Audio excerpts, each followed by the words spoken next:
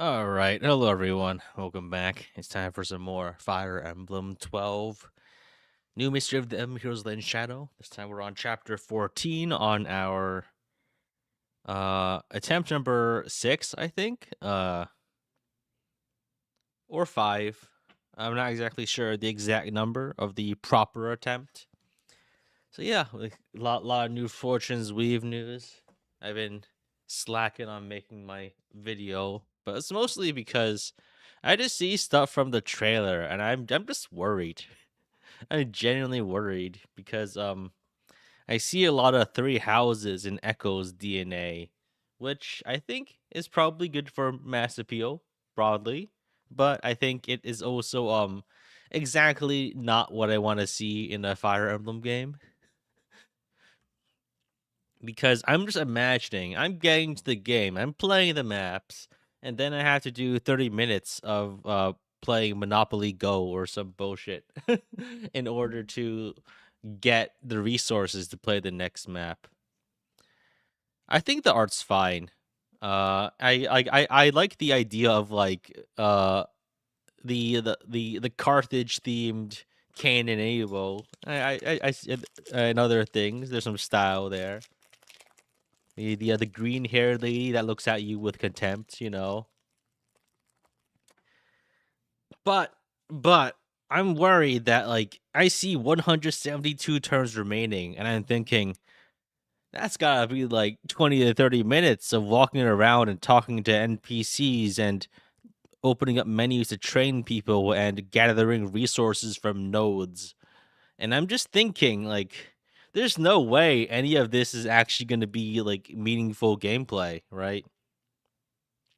I'm just thinking, like, with that much of an option, like, think about it this way: if you have limited, like, the only way that this would be meaningful in terms of gameplay is if there were a limited amount of options you have, and you have the choice to pick between multiple competing options that may or may not benefit you or to certain degrees, right? There needs to be trade offs. But it just seems like you can just get whatever you need, right? It doesn't matter if there's like a Path of Exile skill tree. If you have all enough points to get every node, then it's just busy work. There needs to be like an intelligently designed system of advantages and disadvantages that can let you strategize where to put your resources. Otherwise, you're just playing like the game of life for 30 minutes in between each map, getting the resources.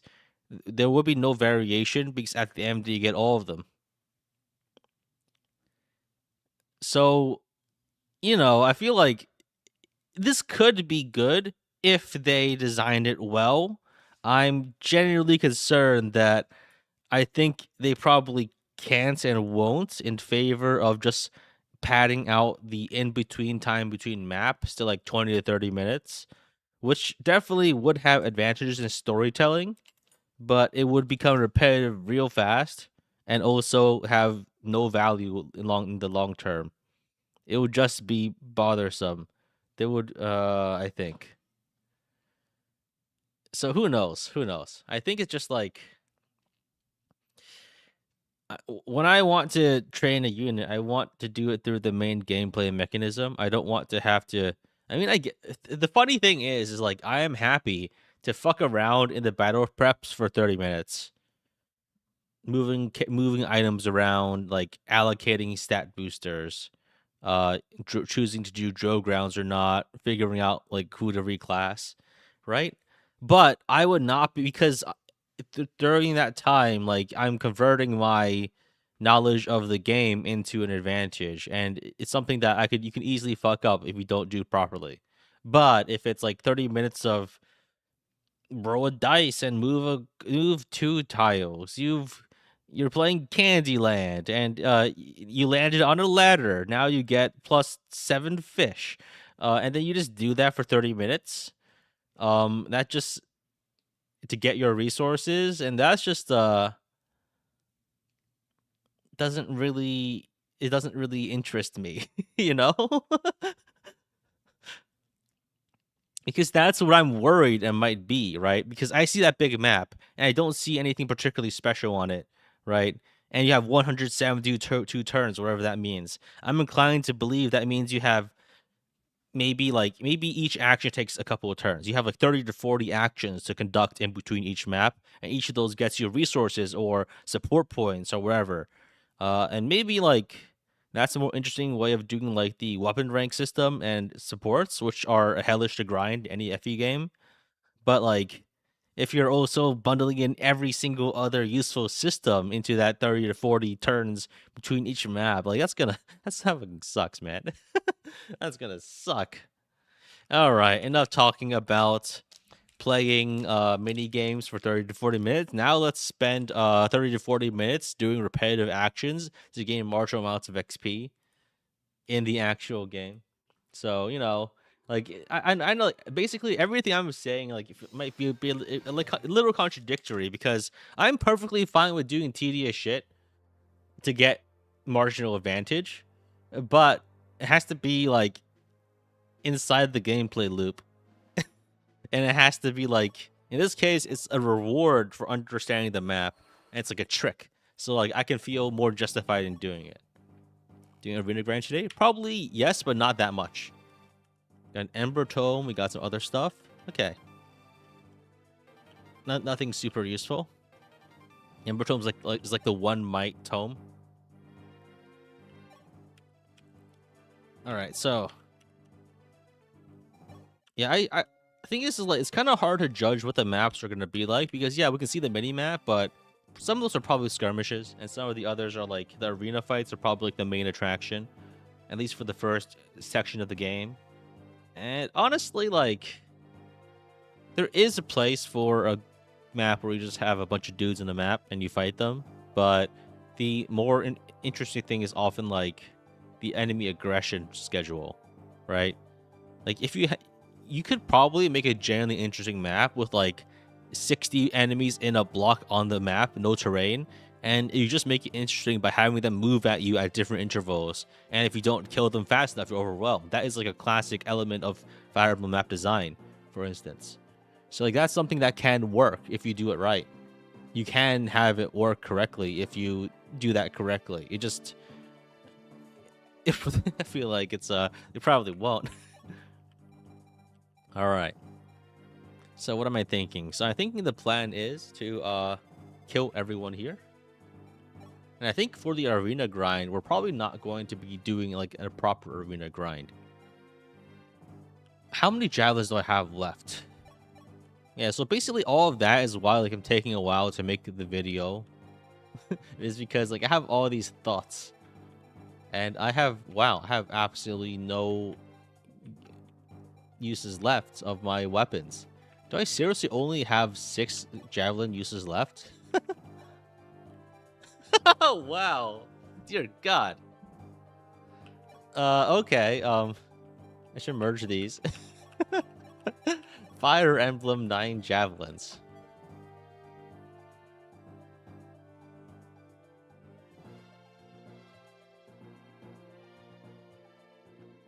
How the prep won't matter? Yeah, that's the issue with like 3 houses and stuff. It's like, yeah, you can do all this stuff, but eventually you'll probably get more than enough stuff anyway. And it just seems like a waste of time. I feel like most of the actual rewards should be inside the map. I feel like you should be rewarded for playing the game and not fishing. That's just my take on it. So I think we can probably sell some things. Like, we can sell a bunch of the extra steel swords. Those are redundant. Like, killing edges will not be used. They're unreliable. Master sword. This is also pretty useless, right? I guess it's slightly better than the silver sword in terms of, like... But I don't really think I'm ever really going to be counting on a crit. I feel like, if anything, I want to avoid doing crits. We can, what else do I sell? I have a bunch of access, steel axes. We can sell 1 or 2 of these. If anything I want to do is I want to buy as many stat boosts as I can right now and just use them. That way, for instance, like I can probably buy a whole bunch of the goddess icons. I could probably cap out Chris's luck, which would be nice.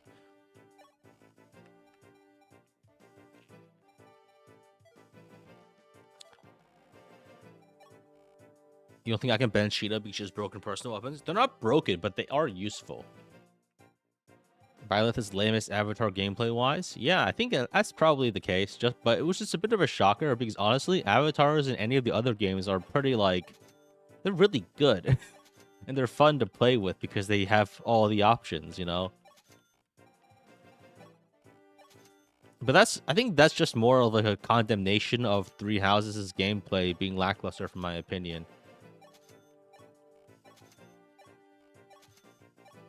Alir's pretty mid as a character. I think Alir's pretty useful, but just like not a standout member of the team. Why do we remove Boons and Banes? Boons and Banes would be actually a pretty cool customization option. They should bring those back. Maybe I sell the Firestones. I feel like I really should.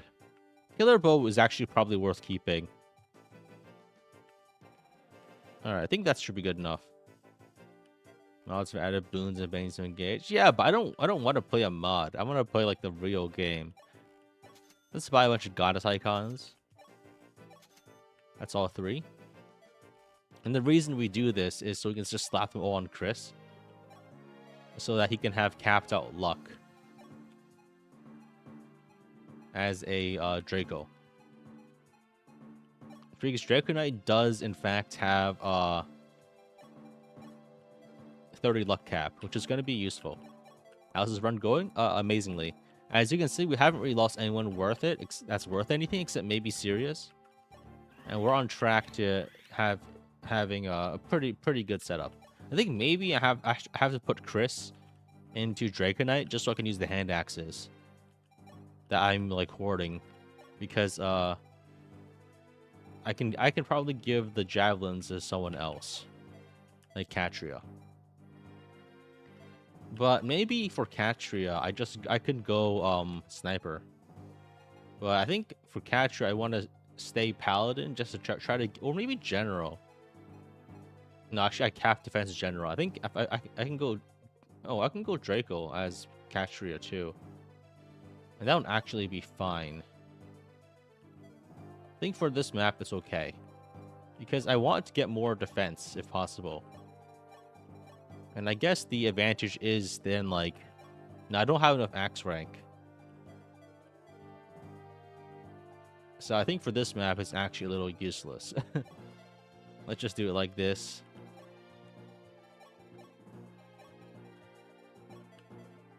Alright, Sita. What does Sita do? Does Sita just go, maybe go sniper? I think we just go sniper for this map, because what else are we gonna do with her? Like, if we use her as general, I guess we can use her to block. I feel like that's also a disadvantage in other ways. I think we can give her some bows. Maybe we tonic her up. Where's my rainbow tonic? Like, as you can see, like, I'm having a blast just doing battle preps for like 30 minutes. I really think like my experience would be degraded if I had to do busy work to get more stuff.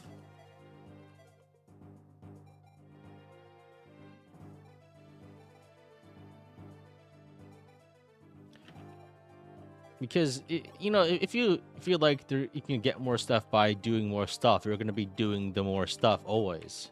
There's not really a correct choice. You can't really do anything else. So I think here maybe have Pala as a general. So hear me out. This is like stupid, but actually no. If we go general Pala, then I think we probably can never get a speed level up ever again. So maybe go sniper, because I think general Pala actually has no speed growth. She actually has no speed growth at all, which is bad.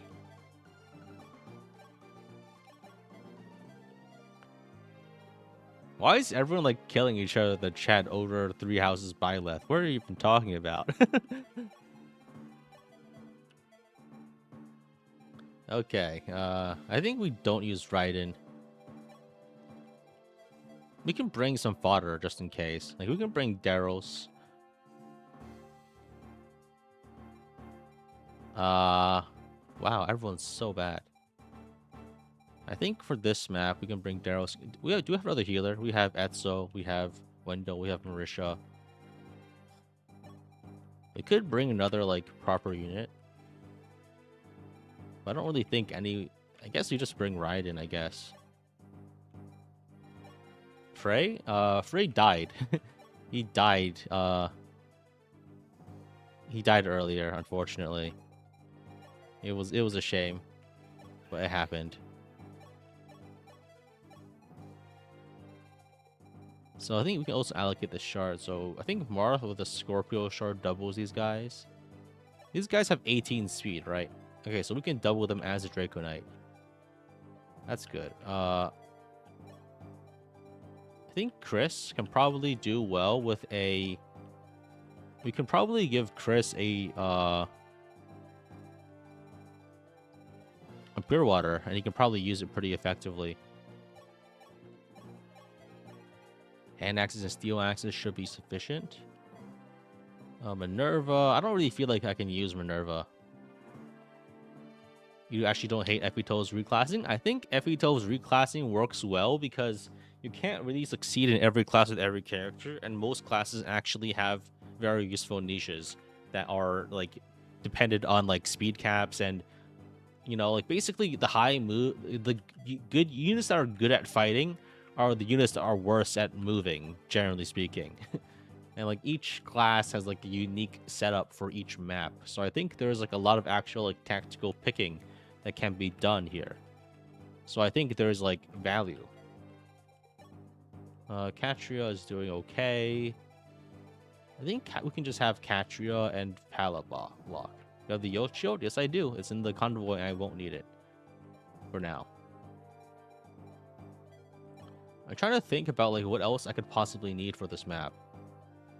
I think we're just fine. I think we have to use Pala and Katria and Sita as archers just because we don't have any we don't have any other items.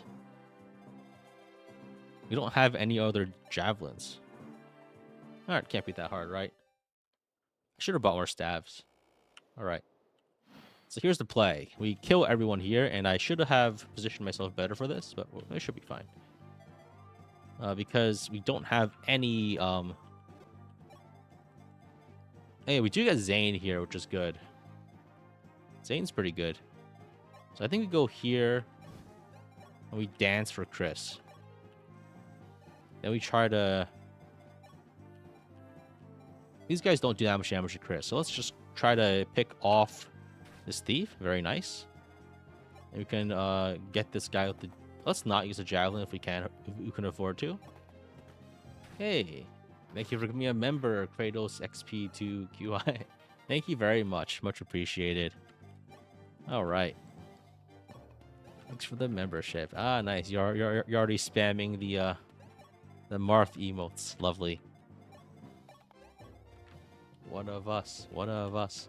Okay, so I think we can also try to bait the ice dragon with an archer. I think Sita can do it. She's fast. Didn't know if there was a support option. Yeah, I don't really advertise it much because I don't really... You know, I feel bad about, like, promoting it because I don't really, like, do anything with it.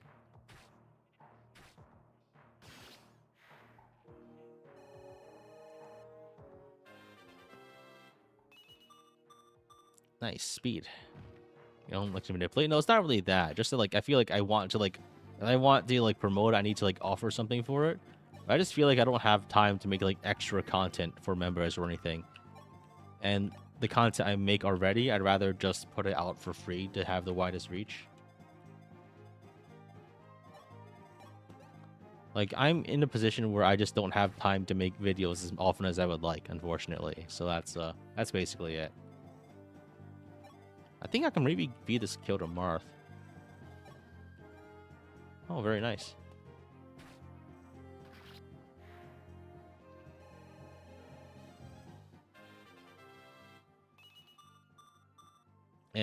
Not great.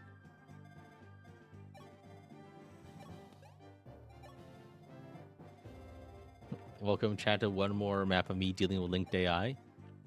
Yeah, I mean, I feel like linked AI is like one of the more interesting parts of Fire Emblem and dealing with it. Because I think just dismantling like a complicated enemy formation is one of the more interesting things you can do in the game.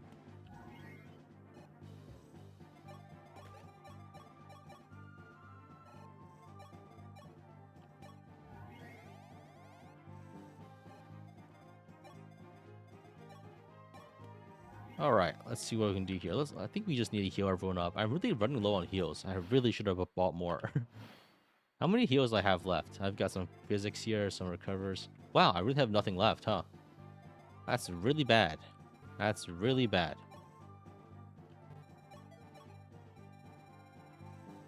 Oh, wow, I'm actually so low on heals. I need to actually ration this out.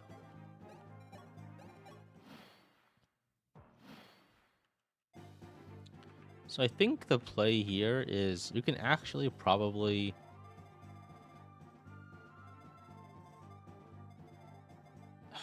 So I think we have Chris try to handle the Draco Knights here. Just because we don't have many other options. Because we are out of 1-2 ranged weapons. So I think Sita or Pala. Maybe Pala, just because she's stronger.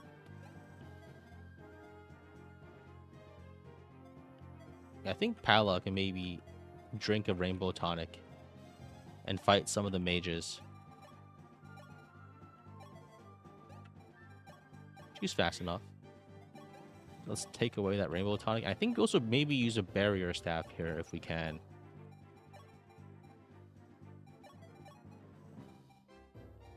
Where's my barrier staff? Oh, is that on window? Okay.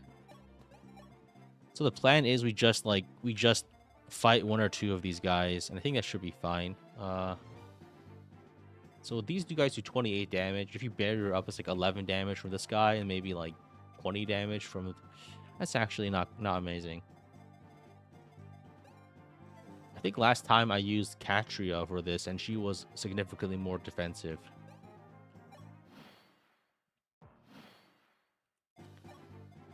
So I think, let me see. So 19. I take 19 damage from this guy, 19 damage from this guy. It says 37 minus 20, so 20. If I kill too many of these guys, we're in trouble. I can use the barrier. Yeah, but I'm trying to think. I think with barrier, it gets...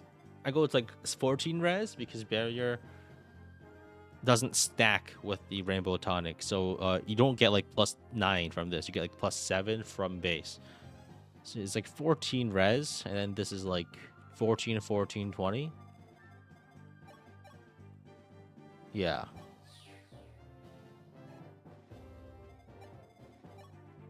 So that's 14, 14, 20. I think that should be sufficient to survive.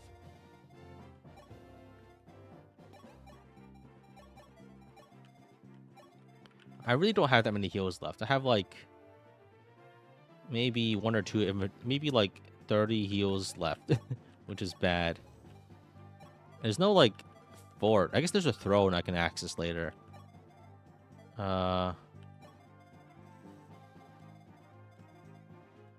These guys do 7, and these guys do 20. Actually, I could go over here with Chris.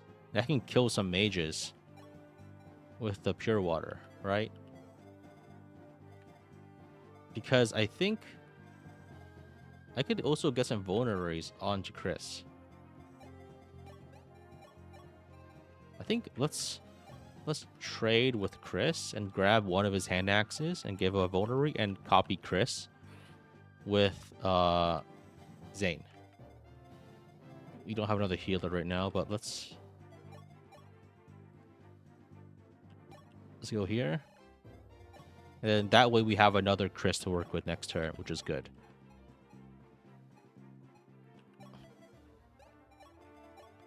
So then we can go here. Let's trade over the recover and then just pop it on Zane. The enemy drop heal is not really on this map. Zane's going to be burning a lot of heal staves if he needs it. I think I used a regular heal there. That's fine. I think the play here is just to like... You can bait some of the mages. So we have, if we use the pure water, we have... These guys do 28 damage. I take 14 damage then. No, I have 16 res, actually. So I take 12 damage, and then 7 each from a dragon. So I think let's try baiting one mage.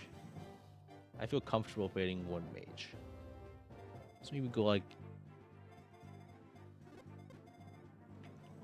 We go to the middle, we bait 2 mages. That should be fine, actually, because we have 7 damage here, 7 damage here, 7. We go here, we bait the other mage there too. So that's 21. Maybe 28 plus a bit change. We go over here. Do we get hit by? We get hit by that mage only. Okay, so I think if we go here, we get hit by 2 mages and 4 dragons. But that's risky. So let's just fight the dragons. Honestly, I think we can probably. I can also bait one of the dragons farther out. See, they can come down here, and then we can probably fight them with the javelin here. Let's grab their dragon pike out of the convoy, just in case. Just realized the ongoing run. Yeah, that's the one where we're still fighting Hardin. Okay, so we're doing good here. If we can crit them, that's nice. If we don't, that's fine. Yeah, hand axe hit isn't amazing, which is hence some problems here, but we'll be fine. Okay, so Pala didn't kill this guy. The main risk would be if she killed that guy, but she didn't, so we're fine.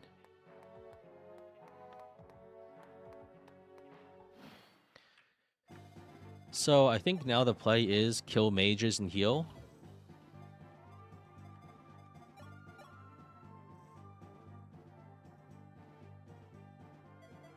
Alright, let's kill this guy.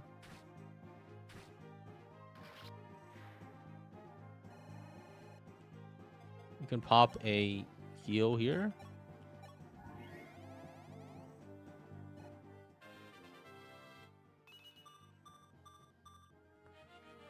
So I think these guys try to run so they won't come down here. So I think Pala just cleans up both of these mages. We just need to heal her.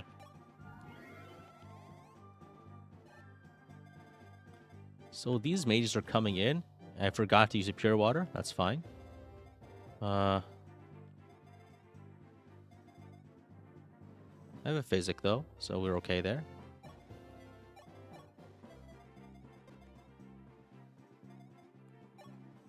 I think here's probably how I do it. I think I kill this guy.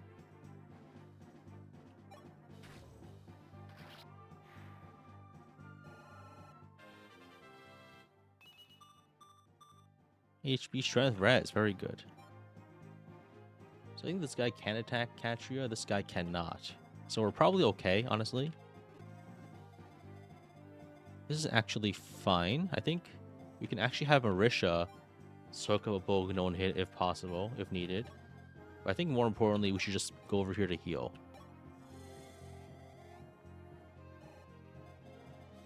Then Chris can go a little down. So we have 18 damage here each. 18, 19, 7.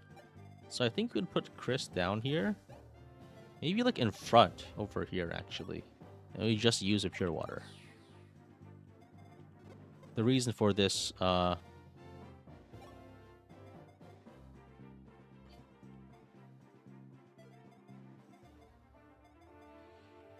I need another heal out this turn, if possible. I don't have one, though.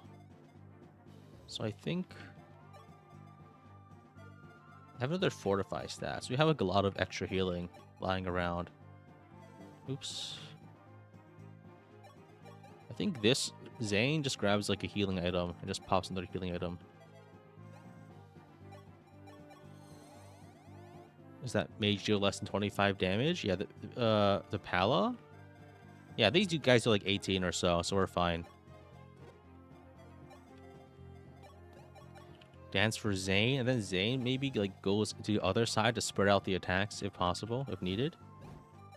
So I think this guy should bait a mage, and 1 dragon, which is actually fine. I think this Chris is like, Zane's a little weaker, but he still got basically cap stats. I think to save healing items, we should pop vulneraries whenever possible on wounded characters instead of using staves.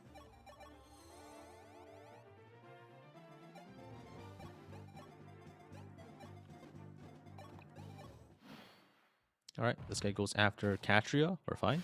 Nice. New Jimenez route. Is this like a reference to something? Like, is it a reference to Strange Journey, or is it a reference to a Fire Emblem generic character? I'm just trying to think. Like, I don't know that many characters named Jimenez.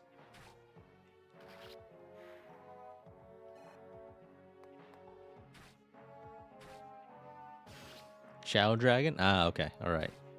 Because like when I think of Jimenez, I think of the Strange Journey character actually, but yeah.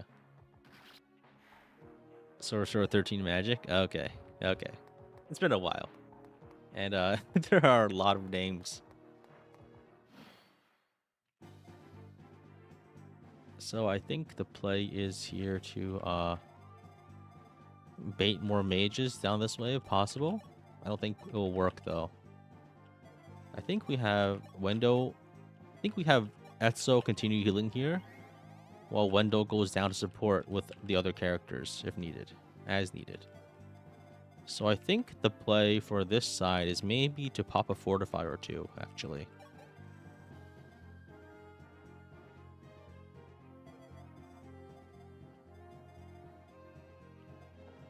Okay, we'll have 1 Javelin left. Let's make it count. So these guys have Killing Edges. Where's 11 Sword guys? This guy and this guy. So, and that means if we play our cards right, we're not in range of 11 swords. We are, in fact, in range of 1 11 sword. So that should be okay. They only do 22 damage. I have 15 res. So I think we actually have nothing to worry about right now. We can heal with Physic or Recover, I think. I think we should be fine because these guys don't have much move.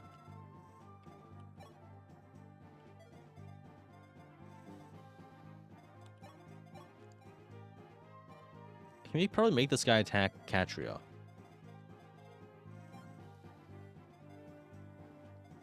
The main issue right now is maybe I need to get a lance onto Chris.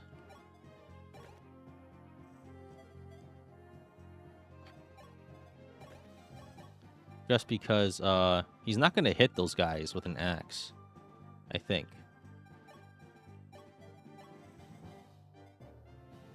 So we can do it like that. We can recover.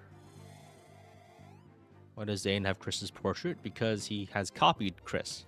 That is his, that's how he works. That's what he does. He copies characters. That is literally his one reason for existing. We could probably move up with Zane here. You can probably bait the Ice Dragon, possibly. I think we're okay. That seems busted. Yeah, he's very good. The one downside is that sometimes he, like... Okay, so we're not killing them. That's actually okay. We can feed the kills. But not killing them is also a problem because they're going to stack up. But I think we're okay. I just realized there might be a problem here on this end. The fact they're stacking up is not great. So yeah, scratch everything I just said. This is, we're in a bit of a crisis now.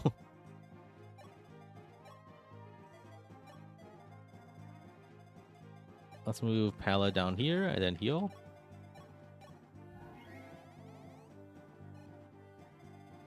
I mean, danger is the most fun of any Fire Emblem game, so I think we can try to focus down the 11 sword guys maybe, or we can also just run. There's plenty of space on this end. And I don't think they can catch us.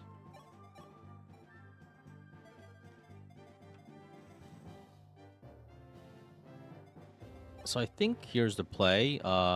I have any silver lances? I do. I just didn't.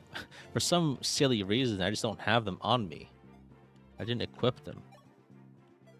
I think I just go all out and try to kill everything, and then I just use a physic to top up, I think. That might be the play. Let's kill this guy with Catria. That'll be fine. Zane can get the mage. We take a bunch of damage, but this is actually fine because these guys aren't that threatening anymore. Daros can get a kill. Let's not risk that. I can move around here, and this is nope, that's a killing edge. That is a certified killing edge. That will kill me. Let's not run into the killing edge face first. I think that's a good idea. Let's just shoot him. Large Brilliant. I could maybe I can grab 11 sword out of the convoy and try to get a kill here. Hell yeah. Free Marth kill. Always love to see it. Good level up. Oh, good enough. Oh, there's a recover staff. That's good. Okay, so now we can try to get rid of this 11 sword guy.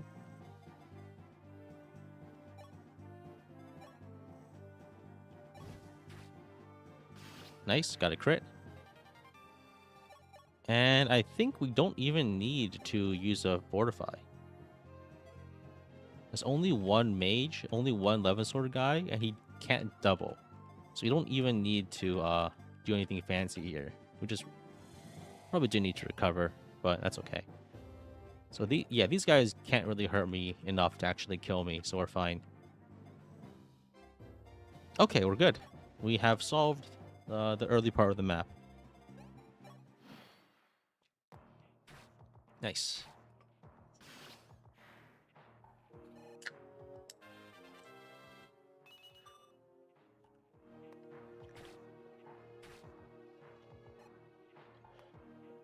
Marth can definitely get enough speed. You have more than enough speed stat boosters lying around, honestly. So that can be organized as needed, really.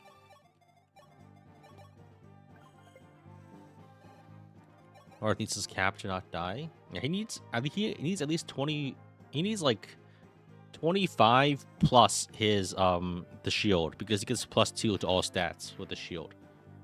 The doubling in FE12 is 4 speed, so he needs cap plus shield, which is 25 +2, if I recall correctly.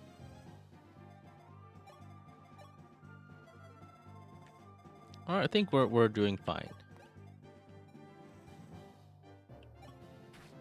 Yeah, it's 4A speed to double.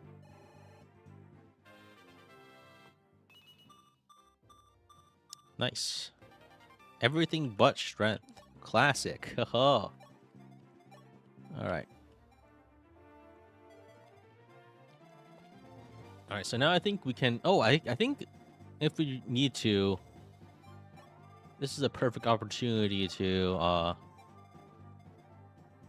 feed some Marth XP, because I don't really think any of the other characters right now really need it, because most of the characters that can still gain XP are basically capped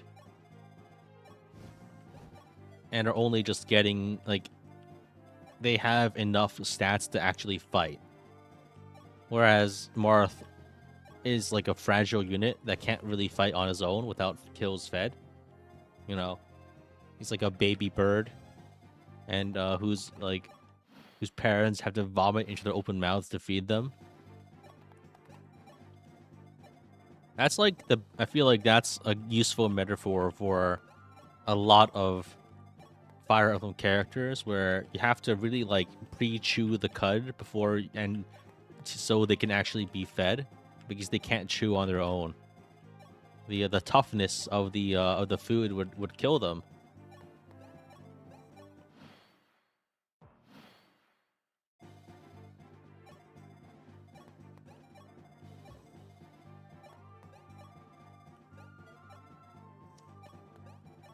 So Martha's a trainee unit? Not really, because he never actually gets good, because everything has 1-2 range, and he's not fast enough. He has 25 speed cap. That's like the worst speed cap. It's a bad speed cap. So he's not as good as any other character on cap. So not really. He's not amazing. And he's not very defensive either. He doesn't have that much HP. He does early on, but yeah. I feel like FE12 Marth is in a unique position where you really need to train him, but he can't really accomplish much on his own ever. Because he's the units that can actually do things, there's not that many of them. And typically speaking, a lot of FE12 is trying to figure out a way to babysit characters more than anything else.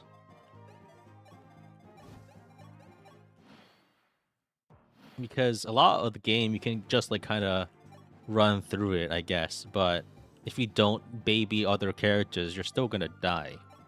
Because then, like, you know what I mean? This isn't a game where characters start useful most of the time. And the difficulty of training bad characters is abnormally high. Nice.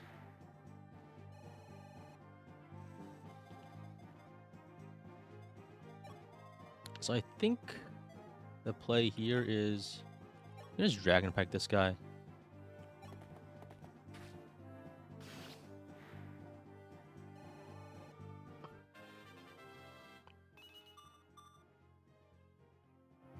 Is it ridiculous that the boss just kills you? I think that's fine, actually. I think more bosses should just kill you. Because if they don't kill you, then they're literally no threat. That's the thing, right? If the enemy final boss isn't capable of murdering you, then they can't ever kill you. That's the thing in Fire Emblem. If something can kill you, then you're at risk and you have to play around it. But if they can't kill you, they will almost never be able to kill you. Unless you really fuck up, right? That's the thing, right?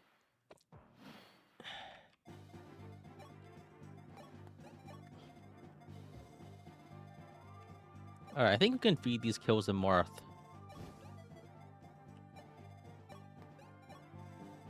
I think the Lord being bad is nice from a gameplay perspective.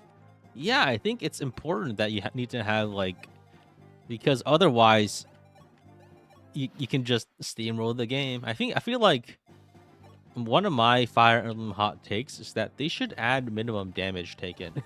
Not necessarily for your characters to deal, but for you to take. And I think stuff like Poison Strike and other things, and true damage, is like and chain attacks too. That's a really cool way of making you feel pressure. Like Echoes? No, I don't think Echoes did it well. Echoes doesn't really do many gameplay things well. I feel like a minimum damage of 3 could go a very long way towards making the game less juggernautable. Let's get this guy.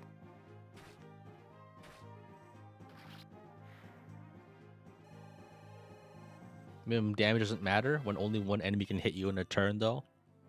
Well, I mean that's why you have to. That's why I like linked AI. It's frustrating sometimes to deal with, but it's one of the few ways that the game can pose you a challenge like that and not have it be answered by just putting one guy there and killing everything.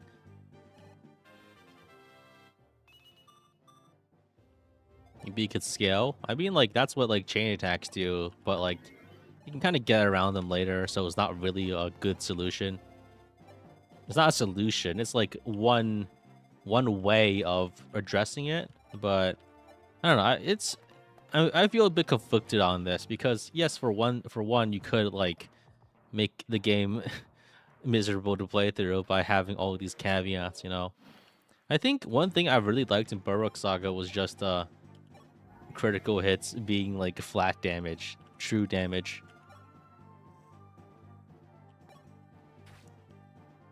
But it does make things a little miserable when there are like enemy assassins with 80% crit hiding in bushes that gain extra crit by using Sunder while stationary.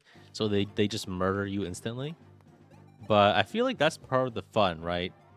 You can't really have like an actual strategy game with no lethality. Yet somehow like most games in this genre are exactly like that, where you have exactly zero lethality to anything. And then I wager like what's even the point, right? What's even the point of making a strategy game where you can't die? In that case, like the game is more like making the build as opposed to playing like the map.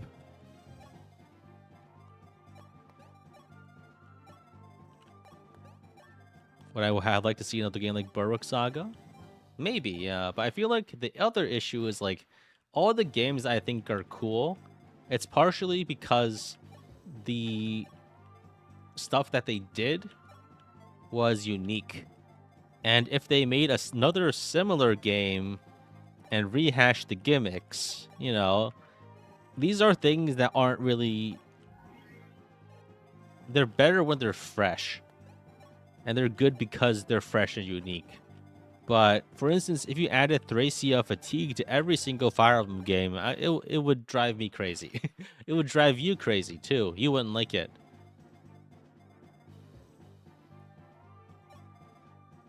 Like I don't think that would be like a good idea to have a system like systems like that in every single game. Like the uniqueness of it is to an extent why it's interesting.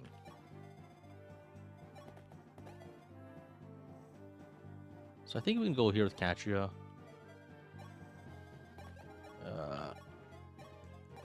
This should be fine, honestly. Because I think Chris can handle this side pretty much single-handedly. Then we can move everyone else to fight the right side. And then defend from the middle.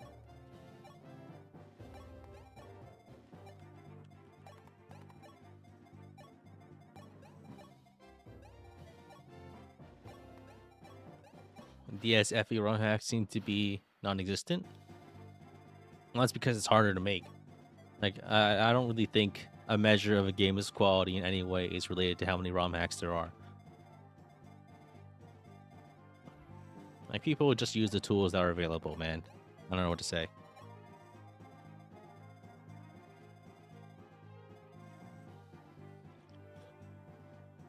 I think I have Zane clone Catria.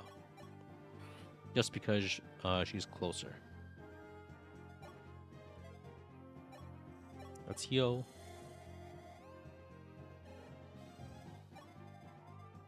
So I think these guys move from like this bottom town, right? So I think if we only have one javelin use left though, so we can't really afford to mess around.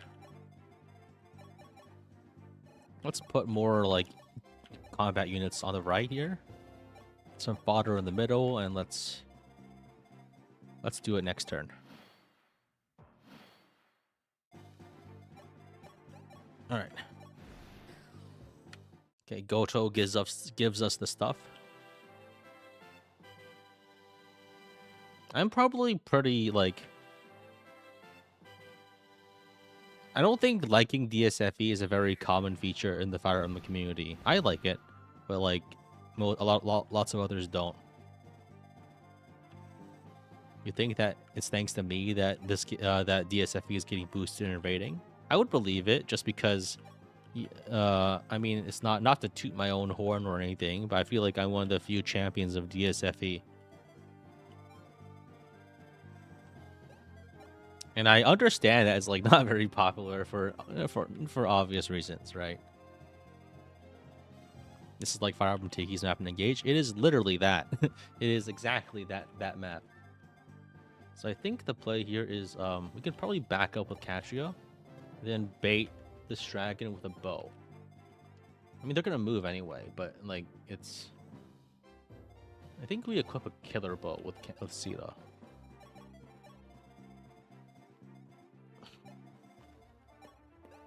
Reinforcements spawn from the bottom, but we should definitely be able to clean these guys up pretty quickly. So where's Marth? Ah, shit. Marth needs to move down ASAP. Alright. Reinforcements show up from the middle. We have like 1 or 2 turns. I think I didn't move far enough on that side.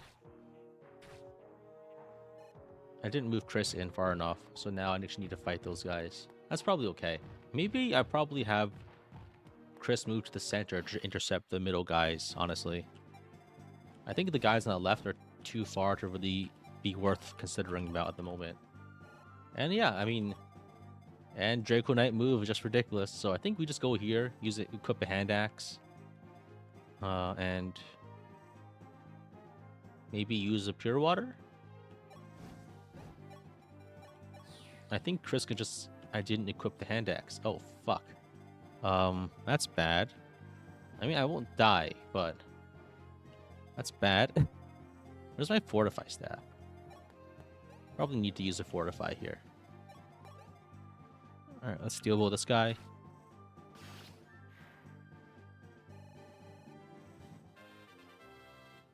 Are we throwing chapter 14 again? Let's not go. Let's not get ahead of ourselves. We'll be fine. Crit up. Very nice. Okay, we're doing well here.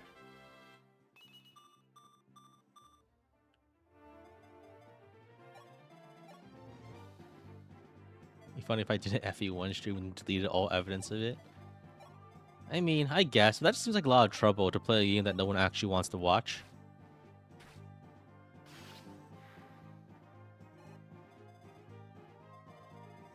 Tiki doesn't move, right? We're not going to accidentally kill Tiki.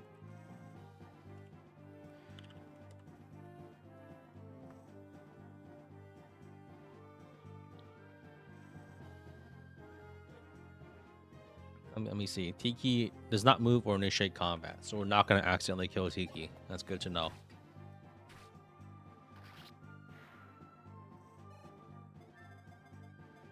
Let's go and physic Chris. Yeah, Tiki is pretty much useless for a lot of the game. Where are we? 6, 7? What do you? What the? No, no. Could Tiki be any good versus ending dragons? She is, and I did use her to that extent in my Hard 3 run like 5 years ago. But that was like a more of like a meme thing. If you have nothing else to do with your stat boosters. Because it's quite hard to justify doing it, honestly. Oh, nice. Oh, wait, no, that's not nice.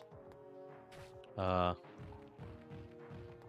can handle those guys if I heal and I equip a hand axe.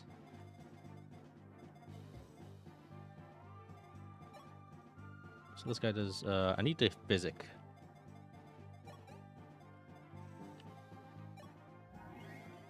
And I think I just move up a bit. Maybe over here. And I equip a hand axe and I vulnerary.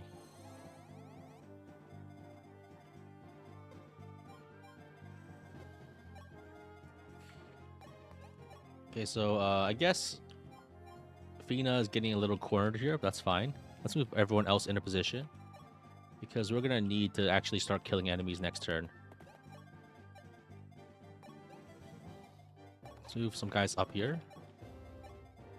Just in case we need fodder. We have no heals left. Dear God. Where's my fortify staff? It's probably on Marth. I guess I can grab it out of the convoy and use it next turn with Marisha. Because we are really like, we have no HP left at all. This guy goes after Chris and dies. Nice. Catcher has it. Yeah, I think I have another one in the convoy too. Wait. This should be fine, right? Do like 12 damage. Okay, this is the damage was a bit more than I then that's a very uncomfortable amount of damage. But I feel like if it was that close, I should have done a bit more math. But I think it worked out, so we're fine.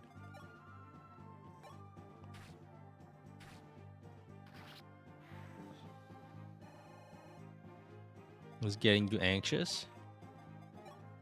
Don't worry about it. That's a Sita kill. I think we should be okay now because these guys are too far away. We can even give Martha a kill here.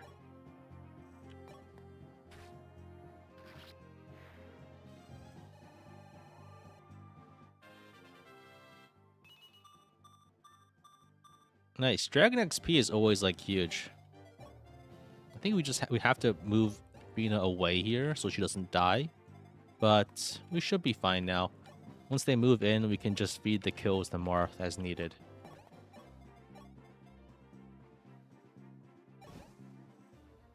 Let's throw a recover onto Chris. I'm feeling generous.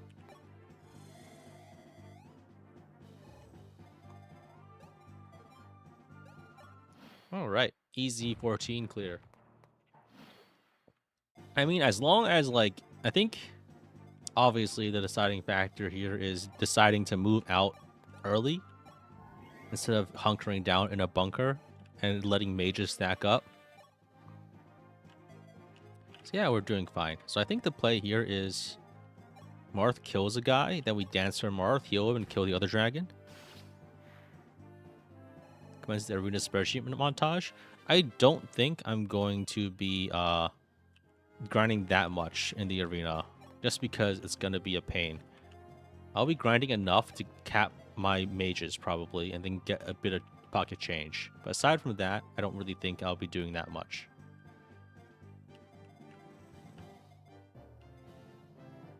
Bunkering down in a hunker. Did I say that? Did I say that? Okay, how much gold? Like 70k? I think enough. I'll just get enough gold. And the degree to which I figure is enough or not, we'll figure it out later.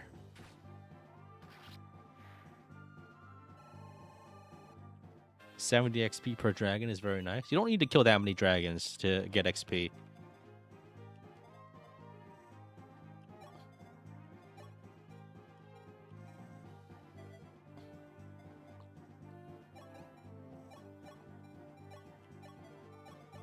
All right, let's get this guy. Is Vantage a thing in the arena too? Yep, it's bad. It's pretty bad. The arena situation is pretty bad. Alright, let's go recruit Kiki, and she'll be benched forever for a while. I think I'll do most of my gold grinding on chapter 21 if I really need to. Mostly to get the stat boosters there. The main thing I want from chapter 15 is enough money to buy all the stat boosters, mostly. And also enough money to buy all the staves I need, which is going to be a lot. Sword Slayer, okay, Convoy. That's going to be marginally useful in chapter 20, I think, because it lets you kill heroes pretty easily. And I think after that, it falls off of a cliff in usefulness, because maybe, like, I guess maybe it helps you kill Swordmasters later, but there aren't too many other enemies later that actually have relevant class lines. The new staff, very useful. Talisman, very useful. Let's throw it on Chris, so just to have even more res. GG, very nice.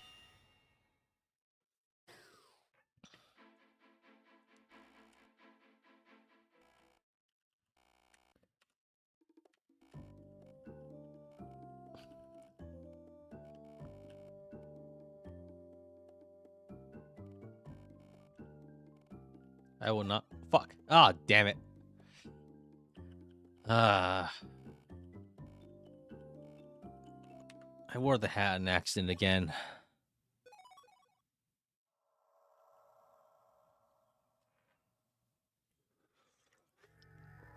Yeah, plan using Roger as a backup. Probably later, but not now. So I think there's a couple things we can do. For one, question: the main question is, are we gonna train Cord possibly? Because we could train Cord as a cleric and try to get some magic on him that way. Because the main disadvantage, I think, of trying to train these guys the other way is there's only so much XP to go around. So I think we can, if we can make a mage Cord and mage Est, I think. So for Cord, we can let me double check his growth rates as a mage. I mean, as a cleric.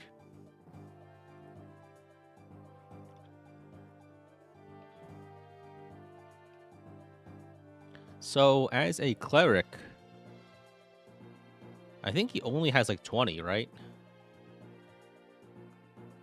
We do have Merrick, yeah. So I'll probably train Merrick just because he actually can get very good magic. He won't be very useful, but he'll be decent, I guess. And we get like the free healing basically by default. So I think growth rates. So where is okay, let's see. Let's Cord. So Cord's growths as a curate is 20 magic. Okay. So if you want to make a mage Cord, his growths aren't gonna be good. Also, as like a curate, he has no strength.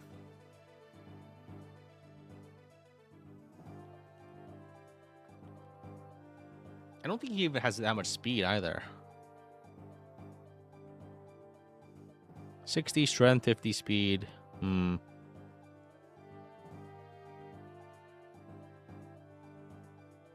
It's actually crazy how much strength growth he loses.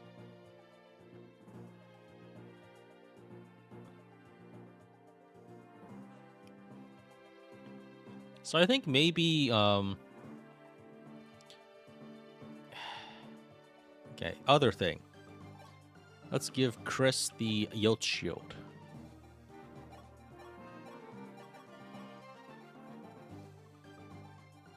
Let's also eat the talisman. Why not? I think we can probably grind a decent amount with Chris, but it won't be very good. We don't have like other capped units to really make use of. Maybe Katria capped could be good. Maybe that could work, actually. Capped Katria could work, I think.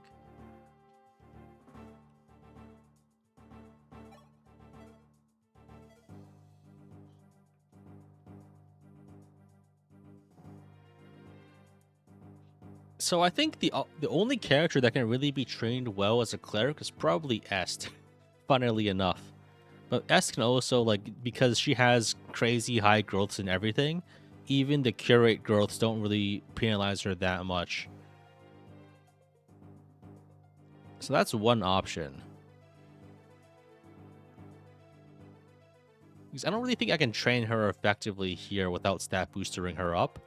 And so I think if I want to make her use of her as a mage, like she has like 70% strength growth personal. So even as a mage cleric, she has like 50% strength growth. Yeah, training the mage is really hard just because you actually have to fight things. So yeah, I think here we have to reclass a bunch of people. So I think Sita definitely goes back into like Falcon Knight or something. Just so she can kill things with her wing spear. So cloned Sita can also use wing spear, right? Is that correct? So if I clone Sita, can I use a wing spear on her with Zane? Yes? Okay, that's good to know. In that case, let's do that. Let's clone Zane. Use Zane to clone. Works with Mark too? Oh, interesting. So we can bring Etzel, we can bring Merrick. And it's not ideal that we training Merrick as a cleric, but curate. That's fine. So sages and bishops have the same growths, don't they? So I'm just thinking for Merrick. So Sage Bishop has the exact same growths. Okay.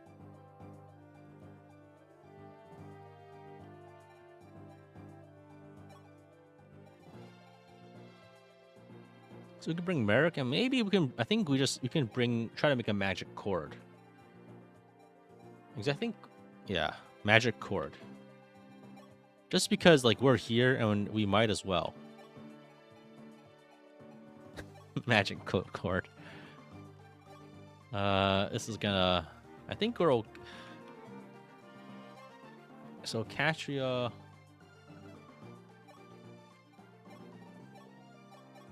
And grab a bunch of bows. I think this is enough to kill things for sure. Pala, I think probably has to be a sniper just because otherwise she's not fast enough to double anything. These guys have 20 speed and 25 is enough to double on this map. That's good. Dude has 1 magic. He's like level 2. Don't worry, he'll grow into it. I mean, look at it. Look at this way. Merrick doesn't have that much magic either.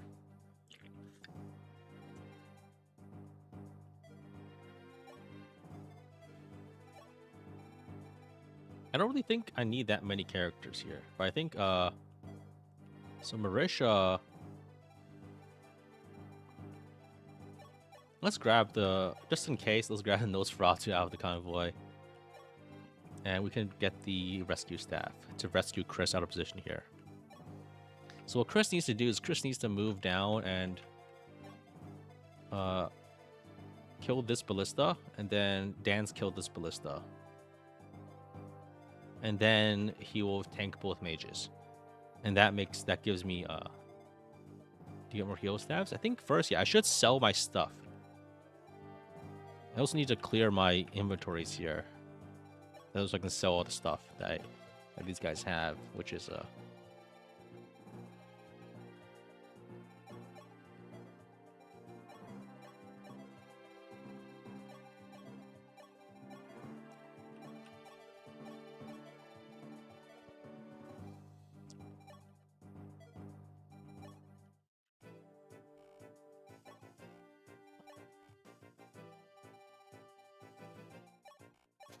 so we have 4 Master Seals, a lot more than last time because we didn't waste them on Raiden and Belf. So we can probably make, we can promo Cord, we can promo Merrick, and we should save the others for Barst and Ford and Est, possibly. So the other thing that we need to watch out for is how do we actually kill those ballista?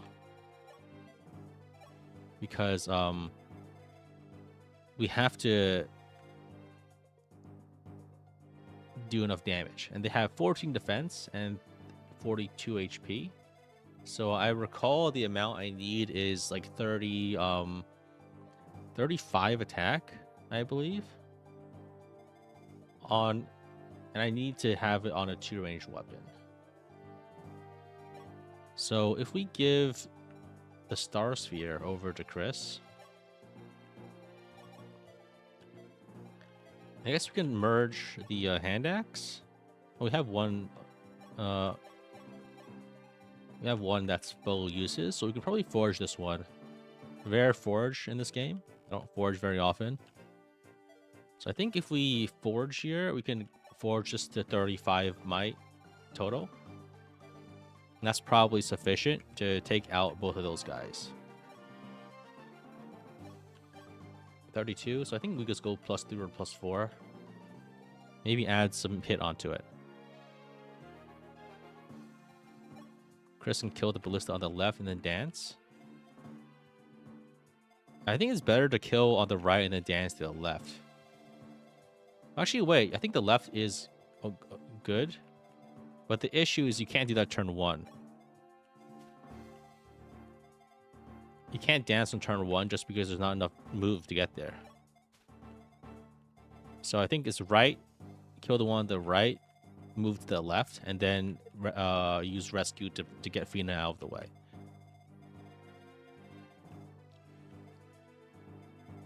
Because like the issue is like if you go on the right, you get killed by the longbow. It should be okay because Chris has the Yote shield, but it's better to not worry about that if you don't have to. We also need to hurry to the left to take out these guys and block the reinforcements too, by the way. So this is actually like there's a lot of time objectives on this map that are a little worrying.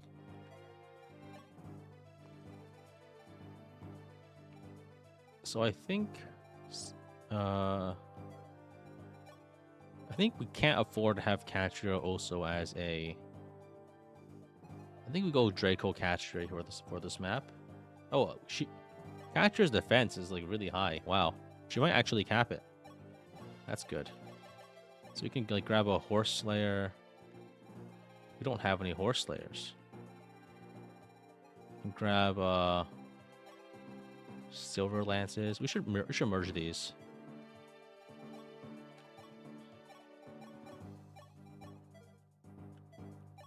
Fina doesn't have the Jordans. No, Marth has it. Arguably, I think they probably should go on Fina, just because Marth doesn't really need to move quickly, honestly, if you're not like rushing for an objective. Which I don't actually do very often here, surprisingly.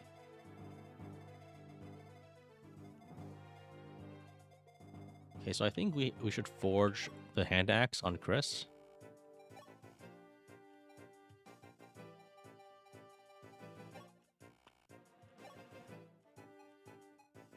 It's pretty cheap, actually.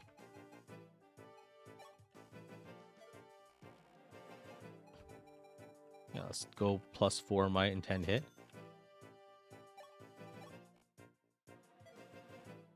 You have no idea you can merge weapons like that? Yeah, you don't often actually need to most of the time. So 36 should be enough to one-shot these guys. 22, 22. Okay. And these guys on the right, I think... you can bait the first one with a Rider's Bane by having him run straight into a Wing Spear. I think we clone Sita to get more Wing Spear too. Next up is probably buying some extra stabs for my other healers.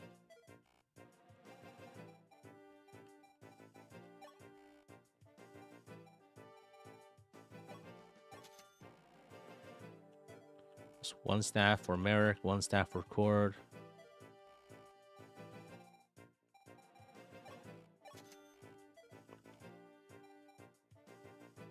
I think we also just leave a Wing Spear on Zane. Catcher could grab a hand axe from Zane. She can't use it because she doesn't have enough axe rank. I guess we can, since it's... we might as well just use an arm score right now. We have plenty of these. Just get D rank axes just so we can use that. I think we grab like a vulnerary for Chris too. We don't have any like good house everyone items, unfortunately, but we'll have to make do. Oh, there's my Rider's Bane. Let's put that on Catria. I was wondering where that was.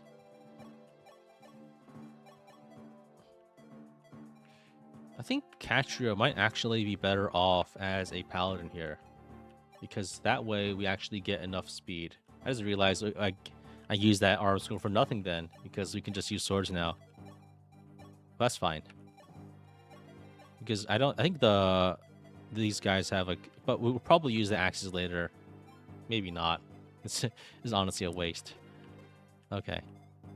I'm gonna arena with Zane. Yes, I will. But I would only do enough to actually cap out my mages, I think.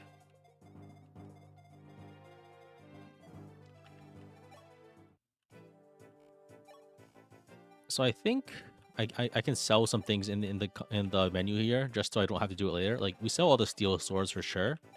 Anyone that uses swords probably just uses a Lady Blade instead.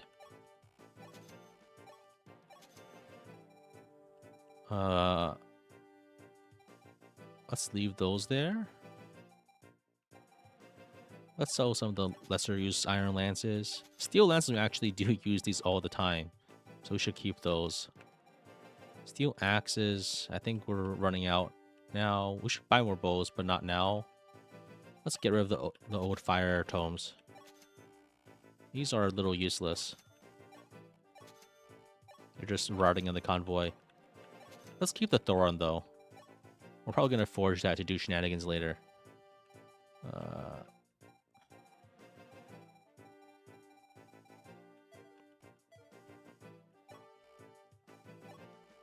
Or to get out selling 0G items, you get them out of your convoy, but that's basically it. Nothing else.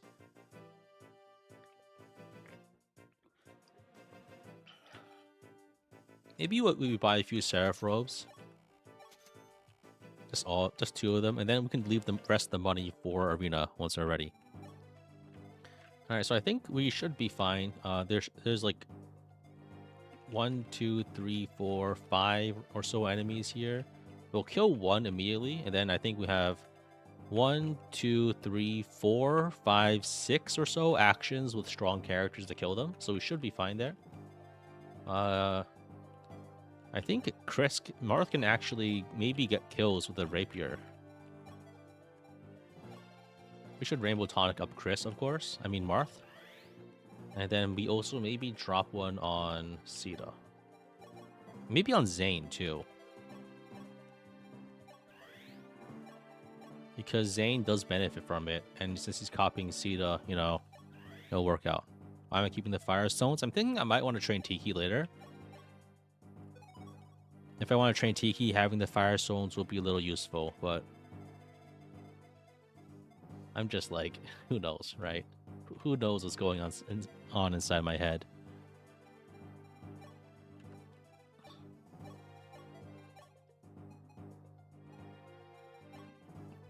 Ember. Recover. Or doing Arena? Alright, so let's do it like this. So Chris goes down here, kills, dances with Fina, kills this guy.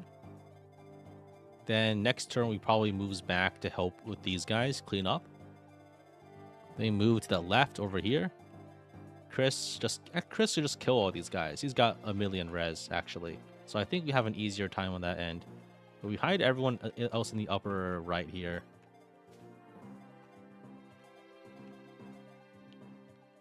I think maybe you put the... We have like a lot of healing. Actually, I need to buy more staves. Wow. I really have like no staves left at all. I don't even think Wendo and Merrick have healing staves on them. It's a shame I don't have Mend, but I'll have to make do.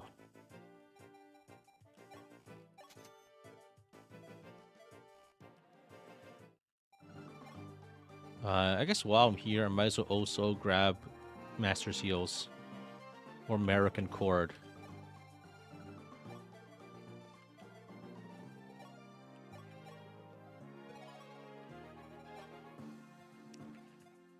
Like, as you can see, like, I just spent like 30 minutes on Battle Press. I'm not phased. But, like, I feel like I wouldn't have as good of an experience if I had to explore a dungeon for all of this. Because the thing is, you have to do this on top of any other mid-map nonsense you have to do anyway, so... Alright, can't be that hard, right? Alright. We might need to rescue Est.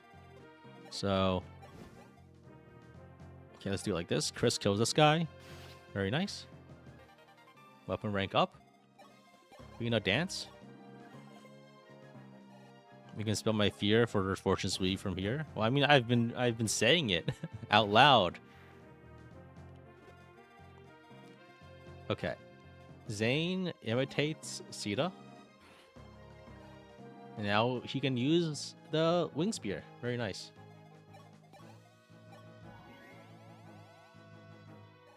Then we can put Sita over here with the Wing Spear. We have Arisha Rescue.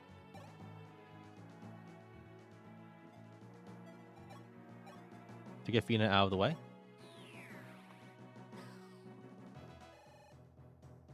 I just realized I may have caused some problems there by not... I can't fully heal Zane. That's honestly fine. We have Dolph. So what does he do? I think everyone else just like moves here to fight these guys.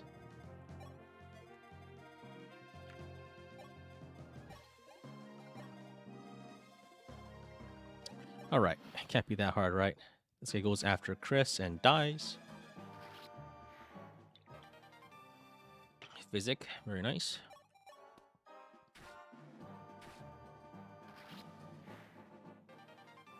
Oh, there's a heal staff. This guy goes after Sita and gets obliterated.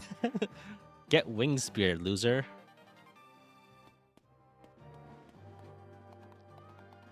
So like then like 7 guys move in, but it's okay because we are strong. That's what I keep telling myself. Oh wow. Marth actually can just kill things even without the rapier. That's surprising. Oh, he is level 22. Wait, how the hell did Marth get so much XP? It must have been all the dragons, huh?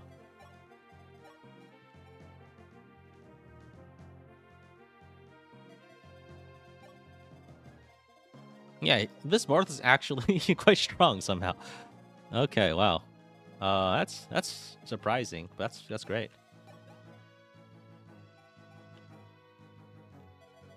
So I think we wing spear this guy.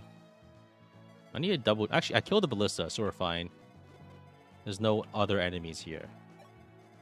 I think we can just kill everything. Like no need to worry. Arena grinder, no. I'll do some just because I think I need it because I'm very poor otherwise. Rapier this guy.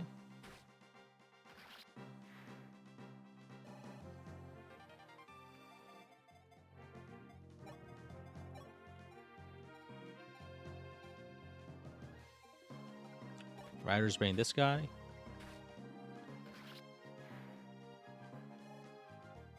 Are we trading Est? Of course. Guess we'll use the Forged Bow for this kill. And there's a Sita kill. Might as well just use up the Wing Spear. We stop needing it after this, basically. And then we can get the last kill with anybody, really. Let's give it to Sita Prime. The real one. Nice. Very good.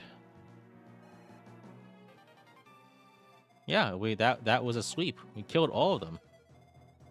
And actually, we did well enough. I'm considering just like diving in to kill all these guys. Because I think because we had the Yolt Shield this time, that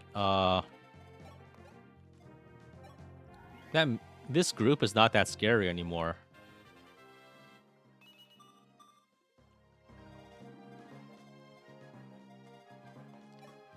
Need a heal.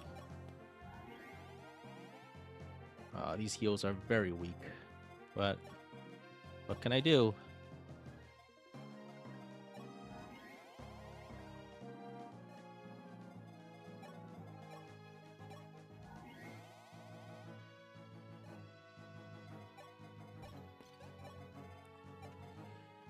Alright, let's move around here. And what do I do with Chris? I think I can just fight these guys, can't I? Like, I could actually legitimately just fight these guys. And in that case, is the other item worth getting? Is it like, what's the other item on this map? Is it a Draco Shield? I think the strength drop is probably better though, just because I do have more characters that are lacking strength than defense. He has a Draco Shield on the west and an energy drop on the right. So we should just get the Draco Shield.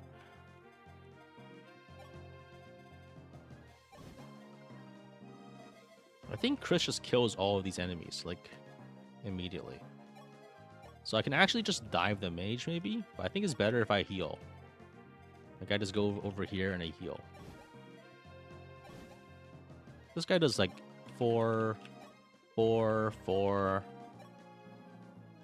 19, and then, like, 4 on that guy. So we just go here and heal, and we're fine. And S just waits. Yeah, This guy goes after Chris and dies. And the exact same thing happens for the next 4 enemies. I need to block the reinforcement soon. Oh wait, hey, let's go. Let's go. A lot of crits. A lot of stuff. And it's a good thing to have the Yoshio, otherwise you would have died instantly there.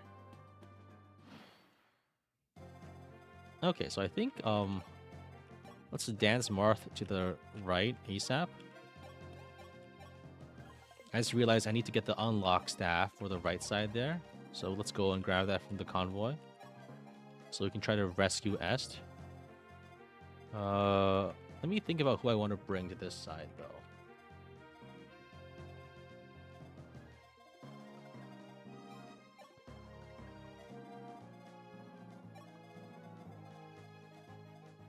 I don't have any ranged weapons for Catrio, so I guess Palo goes over here to try to bait the archer. We can leave 1 or 2 healers here just in case. Marth keeps going right, left. And I think we need to bring like a couple of flyers to the left here, honestly. Because if we don't, it's going to be very hard to block the force quickly, which is very important.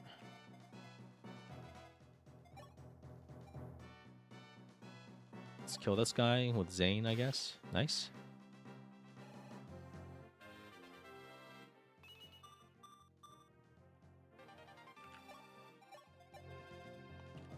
I think we can probably block this area. There's not really any threatening enemies there now, right? So we can actually just block this and heal. The thief would just probably just attack Chris and do like 0 damage. Let's move Dolph to the right as bait. No, I think we might as well move to the left now. Get some heals off as we need to. I think Pala probably needs some support on this end. I think we put Wendell to the right also. Alright, let's try it like that. So now this guy goes after Chris and dies probably. Not quite, but close enough. So the reinforcements spawn on like turn 6, right? So I really need to hurry to block the forts, or otherwise we're in big trouble. Turn 8. So I think we're like very ahead of schedule, actually.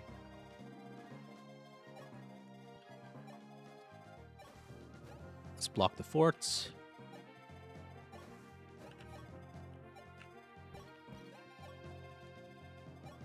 Kill this guy.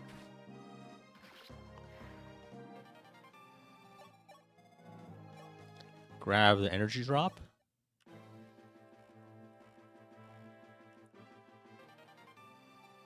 Apparently in the Japanese version, Marth tells him to like try to get along. Instead of just like mercilessly exploiting them for his own personal gain.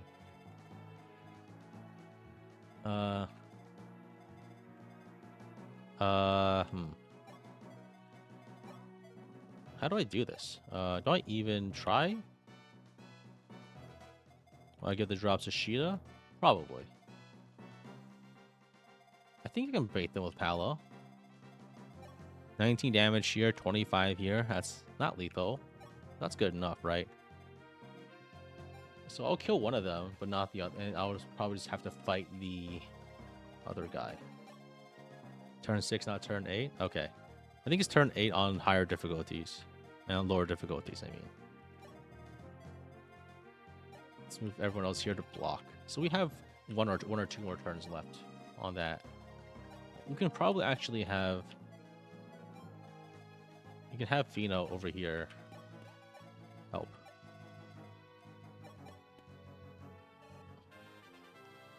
This is one of the few maps where I feel like I'm actually forced to kind of divvy up my forces. This is mostly just to save 1 rescue use, though. So, I think maybe one thing I could do is I can maybe bait the archer into attacking Casio over here. But I think they'll just go after Pala anyway. Well, actually, wait, it's sniper. What am I thinking? It'll be forced to attacking anyway, so I get to do the damage anyway. So yeah, that should work. This guy goes after Pala, and Pala kills. Then Pala takes another hit. Probably from the yeah, and we're fine. Nice, we got the crit too. Amazing. Now we just need to top up, and then we can go and grab Est from the cage. So wait, one thing I just realized. So why does Arcanea, why does Altea have its own like Alcatraz prison island here? This is like a prison island, right? This is actually like a prison. Like this is like I think this is the area you escape through in like the FE11 prologue. So why does Altea have like their own miniature reproduction of Alcatraz here? Or like maybe it's like Monte Cristo, you know, or whatever the island where the Count of Monte Cristo was imprisoned. I forget the name. It's been ages since I read it.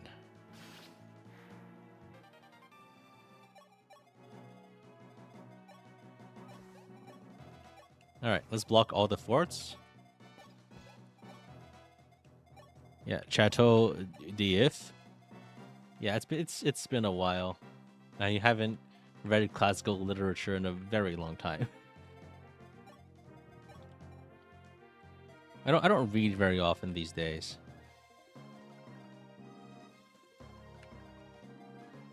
I think we just I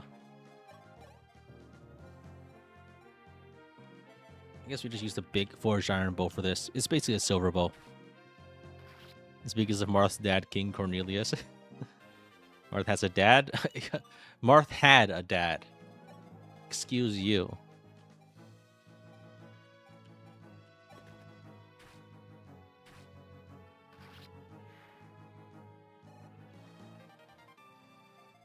Most of my reading these days is just like light novels, I guess. Not exactly high art, but just like something easy to consume while like I'm doing other things. It does get pretty boring sometimes though, because light novels are actually just very formulaic. They're a peak though? Yeah, I mean that's why I read them, but at the same time, like you have to acknowledge the faults of the medium. Because there are faults in the medium. Alright. I think we just move away here.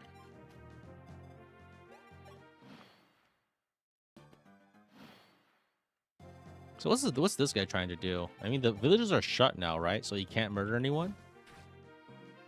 And we block the forts. They spawn end of turn 6, I think. So, okay. I think the play here is just to unlock the door. Now Est can move away. And we can have Catria block here. Killer Lance. Ooh, that's nasty. But it's survivable, so I will tolerate it. And I think we're just outside of range of the longbow here, which is good. So let's heal here.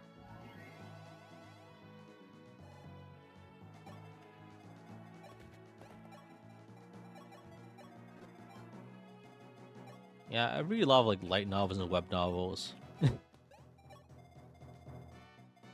I've been finally been getting back into ReZero after like a long period of like of not reading it. That's the issue, is like all like the good ones, like they're active for like years and then suddenly like they just stop putting things out for like 5 years because there's like an adaptation that they're working on instead.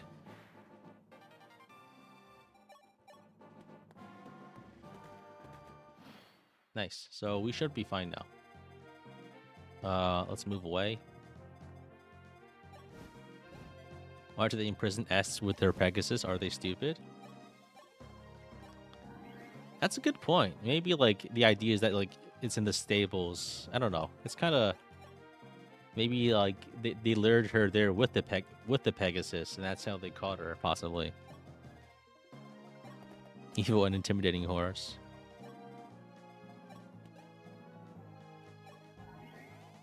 You think you were saying you weren't a weeb? Did I ever say that? I mean, like, I'm playing Fire Emblem. This is like the premier weeaboo westaboo property. I do watch anime. I enjoy Japanese media.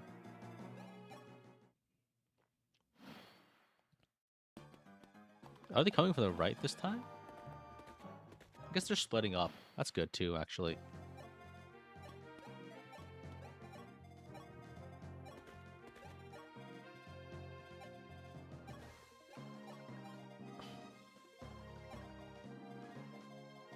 He left because of the fan base?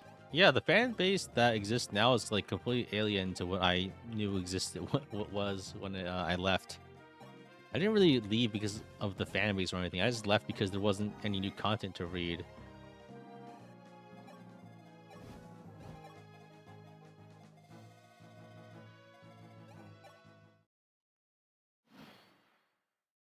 You went from go outside to only reading light novels. I mean, lately, yeah. I don't have that much time to like spend on pursuits aside from like YouTube channel, I guess, right?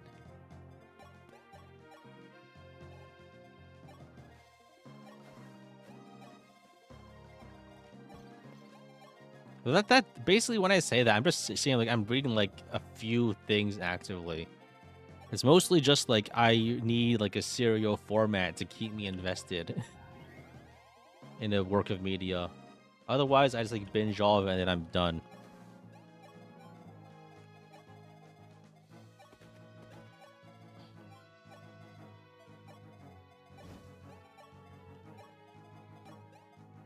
I think we hide in the middle here. I think we go to the left as much as possible.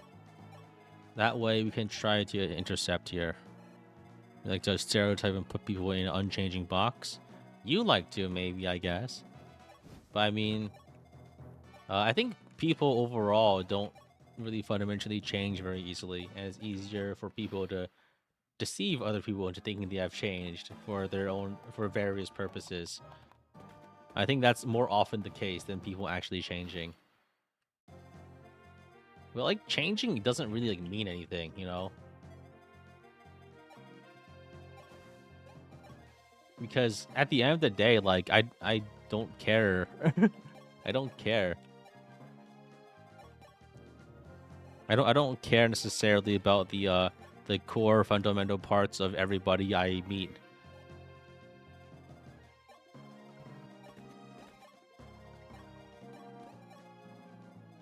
Like, I think just like generally speaking, people don't really engage with everybody on such an intimate level. You know what I mean?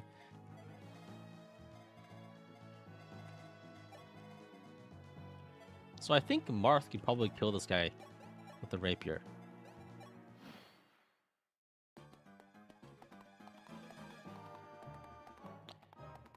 All right, so next up, we can kill this guy. We cannot. We are a few damage off. Terrifying. Let's chip here. Evil Excel be like, I love dungeon grinding and shipping characters. I think that is like that exact opposite. I think you've clocked me with that one. That's the exact opposite of everything I enjoy about video games. I'm here to push numbers and move people on a grid. All right. So I think we have like 3 or 4 guys here, so we can. Oh shit! These guys didn't move. I think I need to intercept these guys around this area. That should be fine as long as I play my cards right.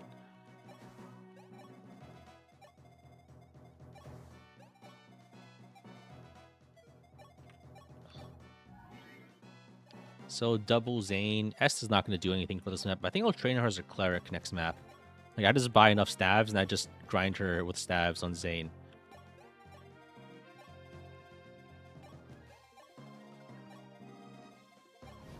I don't even...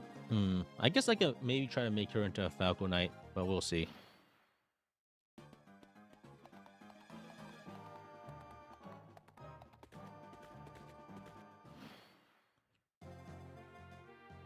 This guy's a Rider's Bane, but fortunately we do have Chris with a Yield Shield, so basically nothing these guys do actually matters. I can just block them.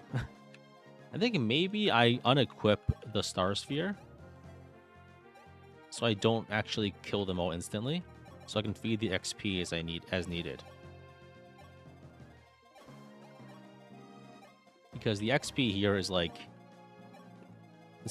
it's hard to give XP at this point in the game, and I might as well do it for all the characters that I can. How do I defend myself from this statement? What the hell are you talking about? Did I say something that needed to be defended?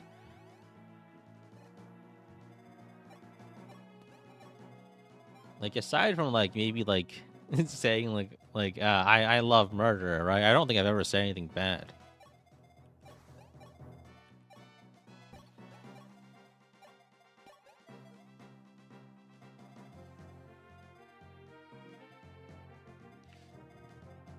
We do have the Yield Shield, right? It would be so embarrassing to die from not having the Yield Shield equipped.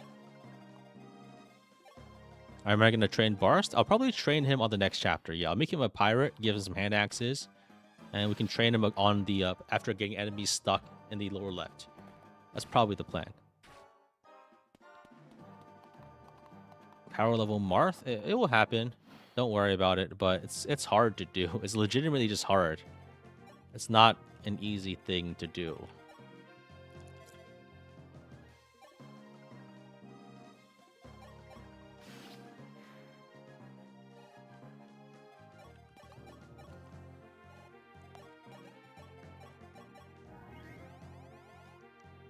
Hopefully he won't die next chapter. Well, we'll see. Well, we didn't get magic, but you can't necessarily expect great things from characters like these.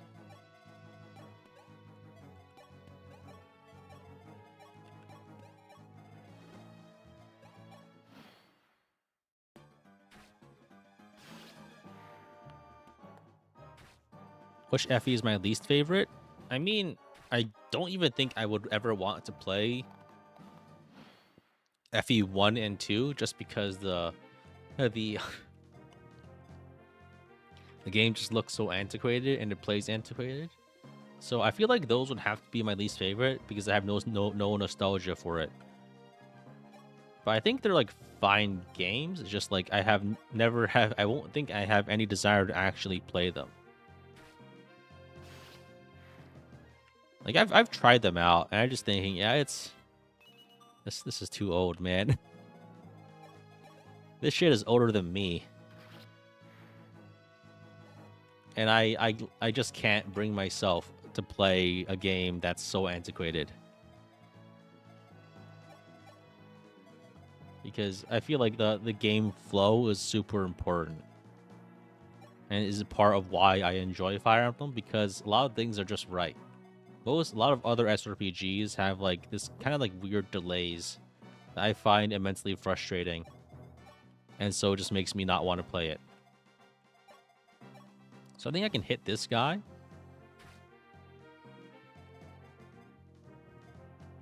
Am I ever going to throw in the towel for the other FE12 run? Never. I will never give up. It's still ongoing. I'm still fighting Hardin to this day. Alright. Let's kill this guy and kill the other one.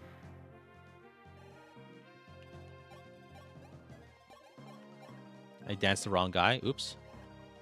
That's fine. I guess we'll just have to kill this one with Paladin.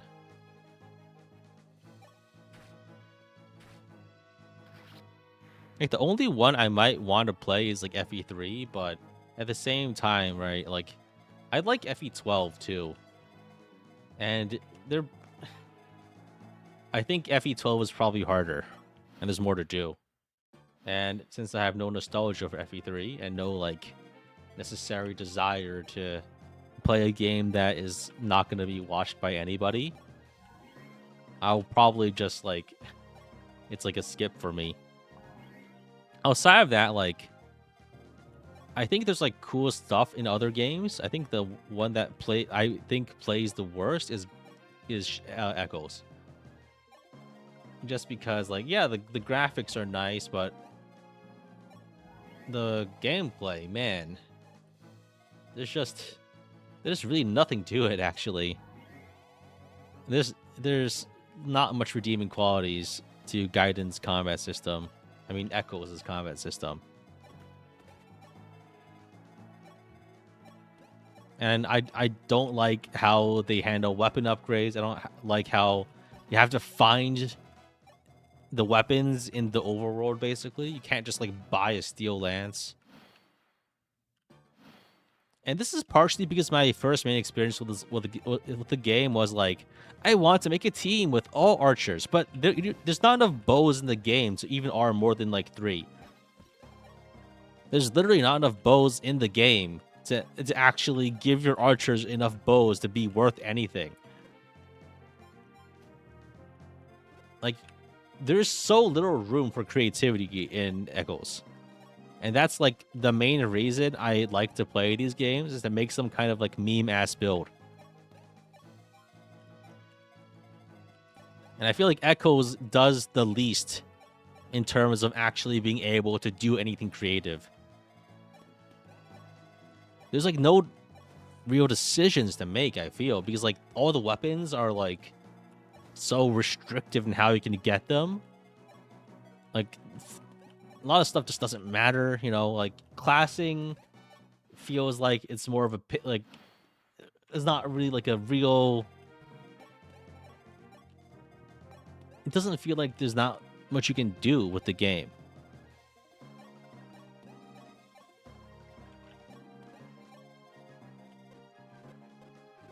There's too much gameplay and Echoes to read in the story. I disagree, because the story is something you enjoy on YouTube the first time around. But it's something that you can enjoy independent of the game.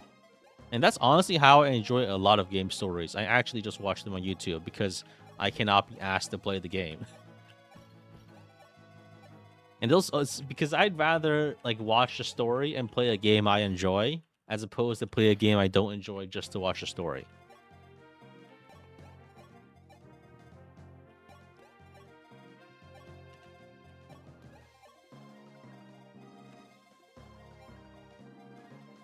And, like, as always, like, I think I'm pretty sure I watched Echoes as, like, a story first on YouTube.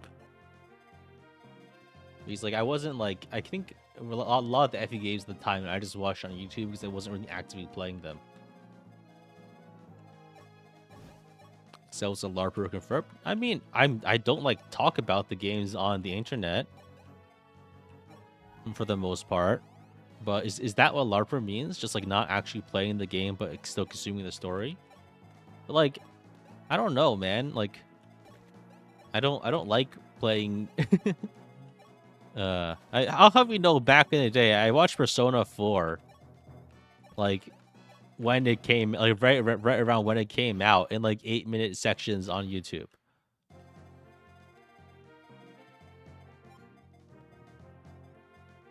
There is a legitimate case, I think, for consuming video games as, like, a video content, as opposed to actually playing it.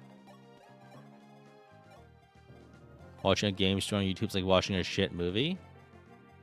There's no point. I mean, some games, like, if you're watching a cutscene, what's the difference, right? Just watch all the cutscenes. And sometimes games do have an intriguing enough story.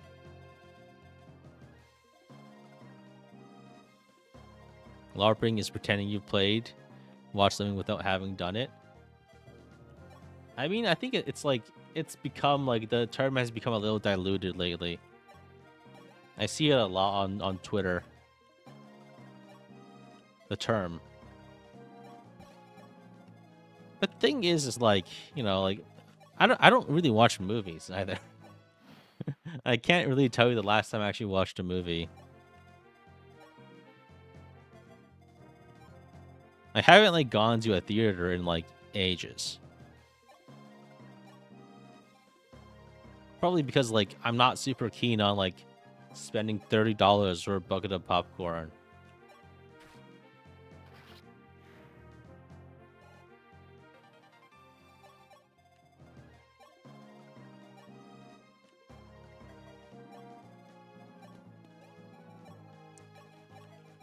I think you can probably fight this guy with Chris. I mean, with Marth. Terrorist is a better word. LARP is actually insulting to the LARP community. I mean, like, in terms of like fighting people with foam swords, I've done that. That was one of the clubs I was in college, and it's a pretty physical activity. Like, I was never into it for like the LARP or anything. Some of the others were. I was in there to like fight people.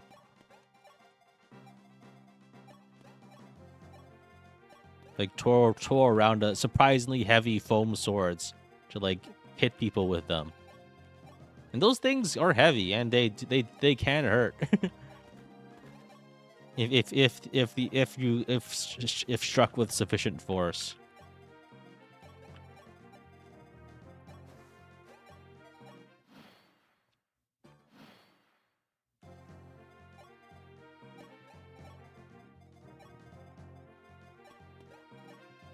Imagine watching a game without playing the maps in between. Yeah, I mean, some people do that, I guess, and that's fine because like the story revelations are like independent of the game story. That's typically how a lot of games are, right? Like, it's not really, there's not that many games where the actual interactive part adds that much value to the game, and those are like the games where that really actually is the case are also ironically probably the games that are most suitable for watching on YouTube. There's like legitimately a lot of games that can just be an email or like a video.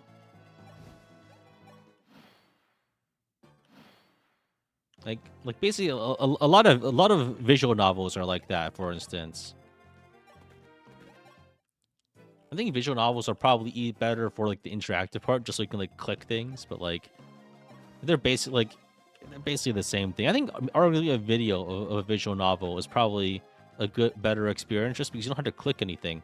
You can like, actually no, it's not really the same because for like a VN, like most of the good ones aren't Japanese, and you actually have to, if you don't, if you don't understand the Japanese language, you have to keep your eyes on the screen there. So it's a little hard to actually play something else when watching a game like that. VNs are bloated for no reason.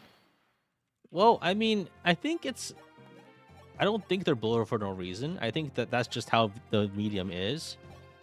But like, you can't exactly have a story that's just like every single important plot point, right?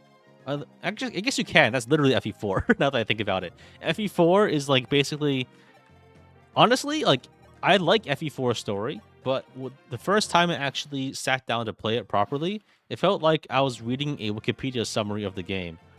I was just thinking, like, where's the rest of it, right? Like, Deidre and Sigurd have had 3 conversations. Now they're married? And then she's kidnapped immediately. Okay, all right. I think maybe the reason it's gotten popular just like it's like a nice enough framework, right? For like the other secondary media. Like there is the manga, there's all the fan work discussions. And I feel like a lot of the enjoyment of that story is like partially because we gotta like the other secondary aspects. All right. So I think here's the plan. Let's go and buy stabs and spam stabs. But first, I think, yeah, we can do some arena grinding now. So I think a lot of our money at the start is just going to go into staff usage. Yeah, cinema's expensive, and it's not really that. Honestly, I don't think the experience is superior, just like watching it on your computer screen. And just a lot of the medium doesn't like, I don't know. Typically, if I want to watch something, I need to like vet it beforehand to make sure it's worth my time. And that's not necessarily out of like things, just like as like if I want to go through the trouble of even like loading something up, I want to know that like it's not gonna suck. I often like spoil myself on a lot of media that I want to watch before I watch it. And I think that, that I don't think that's ever like harmed my experience, because just overwhelmingly the amount of like stuff that sucks is just so much more the amount of stuff that's actually worth watching. So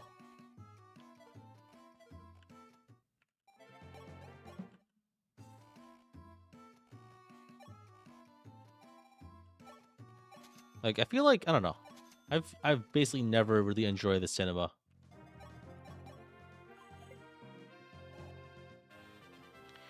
I want to get into more VNs, but like the issue then is like 60 hours of reading, man. That's fine, but like I can't even do other things, so I'm doing it too. No, it's...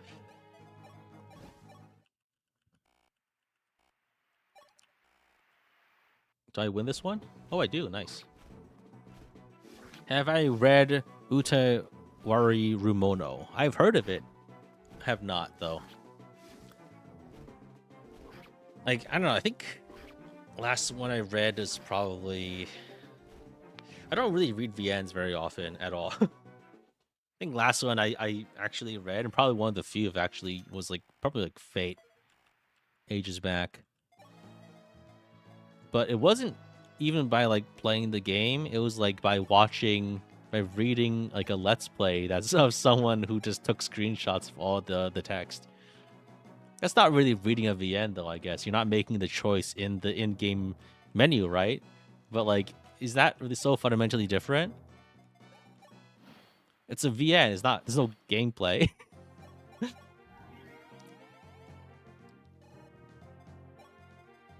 So like, I can't say I've actually ever booted up a visual novel in its native form. But I have read them in their entirety through like other sources, basically. Oh, Ace Attorney, I guess that counts as a VN. I have played several Ace Attorney games, like actually played them, so maybe that counts, right? Those are actually VNs, yeah. Zero Escape, oh yeah, Zero Escape is good too, but it's like a puzzle thing, right? I've played Zero Escape, played Virtue, yeah. So those are good games. Danganronpa. Danganronpa is basically, I guess, like, I don't know. It's kind of like hard to say because those are like borderline cases of like a VN. Like I think 100 Line is probably a VN too, arguably. Ace Attorney is better to play than watch, yeah, because like I think it's like a mostly like a point and click thing, and also, you know, it's you can actually make wrong decisions sometimes. Whereas like picking between dialogue options, you know, I think it's just the degree of interactivity, right?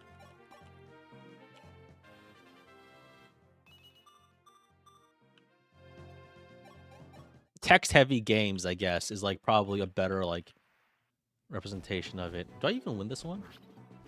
So wait, 7 damage hit.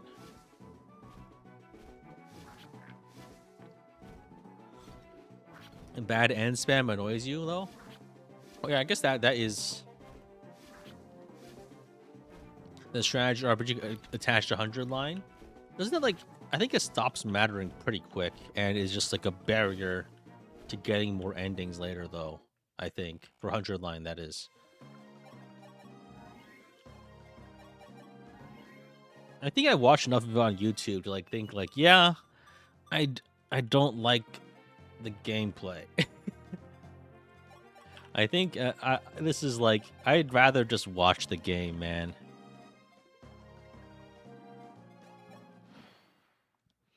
Because I just mostly like, if I had to click buttons, I'd rather click buttons on a game I actually enjoy as opposed to something else.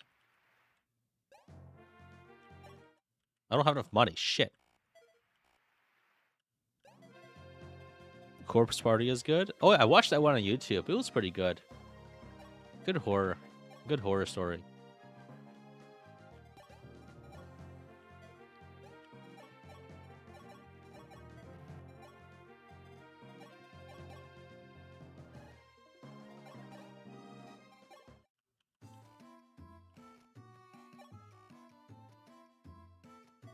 The remakes have been annoying. That's the other issue, is that like a lot of the sequels just kind of just don't do anything. You know, they just rehash the same the same stuff over and over because I don't know. I don't know why they do that. I think we still kill the Killer Lancers.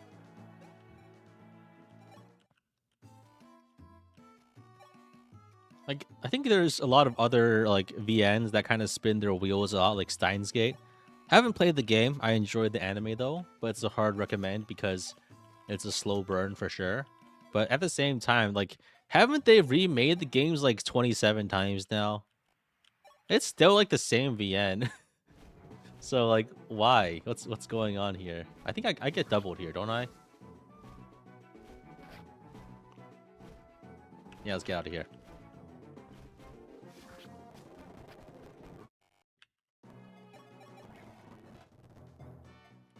A remake is worse than the original. A new remake coming soon? Do you dislike yapping? Quite the opposite. When I read a book or anything, I'm basically only there for the yapping.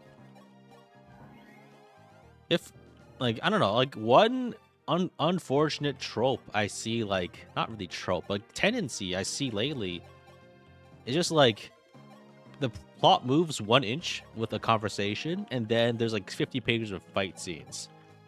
And I just can't think of anything I like less than watching fight scenes in text form. reading fight scenes fucking sucks, man.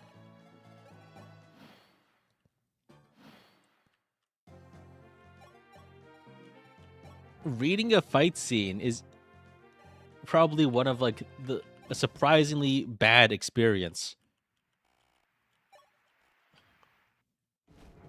No, that's the fight I win. Why bother reading? I mean, for some of these, like, yeah, I guess the anime might be the better experience. But I mean, the adaptation came later, and oftentimes they cut stuff out too. Well, I mean, I'm just saying, like, that's a reason to. Oh, hey, magic.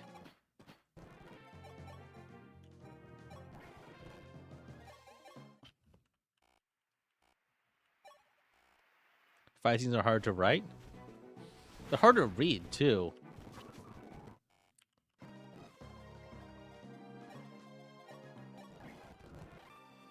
Just because, like, they're not very engaging a lot of the time.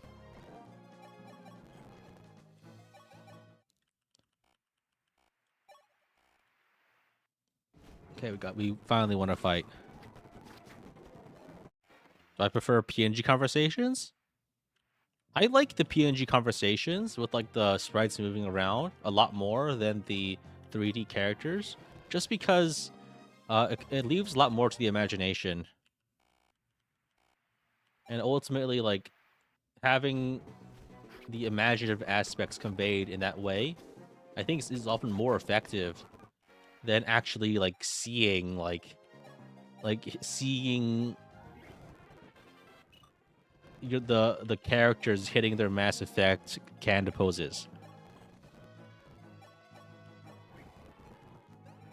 Do you know what I mean? Like when they do like the pose where they like they put their hand on their chin and all that bullshit, where they all just hit the same pose.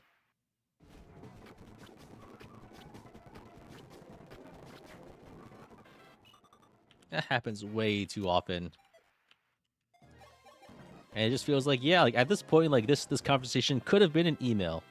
I would have preferred to read this as text with like character portraits flashing in text boxes. And with like two like zoomed out character sprites. Like I would prefer like the characters to look like this, and they're just like text boxed on the top and bottom and they're talking. Awkward cuts in anybody that have props or objects? Yeah, I think that's partially it. Because if there's like 3D, right, but there's no actual motion and they're just like two talking heads talking to each other, I feel like that's inferior to actually just having text boxes and like zoomed out sprites. Because like it's high fidelity, but higher fidelity in a way, but also like information dense, and like in terms of like what it can actually convey, it doesn't nearly meet what could be done with the context, right? Do you know what I mean? You're watching a different stream and you mentioned the exact same thing, Mass Effect comparison at all. Well, yeah, I mean, like, I don't invent my tendencies for each stream. It's something I've talked about before for sure, because it's something I still I still dislike. I think I complained about the Three Houses and like the 3D convos before, and I think people like some people like it, but I think it's worse. Are these supposed to be scaled to Zane base level? I think I win this one, right? Yeah, I do. Guaranteed. Yeah, so the arena fights are a lot easier when you put Zane in. I think it's probably because they're scaled to the like level 30 cap as opposed to level 40 cap. So the enemies are weaker. Umineko and Higurashi are impossible to finish. I don't know. I feel like I just need to find more things to read, but like a lot of things just don't interest me is the issue.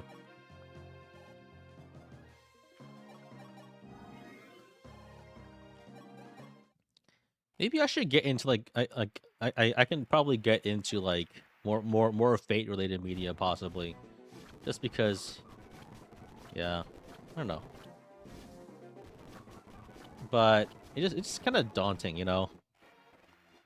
A lot of stuff and stuff is not really not all the stuff is actually translated. You feel like 3D conversations illustrate how unrealistic the dialogue would be if you were actually standing around talking. That's the thing, right? Like in real life, there are so few situations where you're actually like a conversation doesn't happen like that a lot of the time either. You're not just standing around the middle of a field like talking, like standing up like that and gesturing at each other, you know? Like there's not it forces all of the conversations into like a unnatural like static formation as opposed to a more like what would probably be a more realistic way of depicting the conversation. Do you know what I mean? I think like something like, yeah, like maybe one person is sitting down, the other person is standing up. You're having a conversation as they're doing something, right? But the issue is that like the engine made for this is complete and capable of conveying even that sort of simple interaction, because then they'll have to animate it and it's just not economically feasible, right? That's what I'm saying, right? Like if they're saying like, oh hey, I'm polishing the armor, but like they're just standing up doing the Mass Effect poses, what the fuck, dude? Run? No, we're fine. When did I learn about this Zane Arena thing? I did it like 5 years ago because I was experimenting. I was trying different things, and this was the thing I stumbled upon because I figured that it would work. And I think other people may have done it independently, but at the time, I think I conjured this up myself. Maybe someone else did it, but if there was, I don't remember where I got it from.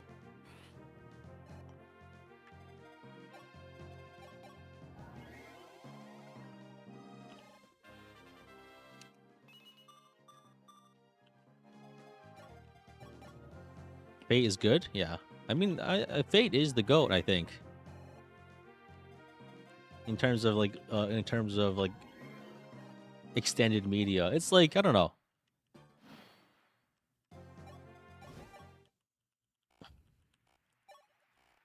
Most of the time, I kind of just like if there is extra media like spin-offs, I kind of hate all of them because they're often just inferior to the main work.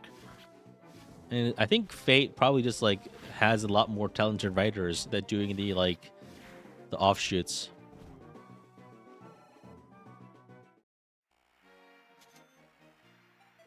But yeah, I mean,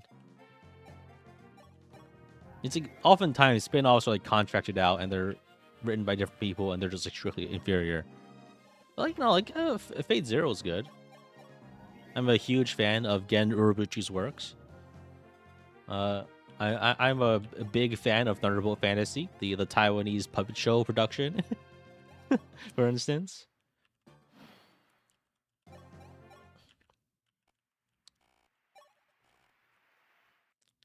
Yeah, if you're looking for something to watch, Thunderbolt Fantasy is unironically like peak. I need to run for this one.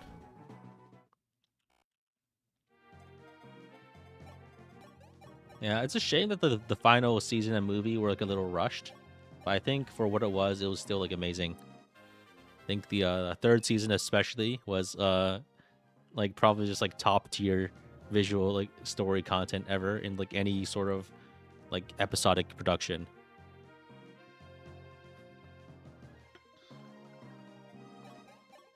I'm sure like only like 3 of you like me at tops know what I'm talking about when I'm talking about Thunderbolt Fantasy Season 3. But I think this is a win. Yeah, it is. Oh hey, crit.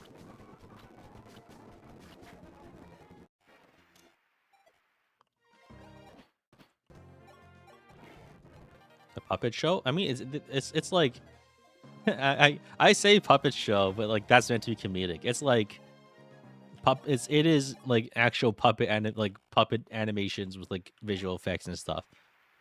And it looks pretty good actually.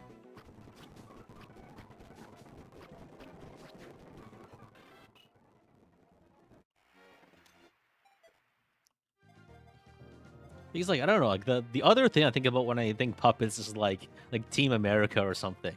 You know what I mean? I'm just thinking of that. Like that's the only other comparison I can think of for puppets, but it's not like that at all. It's like actual like puppets getting mutilated essentially and exploded and other things. And there are some things that can only be done with like physical objects that really enhances things. So Cord has gained 1 magic. That's great.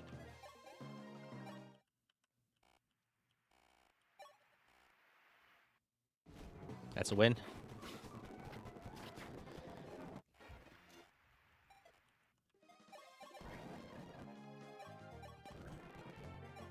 Maybe the one other kind of game I want to get more into is like dungeon crawlers. But like it feels like a little hard to get into. Because like, I don't know. It feels like I like the idea of dungeon crawlers, but I hate puzzles. Do you know what I mean? That's like it's a little hard to say, but I feel like that might sound contradictory because by default, like most dungeon crawlers are like full to the brim of puzzles.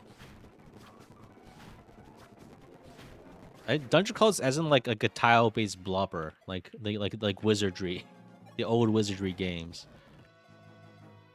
and the new one. That's the other one I've been playing, the mobile game. Dungeon Crawler Stone Soup game stream when? I've played a lot of Stone Soup. Actually, Odyssey, something like that, yeah, or like Strange Journey. You know, this is a run. Games of that sort.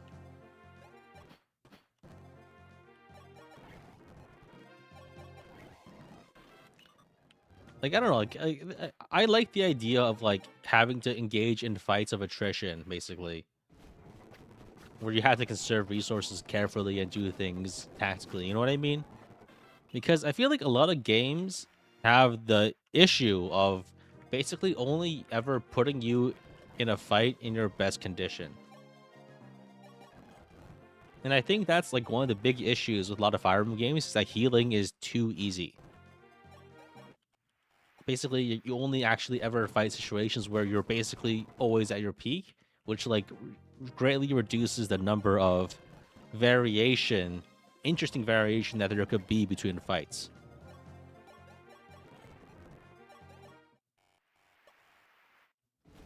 I lose this one. Let's run. What's the point of copying Zane if you level stats? It's to farm money because if I send Chris in there, the enemies are gonna be way too strong. I won't have a good win rate.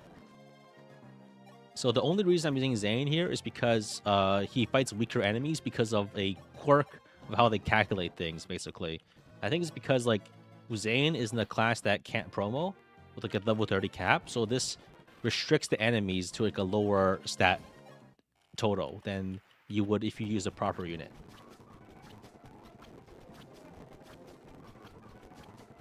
This is a win, yeah. The point is to farm money, also farm XP on our staff users.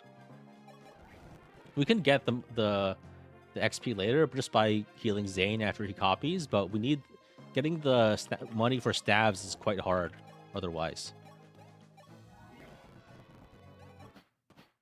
Reverse Lunatic but do anti-growths?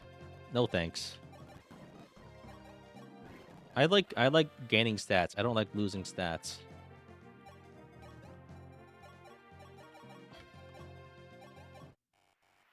Do I win this one? I do not. I don't win this one. Yeah. The mages are always tricky to figure out.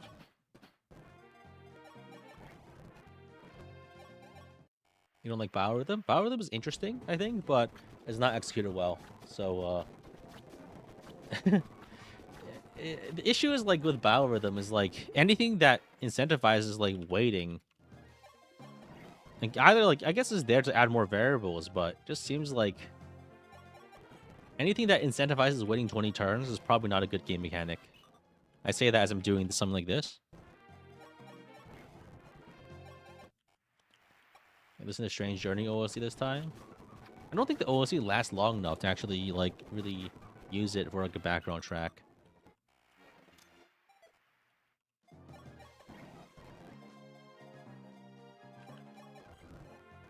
Who has to call this a good game mechanic? Well, this is an exploit to beat an unreasonably hard difficulty. So, like, this is, like, the only reason I'm doing this is because, like, I'm doing this as a challenge run. If I were to play normally, this wouldn't probably be needed. So basically, any issues from this is like a problem my own causing, really. So yeah, most Strange Journey tracks are pretty short. It's not really a game. I don't think the music in Strange Journey is actually particularly amazing. It's like nice and there's some cool battle tracks, but it's not actually like the music there isn't actually that good, honestly.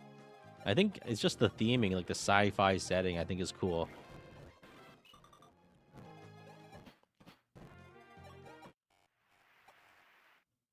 We lose this one.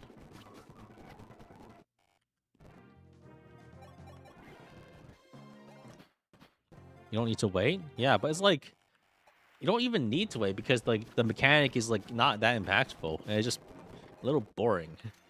It just adds a more variation, which is just like for honestly not that much benefit because battle like hit rate isn't really that big of a deal a lot of the time in Radiant Dawn. That's the other thing. The numbers in Radiant Dawn are off, in my opinion. They're not tuned properly.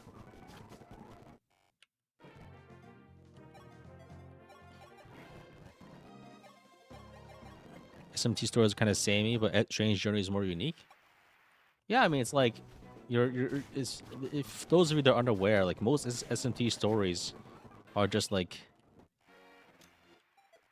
are more like I don't know. I haven't actually really delved into the other SMT stories. I don't think saying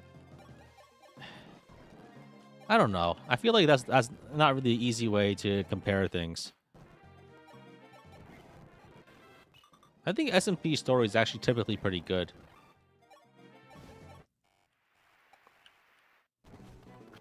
I think I lose this. No, I win this one. I win this one.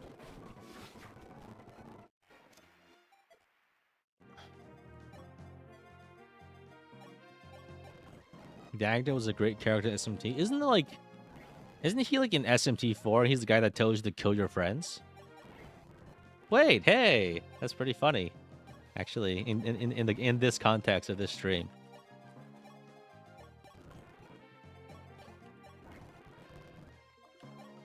And like SMT4 gives you great morals such as kill all your friends or like help your friends save the world or kill all your friends. Okay. I haven't actually played SMT4, unfortunately.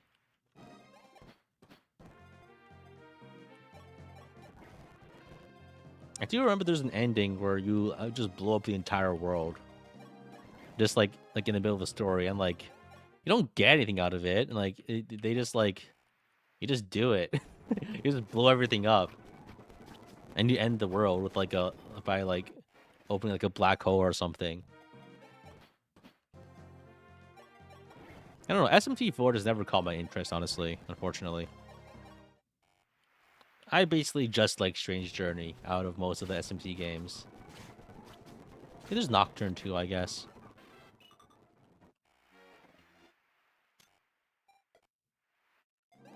Stories are secondary to SMT enjoyment. I disagree.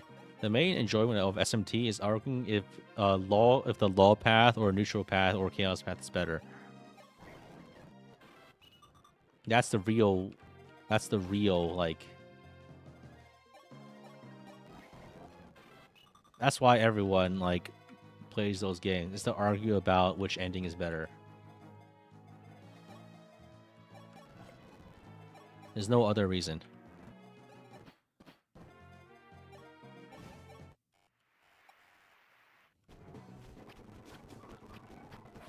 Has Cord missed speed? I don't think he has. But like speed is one of the few stats growths he has that's actually any good. Only 2 magic after all this? I should have just trained him as like a fighter or something. Ah, whatever. The other ones will make up for it. Sometimes you wish neutral wasn't the only morally correct path in SMT. Well, I mean, it's definitely portrayed as like typically the best path. It's like a humanity fuck yeah kind of thing. But that is a little boring, honestly. But like the first few times is like it's nice. I'm gonna farm to 100k gold. I'm mostly farming until I max out my curates. My mages. This is a win. Isn't Cord growing ass? I think he's not growing anything.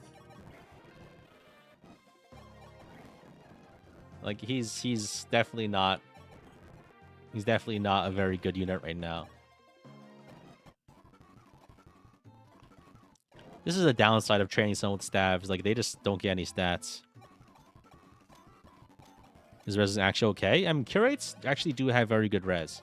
So that's one benefit. The issue is like, what's the point of having res in this game? Dragons do physical damage most of the time, and mages, they have Glower Tomes in the end game.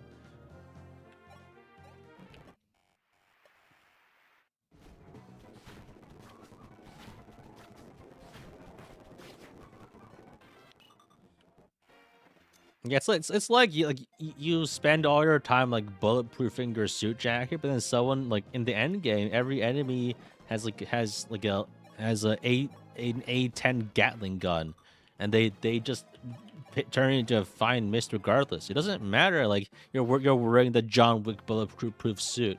Everyone like every single enemy has like plasma weapons from XCOM. Like I don't care. Like I don't care that your suit is bulletproof, right? They're not even using bullets anymore. They're shooting you with superheated gases. Am I training Cord? Triangle attacks?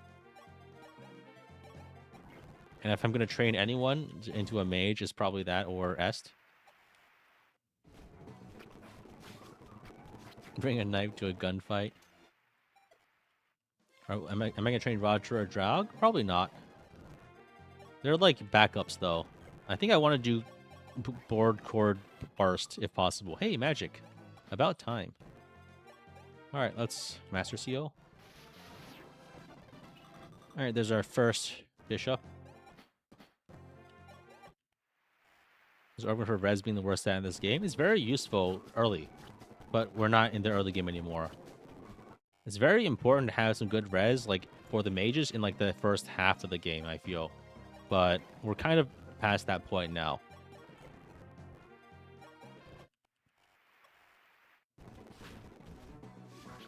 This is a run.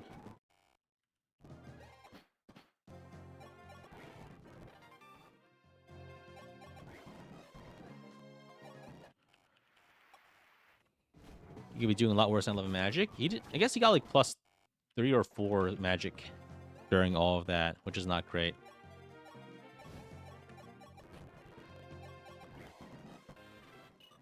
Still no magic on Cord. Shame.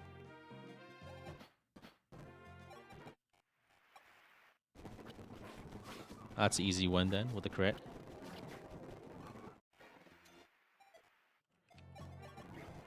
I just want like trained units, I think. And if they're any good is a different story. You'll die on the boss name is Dortil.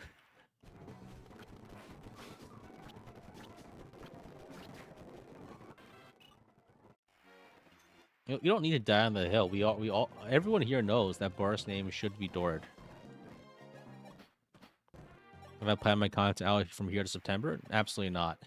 I wish I could say I could, but my schedule was sporadic enough. I don't have long-term plans aside from like maybe like the next thing I want to put out. But I think I might take a I feel like I don't know. I want to stream more, but I feel like I might need to take a bit of a break from streaming just to put more videos out. The issue is like streaming is fun, you know? And making videos, while I like doing it, it's a lot less fun than just streaming. And streaming is easier than making a video because I don't need to actually like do work. I can just play the game and talk. The second magic has hit the board. No, it's cord. It's cord.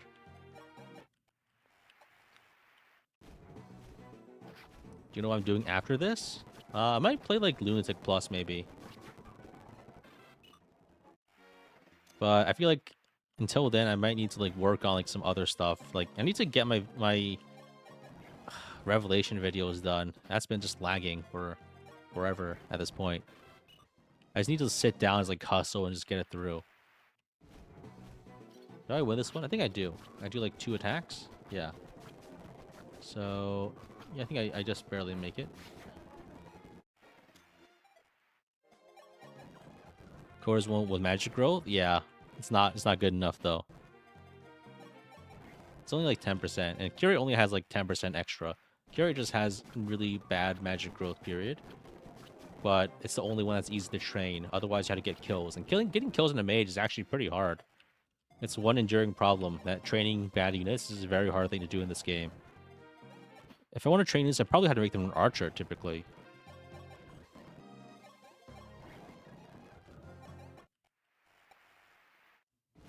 I win this one. Okay, we're actually getting quite a bit of money now. This is surprisingly fast. Maybe it's because, like, I don't know. I think the main thing last time that I was holding back, I was buying so many stabs. And oh wow, this cord is so bad. He's so bad. 5 magic. This is miserable.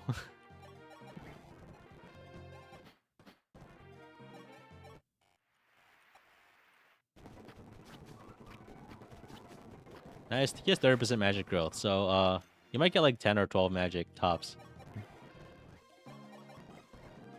I think I might need to reserve the stat boosts for S, but I think maybe the advantage of this is Core doesn't need to attack. He just needs to move in position, so the other guys can get their triangle attack off. So that's actually not that bad because to make the triangle attack work, like the first few guys don't actually need to attack. That's cope, but yeah. You can bait out siege tomes. That's actually a pretty good niche, actually.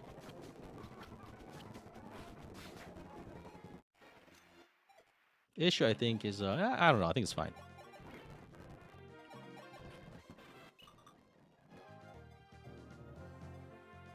Can be good for triangle attacks. Usually, you want to do some damage, not like no damage.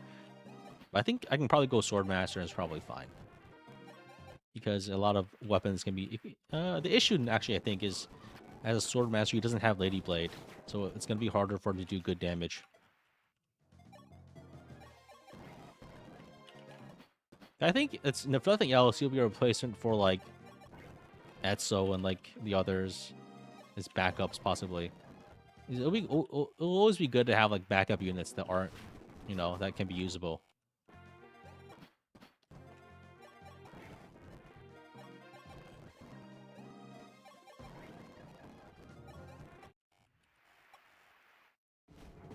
That's a loss. These mages are killing me.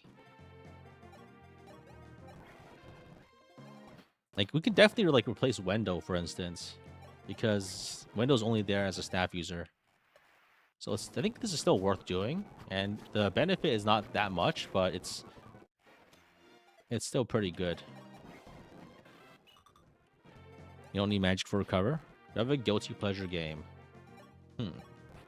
Probably my guiltiest pleasure game is probably like playing old StarCraft Brood War custom maps. That's like my guiltiest pleasure kind of game. I always like load up like go onto like US West and play like Poker Defense or something.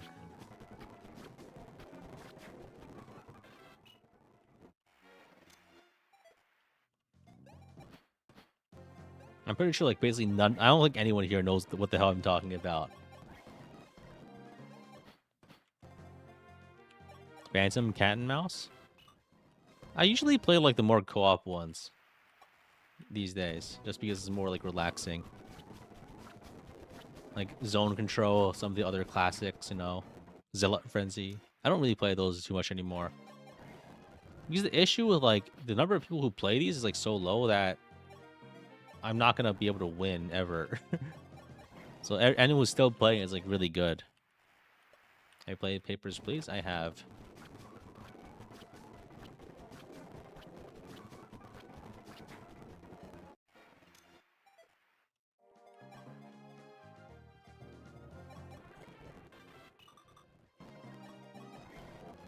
All right.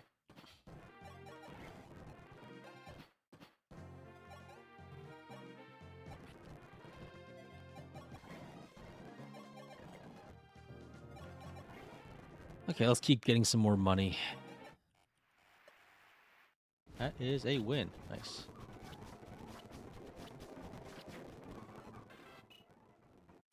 It's so funny that Zane is blanking his level ups.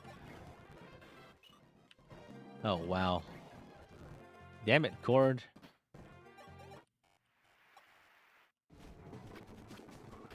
Cord's not getting any magic at all. This entire... This plan is like has gone awry.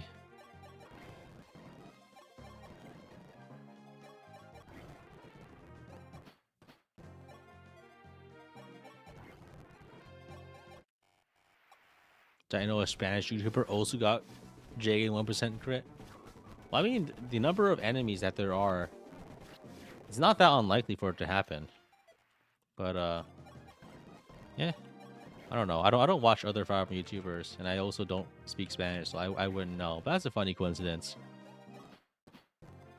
It was bound to happen eventually.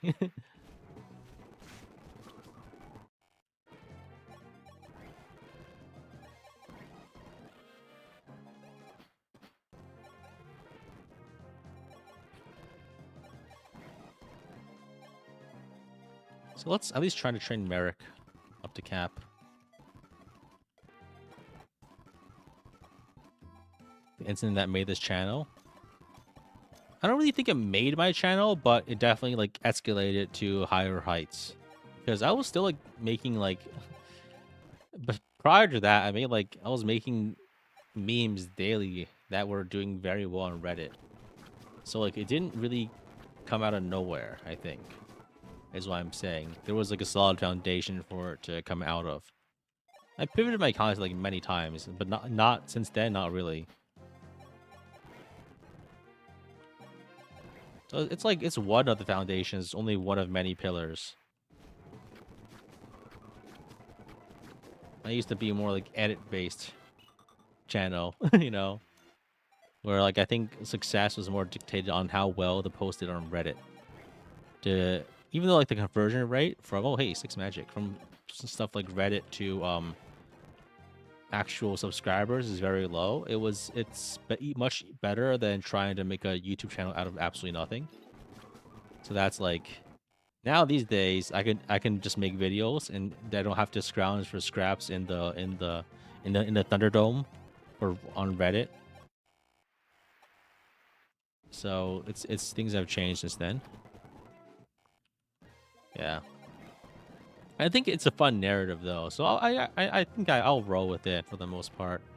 I think I don't think I made that narrative, but I think people like the story. And it's not, I feel like it's, yeah.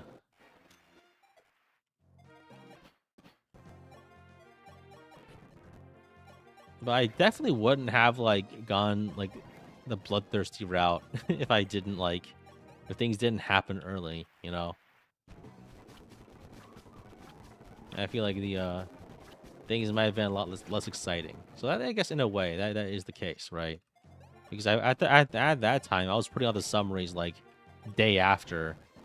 Like I would like stream 5 chapters, 5 videos to follow up on it. I think that was more like, that was more important to the success of a series like that. These days, like, I think people just know who I am, so it's not really that needed. I guess it would be better if I could do that. If I could still do that, it would be good. But the issue is, back then I was like recording like 50-second videos to fit within like, and I use a square format to fit within like the shorts limit to try to abuse the, not abuse the algorithm, but exploit the algorithmic boost of having a short. That's the whole reason why it's a square and why all the videos are very short. I had to cut everything down. But these days, I think my style has gone more to like 2 to 3 minute and with more detail, which just takes longer. And honestly, like, let's be real. The other thing is that my content has become a lot more complicated in terms of the challenges I'm doing. So actually adequately explaining everything takes a lot longer to actually fully convey like what's at stake in each run. Challenge runners don't get any following. I think that's usually the case. You had to be like actually popular otherwise. I think of like speedrunners, the only one that's like particularly famous is like Summoning Soul. But that's because he also makes, he's more like a person who makes big long videos that also happened to be a speedrunner. Because as it turns out, like, you know, like speedrunning itself, the run itself is kind of not great content. Let's be completely real. It's like watching paint dry. It's the same thing, you know. There's maybe there's some excitement. It's streamed for legitimacy more than actual entertainment, I think. And for like, because if you're playing the game, you might as well stream it. But like, I don't know. I think people have that attitude for a lot of my streams too, where like the challenge might be interesting to them, but actually watching me play the game is probably probably less so, right? For obvious reasons. I think watching me grind the arena for 3+ hours is not exactly top tier content. When you do a lot of runs get followed, yeah. I mean, as it turns out, like playing a video game is like one of the easiest things you can do, and anyone can do it. That's the thing, right? Like being a streamer is quite easy compared to a lot of other pursuits as a hobby.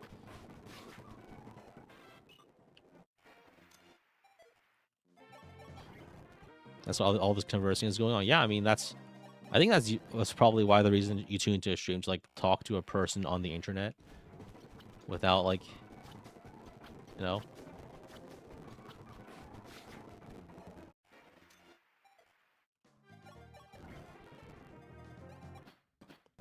You think the social aspect of streaming makes it more interesting? Oh, definitely.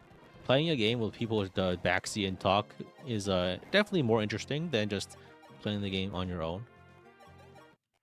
And I think, I mean, that's why I like streaming all my runs. I mean, partially because like, I think it helps keep me accountable, for one. It adds legitimacy. I think that's very important for challenges like this, because I think it's important that the run be conducted properly and it be all the evidence be on display, right? Otherwise, you can just make stuff up, you know? People do that all the time. And mostly people arguing with you on the internet that have crappy opinions are just people who haven't actually done the things they're espousing. I feel like that's fundamentally like a part of why. 22 res? What the fuck? Holy shit, that's a lot of res. Would I have mulliganed it if I missed the 96?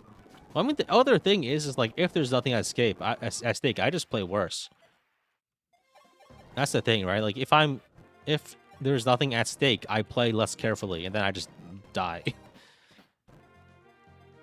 So even if we're off stream, right? Like I would probably make like 17 more kinds of mistakes just because like I could just reset. The pressure of there being like an audience here like scrutinizing me, I feel like does make me play better sometimes. That is offset by the fact that talking while I play is also like a minus 30% skill malice, you know, because I'm just distracted talking about like my preference in video games and what kind of things I read and what I got my Costco executive membership 2% rebate in the mail yesterday. Oh boy. I think I'll cash it in for my Switch 2 that I need to purchase for for this content, right?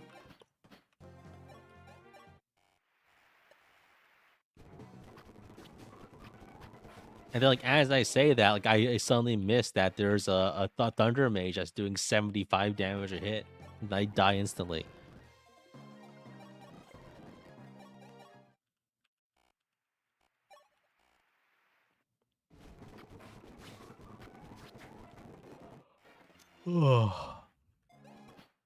Let's see what we got here. We have another level up. Oh, so close. I'm actually making a lot more money than I thought.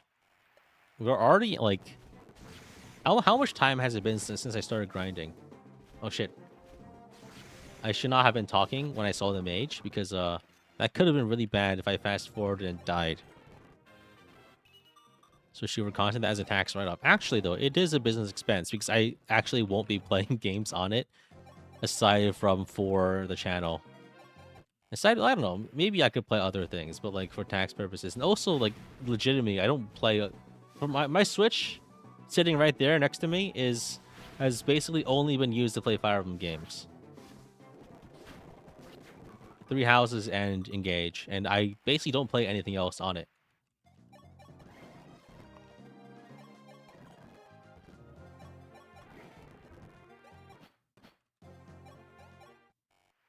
It's better to buy heal stats versus men's. I think it's more efficient, but efficiency doesn't matter if you have infinite gold, and men's are slightly more XP, like 1.5 times X XP, so that makes the heal grind a bit faster.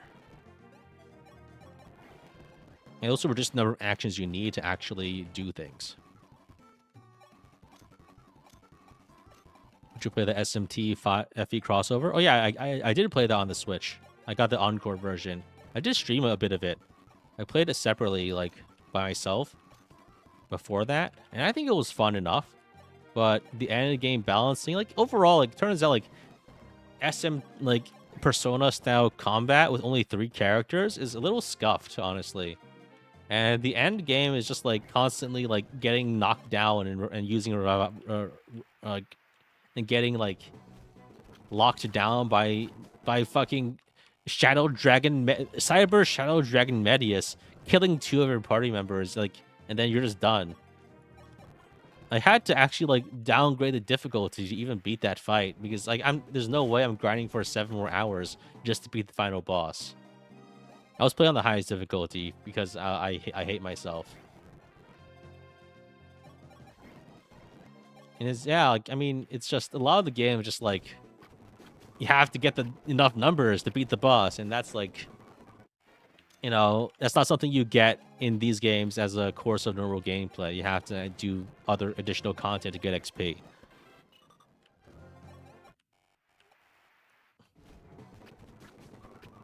I mean, the fact that the boss of SMT FE is literally, like, Medius, but he's, like, a robot dragon is really cool. But it's a shame that all the other bosses, like, just basically are just, they don't really have any actual FE appeal.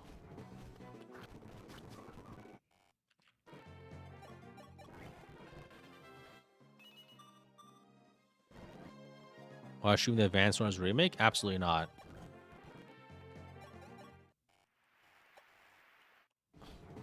I got into Advanced Wars by web for, like, a pretty brief period. Maybe a couple months. And I think I did well in the ladder back then. The issue is, like, that game takes so long to play. I was basically like spending like my entire week playing 25 games against people each, and then like it's like, you know, like that's like 40 hours a week of just playing the game, and like some people I was outsmarting, some people I was outsmarted, but like the amount of time I needed to actually play the turns was just too exhausting. And I felt like, yeah, I think I've had enough of this.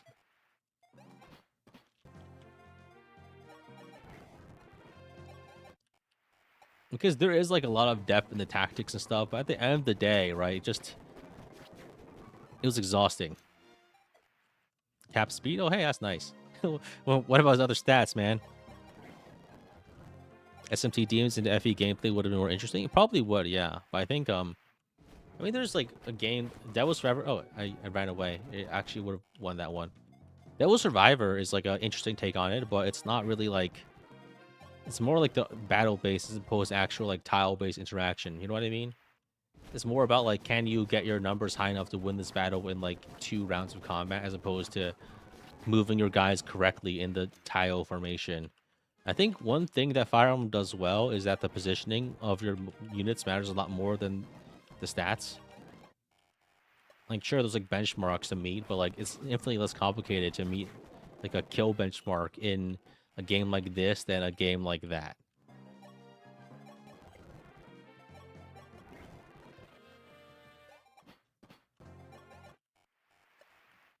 $100K? I think 100K would be a healthy amount. Okay, nice, we got the crit there. But I think, honestly, like, we might actually, in the time it takes to grind all the stats we need, it might actually take more than 100K.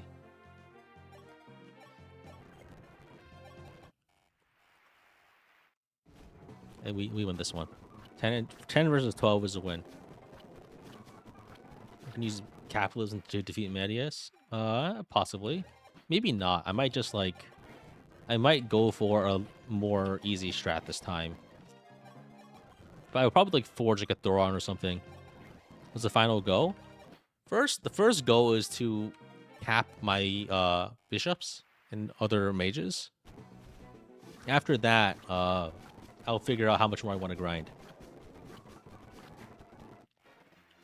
I think I will stream Pokemon Conquest. I don't think I'll stream another non-Fire Emblem game like again ever at this rate, because like the last time I streamed a non-Fire Emblem game, it was Berwick Saga, and the viewership wasn't amazing. And it's little like, I guess the chat engagement was actually a lot higher than normal. But when I stream a game, I feel like I need to have like a minimum bar of chat activity. Otherwise, it's not very fun. Because honestly, like if I'm streaming a game, there's only one guy in chat and they're insufferable, it's like, why am I here? You know what I mean? No offense. I don't, but like, it's like, I need there to be multiple people there so I can selectively ignore people I think are annoying. He hates us? I don't necessarily, but that's like, I think I just have like a passive misanthropism, you know? That it's like, that just like passive applies to most people I don't really know very well.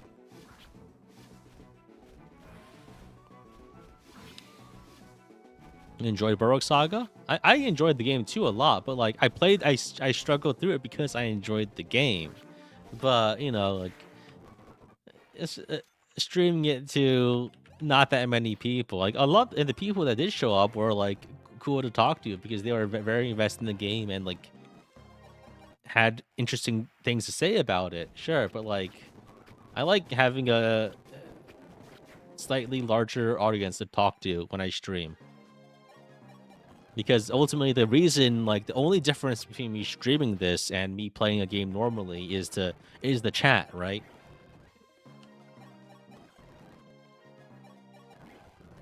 Have you considered we're all one person with multiple accounts and personalities? Yeah, it's all a plot by me, right? All of you, it's all a botnet that I've organized to delude myself into thinking I'm popular. What chapter am I gonna play to? Maybe, definitely the next one. Maybe 60 next, probably. And I think it's just like, I mean, it's also good that I finished playing a game like this just so I can point to it when people ask me to stream insert unpopular game. Like, yeah, like I can stream it, but then like I'm only gonna have like 30 viewers. I don't think the Burrow Saga views dipped that low, but like it just feels like, that's how much I had. Like, I think the first stream I ever did was like 40 viewers or something, which is probably like already quite a lot for people who never don't stream. But I've always been used to that, like at least that minimum amount of viewership. Oh, hey, 8 magic, let's go. We might get double digits. So like maybe I'm spoiled, and like a lot of streamers out there are streaming to like 3 people, but like I feel like the issue there is if a stream is being put out to 3 people, it's hard for the streamer too to actually say interesting things because there's just like you're held captive by like one guy who's probably like and if they're irritable and troublesome, then you're in a bad spot, right?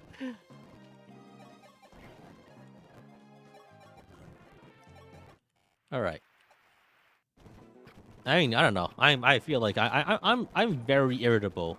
I get annoyed very easily at things that bother me. And I think it's I mean that's partially why I guess I play the way I do. Comes a Discord call. Streaming on a Discord call is cool if you know the people there. Otherwise, it's weird.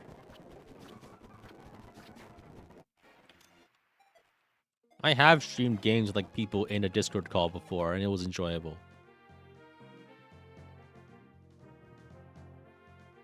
But like, you have to like know the people there, right? Like all you parasocial Andes is not quite the same if I haven't seen your face in real life.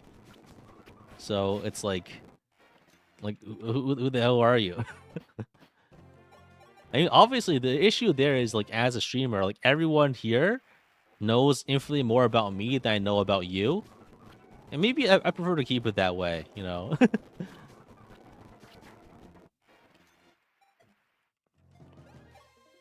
10 regular viewers on Twitch is better than 99% of streamers. Yeah, but like, I guess then your question is like, are they? I feel like anyone can stream because it's free, basically. But a proper streamer, quote unquote, like, are you actually a streamer, or do you just have a VTuber avatar that and you post on Twitter, right? Like, there's like a difference there. I don't know. I don't really know because I've never known anything else aside from this baseline level of, I guess, success. Hey, 9 magic. Low. Let's go. We're gonna hit double-digit magic here. Parasocial issues are a legit concern. I don't know. I feel like for me specifically, it's not really a concern because I think everyone here knows like I kind of hate people. So I don't think anyone here thinks I'm like their friend because I feel like basically half the reason I go on stream is to like unleash my id, you know? Like the super ego and ego get to go on break for like a couple hours. And I just unleash my base desires of killing fictional characters. So I don't really think like I don't know. I mean, funny thing is, like, maybe I'm being parasocial, but I see a lot of people here who've been like here for ages, and I think, oh, hey, there's that guy. Maybe sometimes he says something funny in chat, right? And that's nice.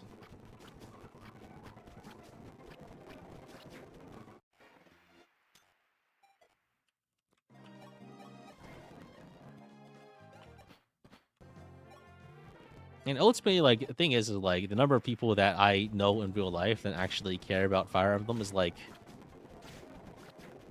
single digits. So it's not, and obviously they're not as into it as I am. So I think by default, like streaming this and talking to people is the only way I can actually talk to people about my interest. Otherwise, it's not quite the vibe.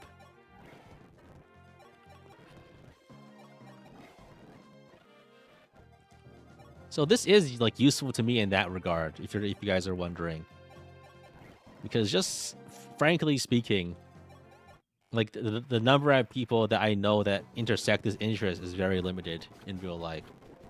Hence, you know, it's just a very niche thing.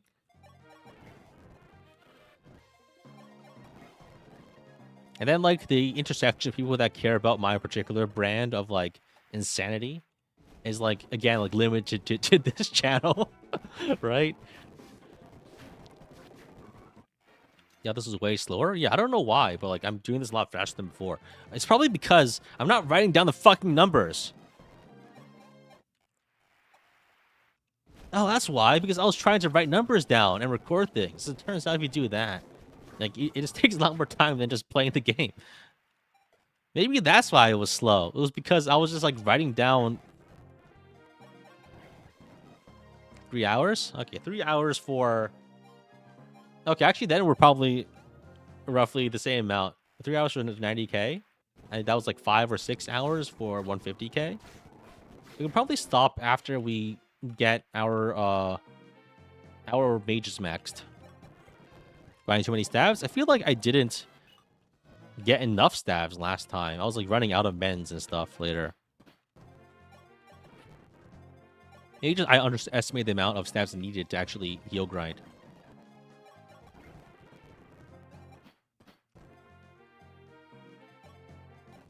I'm gonna buy more heals.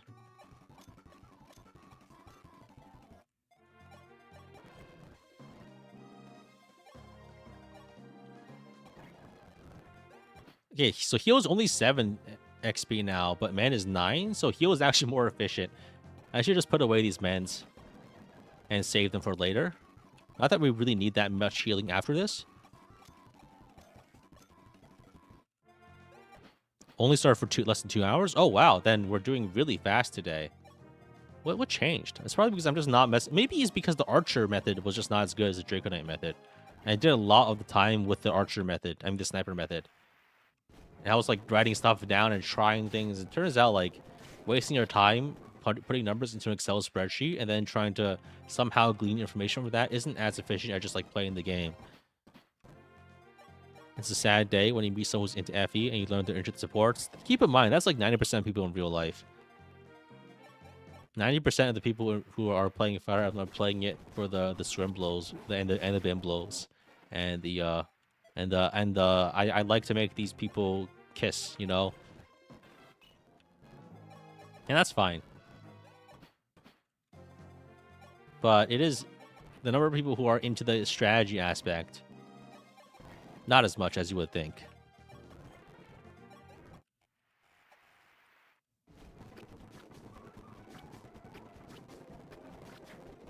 You mainly play with the gameplay yourself? Well, yeah, but like, you're here.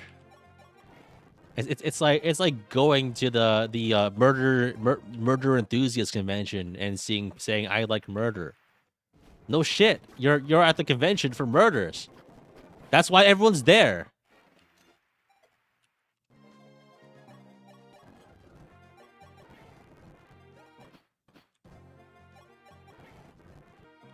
I'm not speaking from personal experience, by the way, and it's not a real thing.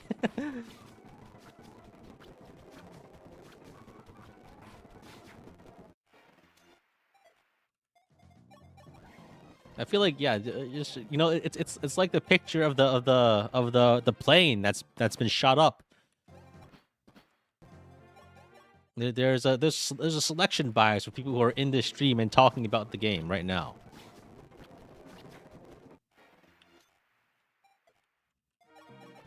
Magic? Magic? Magic? No! No magic.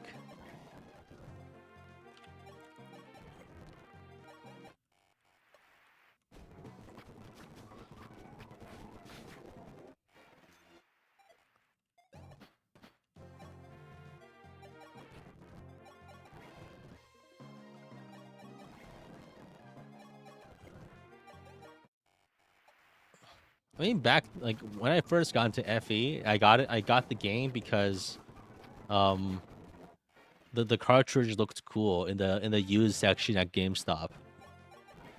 That's basically it. No, I don't even think I selected it. It was like in a grab bag bundle of other Game Boy Advance games. And then after that, I got Radiant Dawn because it was on sale at GameStop. And then after I played it for a while, I stopped playing Fire Emblem for 10 years because I hated the game. And then I got back into it with Heroes. If you guys are wondering about the history, my history with the game. Then after I quit Heroes, eventually I start a YouTube channel.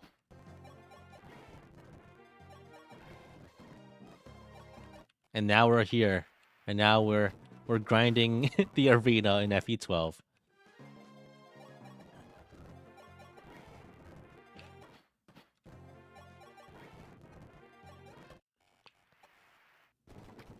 This Core's magic is so ass.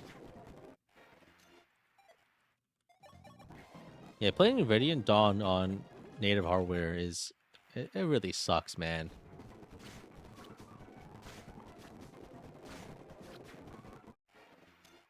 Okay, so we got 100k in only 2 hours. That's still pretty slow, actually. Actually, no, that's pretty... a little faster than... That's actually not that much slower. I think in my actual previous run, I think it was like maybe like 150... I think it took like 15 hours or so to finish the grind. Oh, wait, I think 15 hours was... I need to run for this one. 15 hours was 3 houses. Was this one only 8?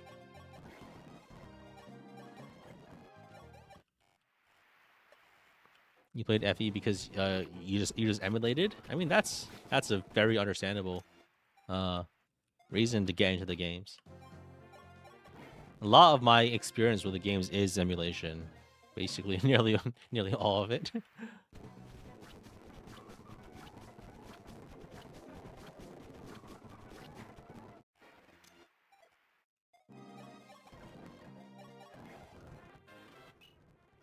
A blank level up?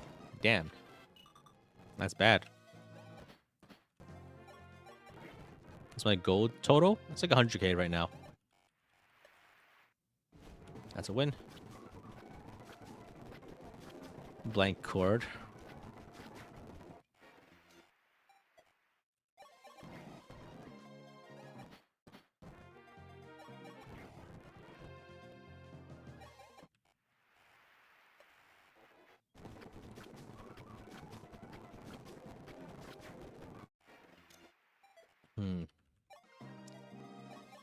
I'm kind of wondering, like, what the content landscape for Fortune's Weave will be like. I'm assuming like a lot of the guide content will be probably like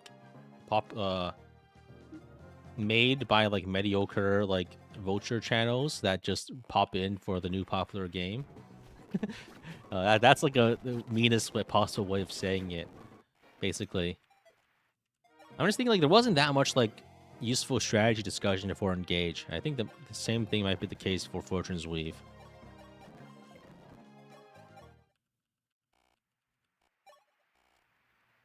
Because I think every time like a new FE game comes out, I've only experienced this once, but there's a lot of like non-FE channels that try to delve into it for a little bit, and then once they get their feet wet and then they leave. I'm kind of wondering how that's gonna go this time.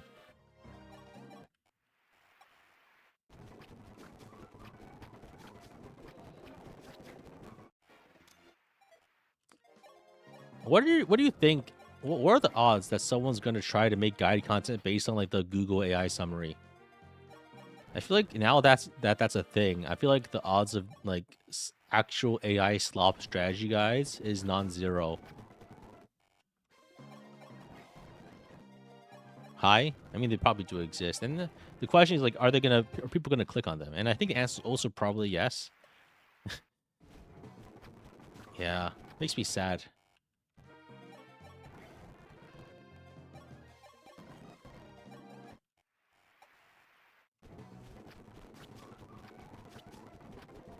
The thing is like, I don't know. Sometimes it might be harder to differentiate because a lot of people just like have the worst device ever.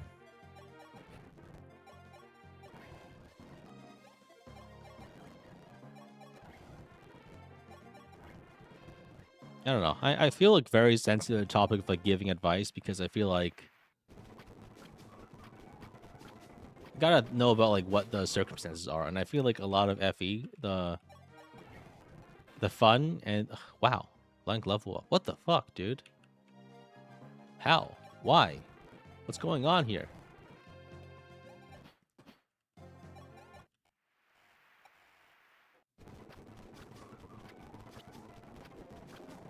Genuine homegrown awful advice is so fun to watch, I guess.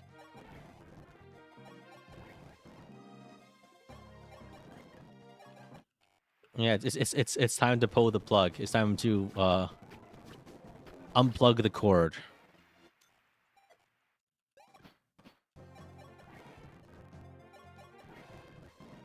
What are the odds that like some new guy's gonna show up with like an AI art Fire Emblem character avatar? You know how like it's like a thing where like Fire Emblem YouTubers have like their Fire Emblem OC in like a pixel art style or something as their like main thing. That's like a very pretty popular thing. I think some of those, even the ones right now, are like actually like AI from like 2023. We're talking like stable diffusion era AI kind of stuff.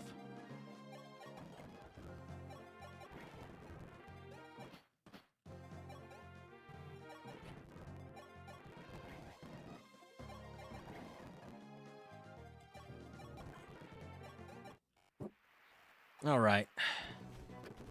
We're 114 already. This is so fast. Oh, she an AI avatar? It's so you can make it look like you. That's it, right? The whole point of a FE Sona is to look like actually you or whatever, and then also but be it in the FE style, but without needing to pay an artist. You know, I was never a fan of the idea to begin with because I think I prefer it to be like a faceless entity. I guess that's just my preference, though.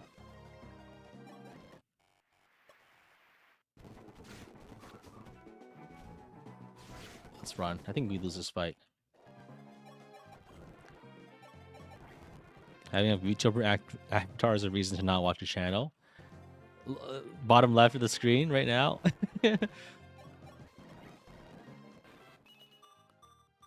I mean,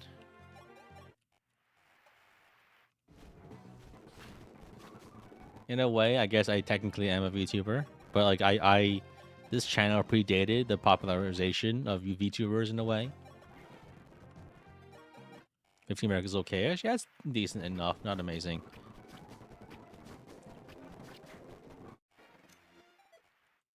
I just realized that the Dark Sphere, like if I put like some red behind it, that could be very similar to my VTuber avatar. I mean, it's just me dressed up, but like it's like me physically dressed up, and I took a photo of it. But maybe like I could just be the Dark Sphere.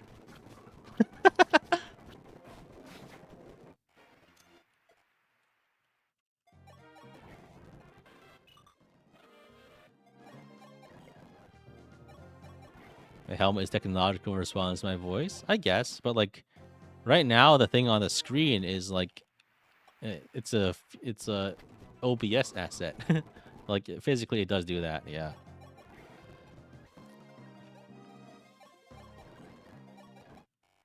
I mean, it's the look is more modeled on like, you know, the wizards from Magica. That's basically what the idea was for this look, and also Daft Punk too. I thought it was cool, and just like a hodgepodge of like ideas.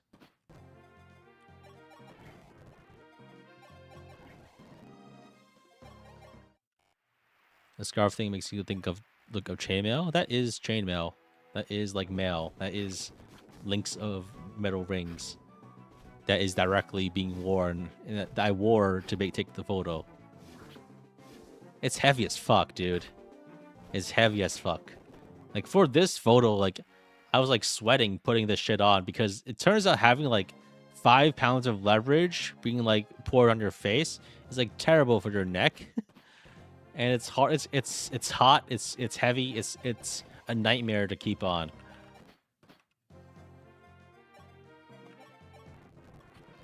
Like, I have all this stuff, like, lying around, you know? Basically, like, I just like buying stuff sometimes, and, like, this was, like, a reason to, like, buy stuff and have a reason to use it, but at the end of the day, it's like, I get, like, a couple of photos out of it, basically. And do you know how fucking loud this shit is? Every single time I do a video with this getup, I can't actually record any audio because all you hear is like the sound of like clinking metal.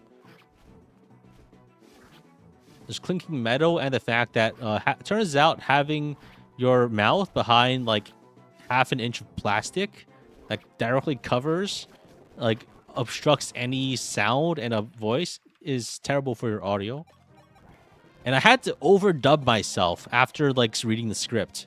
I had to dub myself saying this exact same words that I said on camera to match the lip flaps, basically, of the audio sound that was playing on my face. Every video of me that is, that has me speaking with the setup on is me dubbing myself. Because the audio situation was just so bad. You can't hear shit, man. You can't hear anything properly in a situation like that. Professional dubber, Excelblem.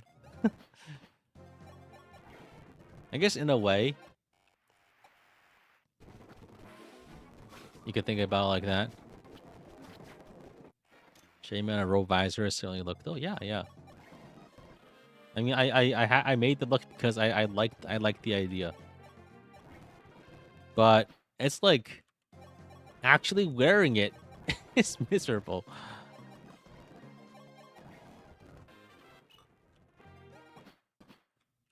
So that's why I don't really wear it much these days. It's like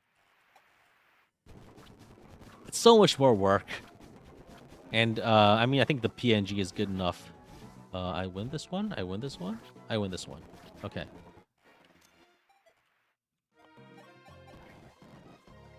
You do like my avatar's aesthetic? Oh, thank you. I mean, like, also, like, I don't know. Basically, everything on any of my streams is, like, made by me. Like, I made this overlay. I was, like, I fuck around in Excel all the time. And sometimes, like, when I'm really excited, I just stay up making assets. The whole, like, KMU concept was concocted, like, literally, like, it's, like, 12 hours before I did the first, like, very shortly before I did the first stream. Because I just had, like, a cool idea, and I figured, like, let's start making assets for this, you know? I think it's really cool. Most of my ideas are executed like in a flash of inspiration kind of idea. That's where my best ideas come from.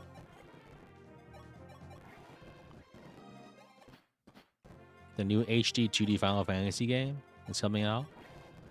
Interesting. So it's like a anthology game sort of thing. Oh, I think speaking of Final Fantasy, isn't it crazy how they made like multiple remake games only out of Final Fantasy VII? Like, I'm just thinking, yeah, like, games were so much denser back then. Now, they're making one game into many games.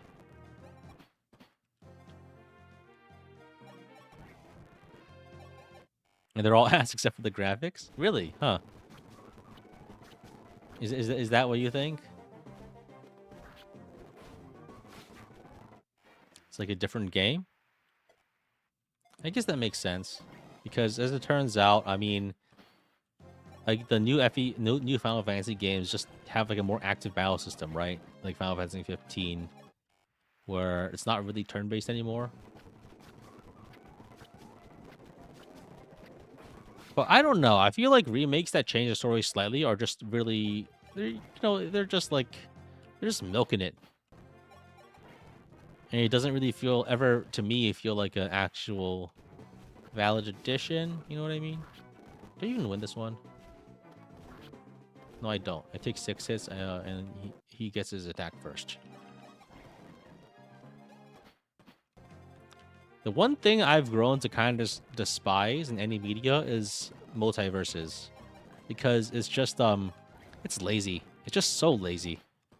It's just let's throw every character into a pot, and then we hire minimum, like we contract all of the dialogue to somewhere else, and then just have them talk, but not in a way that ever actually progresses. Oh wow, blank level up.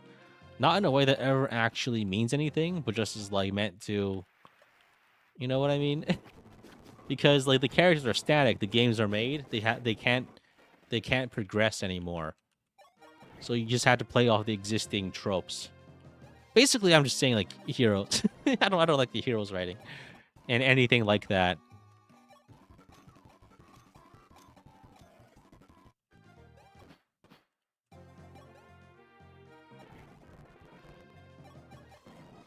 This card's gotten 3 blanks. It's quite unfortunate. But I think Arena should make a return. In this form, not really, no. But in other forms, also not really. Like,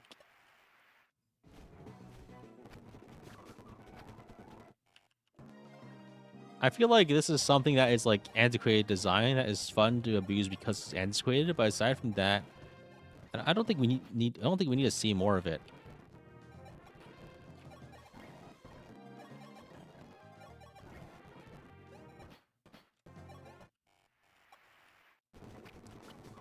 Makes me wonder what they're gonna do with the Fortune's Weave tourney. I don't think you need to wonder anything. It's just gonna be a bunch of maps, which have like the same tile set. The one thing I'm worried about in Fortune's Weave is the tile sets. If most of the battles are in the arena, the tile sets are gonna get stale really fast.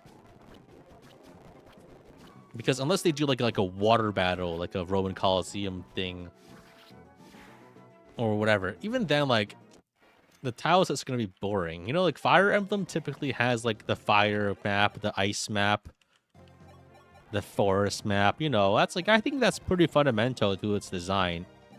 And basically, like half of a Fire Emblem story is finding excuses to fight in the ice map or the volcano map.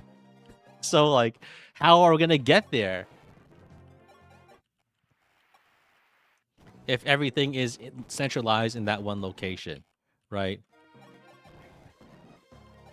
I think just the theming, right?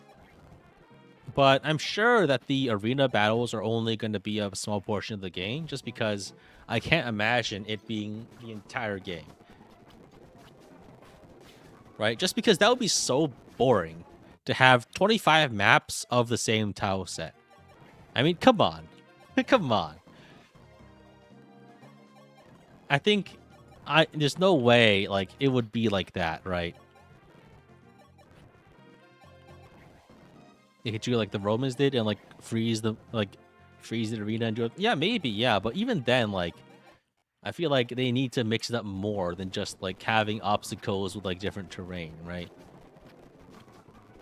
A big part about Fire Emblem, I feel, was like the maps are like places, and you can tell things about the place based on what the map looks like. Like this is Altea, right?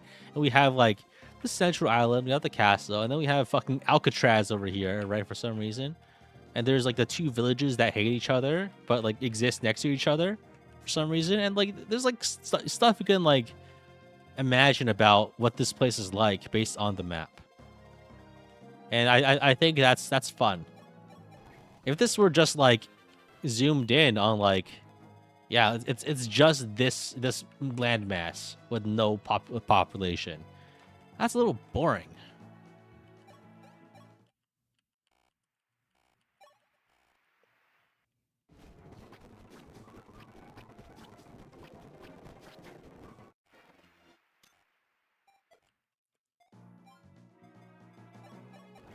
Two neighboring villages hitting each other is a true thing rendered into video game. Yeah, I mean, yeah, it's like, yeah.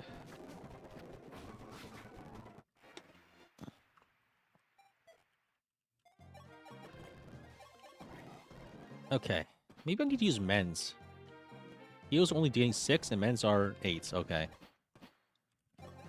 When we train the Axe Bros, probably next map. This is a win. I think we have enough money now. The feedback that devs got was they want more 3 houses and less engage. I feel like this was in production like concurrently, overlapping before, you know. A lot of stuff is set in motion before the games are released. It's been a couple years, yeah.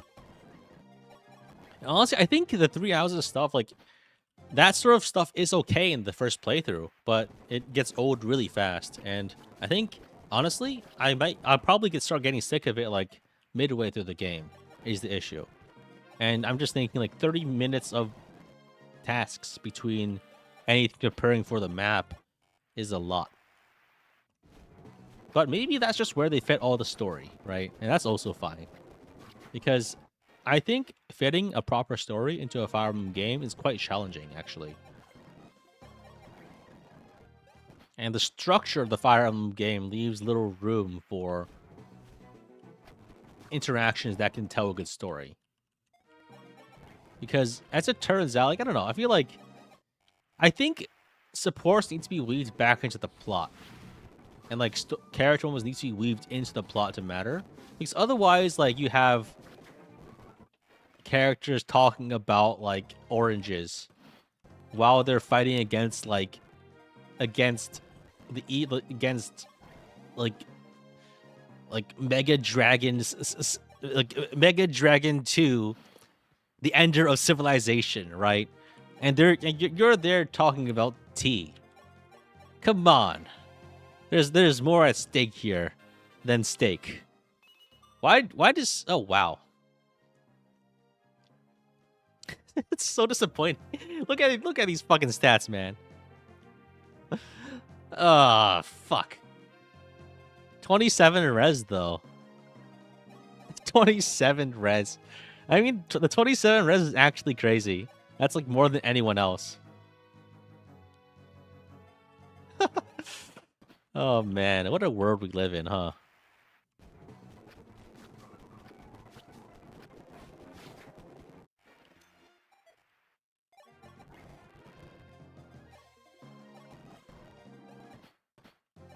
Is double-digit magic a piece of sage? I guess.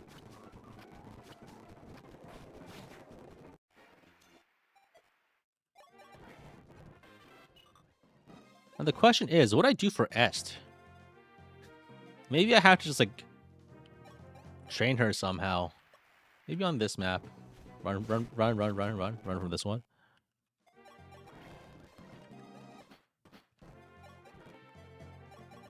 So I think maybe we just train Merrick and we just, like, leave. We don't need to train Etzo. We don't need to train Wendell. We probably should train Marisha, though. Throw in Darina. She won't win anything. And the enemies are a little too tough to do anything with a base level Est, honestly. It's not gonna work.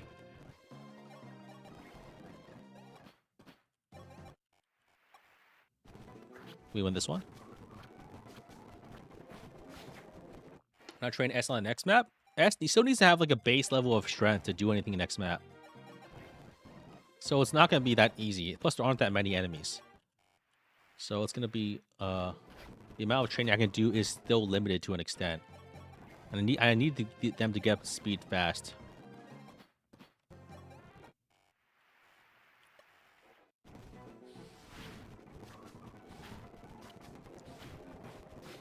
I liked how Berwick Saga handled its story, where, like, every character has their own side quest and has their own arc in a way. But I guess the issue there is then you actually have to write all of that, as opposed to. But I think it's also a little contradictory to Fire Emblem's goal of letting people play matchmaker, and there are some inherent restrictions as a result of that, I think. Like, a lot of Fire Emblem's writing issues are because the writers need to make a way for you to get the people to kiss.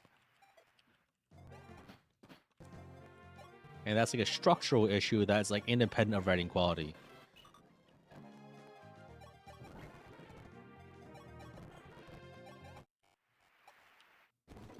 We lose this one. Get out.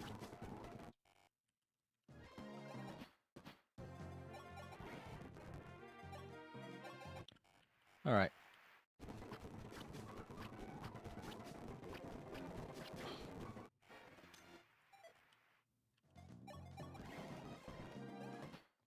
Engage didn't have non-avatar matchmaking. The story still sucked. I guess. I guess it's so weird that they didn't add paired endings because it's so little writing compared to the rest of the game, but it has the most impact. I'm so surprised, because you know how much people yearn for the 3 lines of text where character A and character B went on to do a puppet show after the war or something. People love that stuff for how little effort it takes to make. I'm so surprised that they didn't add that into Engage. And it really wouldn't have cost much just add more writing in there. I guess I don't know. Maybe I think IS is probably a little disconnected from what people want, I guess.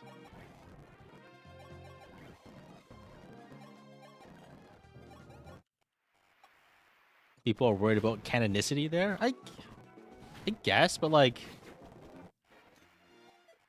you don't have to care about it, you know.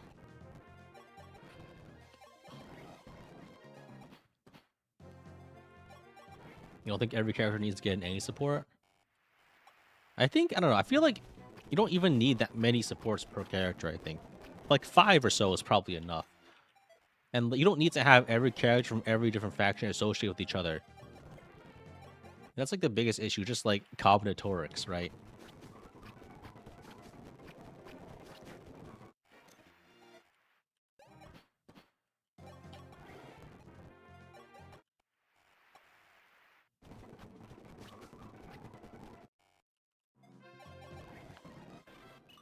Okay, no magic though.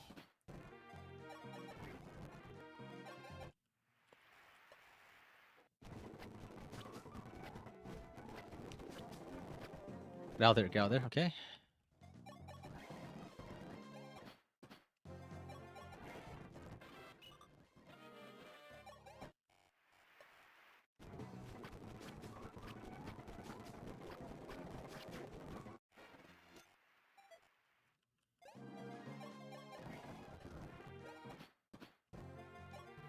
All right.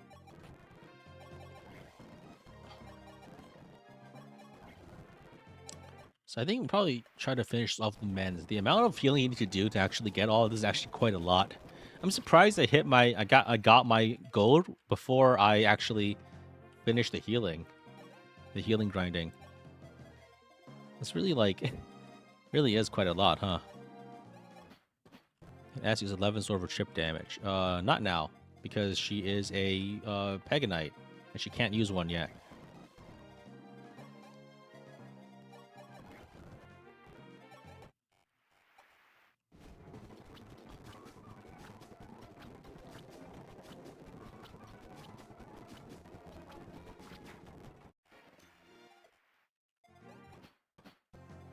All right.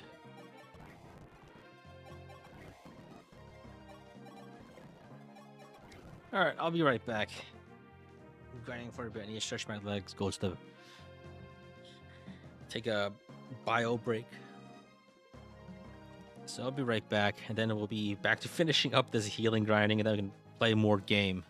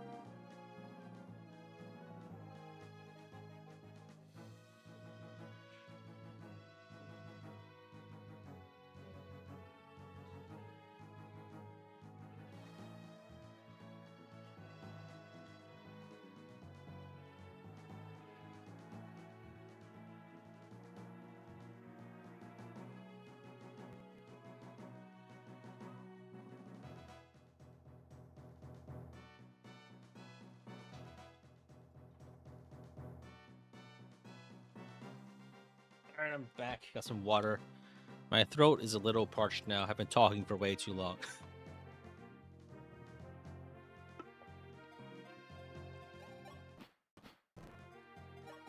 Alright. I win this one? 4 hits versus 5? Okay. No, wait. I lose this one. No, I win this one.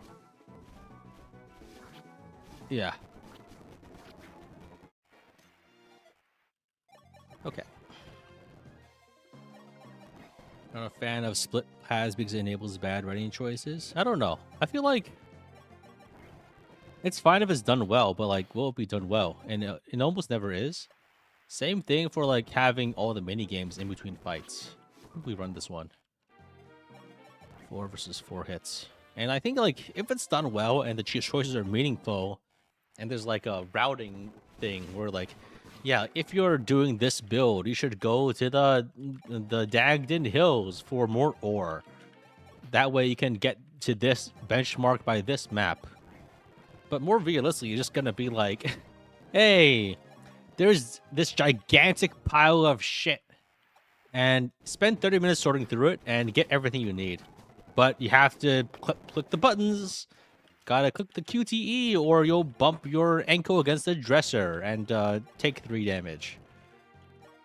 But it doesn't matter because you can just heal that with a vulnerary right afterwards. It's just more steps. It's like just more steps for the sake of having steps and doing things. And maybe it's good for immersion, but ultimately I think Fire Emblem is at its best when it cuts away all of the useless stuff and just has pure gameplay, right? You don't need 17 different things interacting with your damage formula. Just make it simple, man.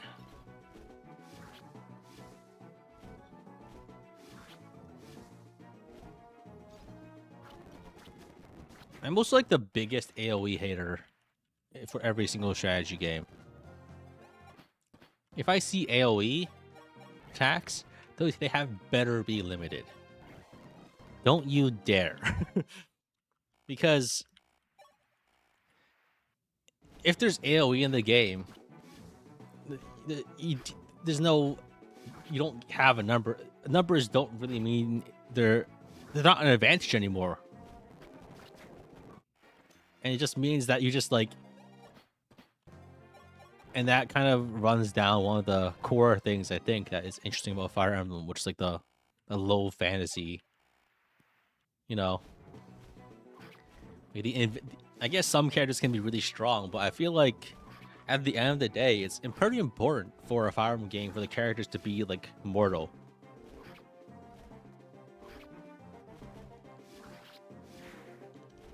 This is one thing I found that was strange when seeing like people from outside the FE community talk about like FE characters. There's been like a huge like prevalence of like power scalers lately. I'm thinking like it's the way that people in that community interact with media is so different from how anyone else in this community does. I'm just thinking, I think most people in the Fire Emblem community thinks of the characters as like fragile lumps of meat that die if you're not careful. And I think the inherent mortality and fragility of a Fire Emblem character is like fundamental to how people perceive them. Do you know what I mean? Basically, I'm talking about the Dimitri versus Guts death battle thing. I'm thinking Dimitri should have died instantly.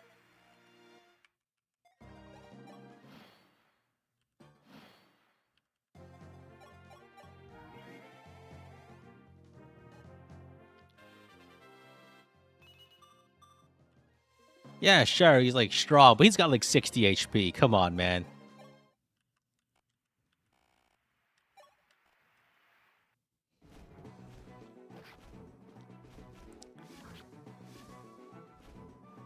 Didn't Dimitri win that? Yes, and that doesn't make any sense to me.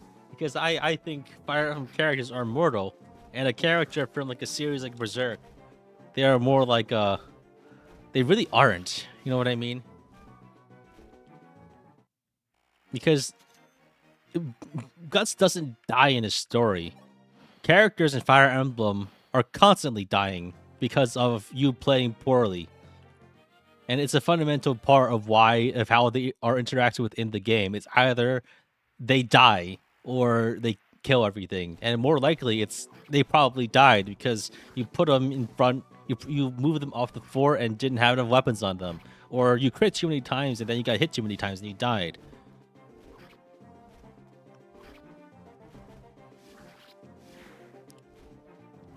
I'm just thinking, like, it's just like a fundamental disconnect from like how they perceive the media versus how people in this sphere perceive it. And I just think that's really interesting because, it's like that's a whole community that is basically based upon misinterpreting other media, using their own set of standards that is like separate from the work that it comes from.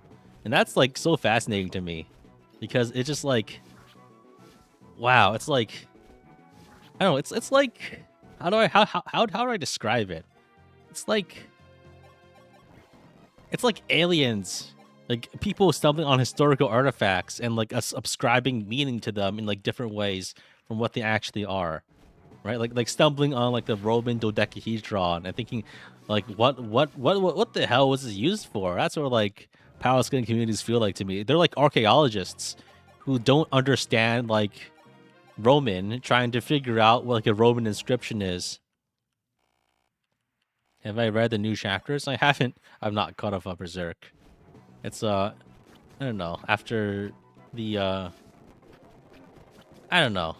Basically for Berserk, honestly, for me, like I just like Golden Age arc. I watch the anime, and then that's like okay, let's wait for more stuff to come out. And there were several cool things after that, but that like for me, Berserk is the Golden Age arc, basically.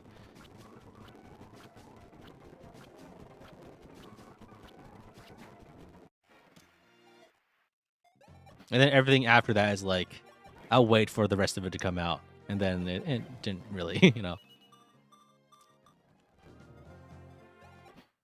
I just like, there are very few media that I follow on like more than a monthly cadence.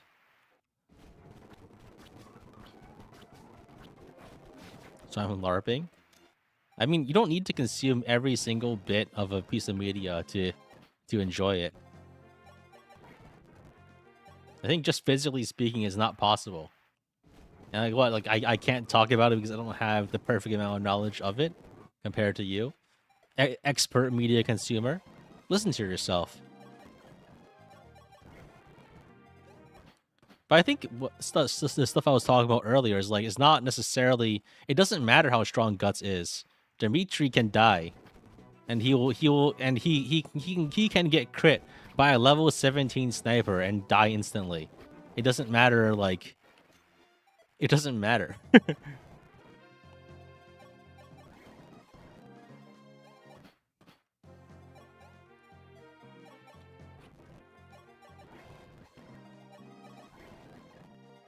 But I don't know. It's their game. But like it's like it's just interesting to look at it from an outsider's perspective because they have their own jargon and their own like systems. The power scaling community, and it's just so like alien to me that thinking like you can engaging with the media from like an outside the media perspective can be done in any sort of like reasonable way. The thought that people think it's even reasonable to conduct it like that is so fascinating to me. It's because it's just like you're just putting shapes into the square hole, I guess. Why is Merrick a bishop and not a sage? Mages and sages have the same magic growth. So it's just that clerics have a lower magic growth than mages, and mages have a higher magic growth than mages and sages. So the reason he's a bishop is because training mages is very hard and time-consuming and difficult. So I don't do it. So I just train them as clerics, and they're worse. They're much worse at the end of the day because the magic growth is so bad. But it's better than actually training them because it's easier and it can be done for effectively free. Whereas training them as a mage is very difficult. And every time I try to train a mage, they've died. Like, the issue here in Lunatic Reverse is you can't even train mages against dragons. Even in normal Lunatic, you cannot feed dragons. You cannot feed dragon kills to mages because they just kill you. You're gonna do like 7 damage, and they do like 20. Like, you're not getting a kill on a dragon without a considerable amount of setup. Like, most of the XP you get in this game is from wyverns and dragons. And being able to kill them makes you easy to train. That's why I run archers. Like, the XP like allocation in this game is like so restricted to those 2 kinds of enemy types, basically. Don't think we're making Hardin today? Probably not, but I need to cap my level here. I'm addicted to the arena. I was planning to just go until I cap my mages out, but it's taking a lot longer than I thought. I thought it would only take like a few hours, but it's taking many more. But I think we're good. This is like enough. Honestly, like, I think we're fine. We don't need to go to cap. We can get the XP on the way. Yeah, so yeah, shave like Excalibur, like, it's the thing about archers that you can train them to do other things too. They can do other combat, so this is probably enough. I need to go buy like maybe like let's say like 10 or 20 javelins and hand axes.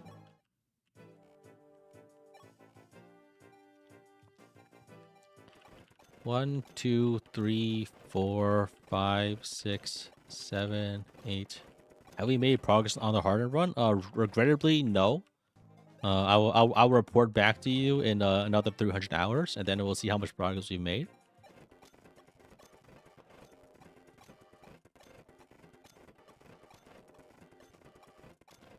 Another 10 javelins, maybe 12 javelins could be good. And we should buy like a lot of heal staves.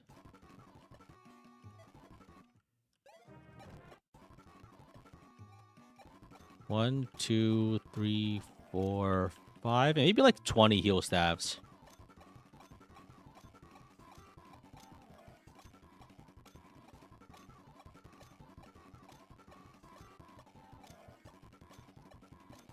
Because I felt like I was running out last time, which is strange, but it's probably because I was doing some heal spam after the battle. Alright. That should be enough, but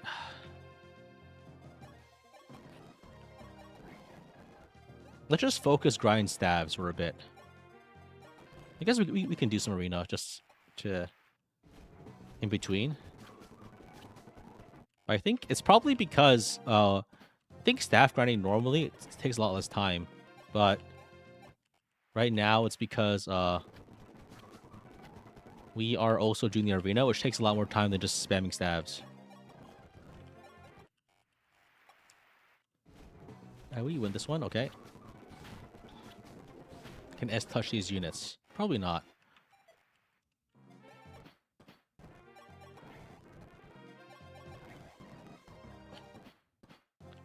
Alright, I think we're okay. Or this now. We have enough stabs. I think we can probably get the rest of our stab XP elsewhere, and then we can grind if we need to. Is forging good in this game? I think it's very useful, but I don't use it as much as I should.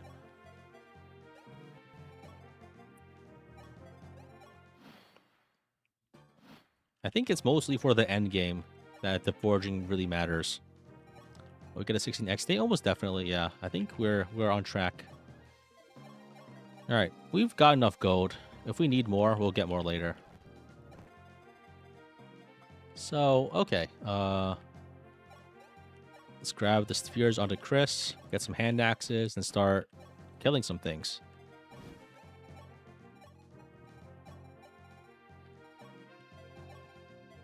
Let's train some axe rank on him, mostly. So I think the play now is...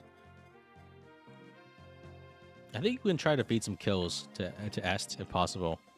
I think Est should be okay. Because we can tonic her up, Star Sphere her, and then she could probably grind next map. And I think that's probably for the best, then, as opposed to trying to train her now. Because that just seems like a lot of trouble, honestly. So I think we can probably feed these kills to Marth. That's probably ideal. Just because Marth does need XP, and training him elsewhere is quite difficult, so let's not.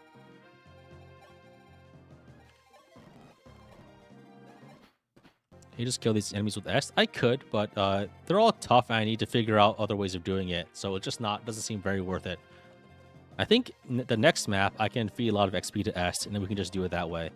Because there's more than enough, especially if you're doing basically no damage, as S will. But I think maybe we should buy more javelins, actually. now that I think about it, the amount of javelins I need is probably a little higher than this. And we don't really get another chance to buy that many. 3, 4, 5. 1, 2, 3, 4, 5. Maybe another 25 javelins. Should be fine. It'd be interesting if the with the weapons procurement in Fire Emblem was actually more realistic, because then like you would actually have to buying javelins would actually be so expensive. I guess actually any missile will be incredibly expensive now that I think about it. I guess the economics of it would just make things very like frustrating, so it probably wouldn't be worth the trouble. So I think for this guy is going to be using his Swarm Tome. So we can bring a Dancer. This will also last longer than 20 uses. Yeah, but you don't, after you throw them, you don't get them back. It turns out like if you throw an object, it goes where you throw it. I think that'll just add a lot more management, and it will probably be not a little, a little like, yeah.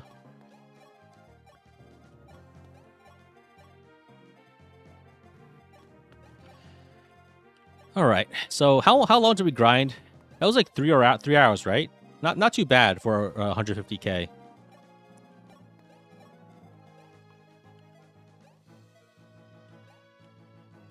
Reclassing someone to a Wyvern Lord costs 100k gold. Oh, I guess because like turns out dragons are expensive to feed, maybe. I don't know.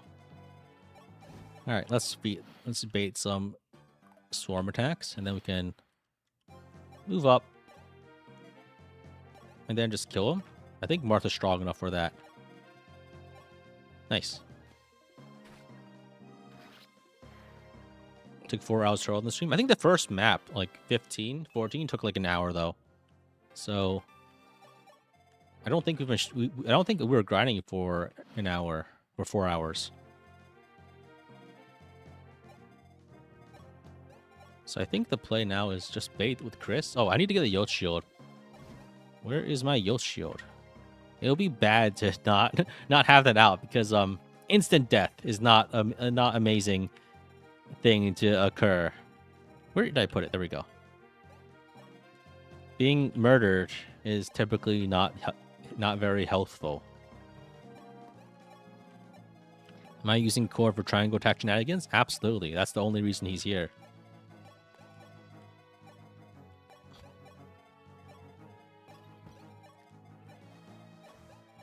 It's been less than 2 hours of grinding? Really? Only less than 2 hours? Wait, what?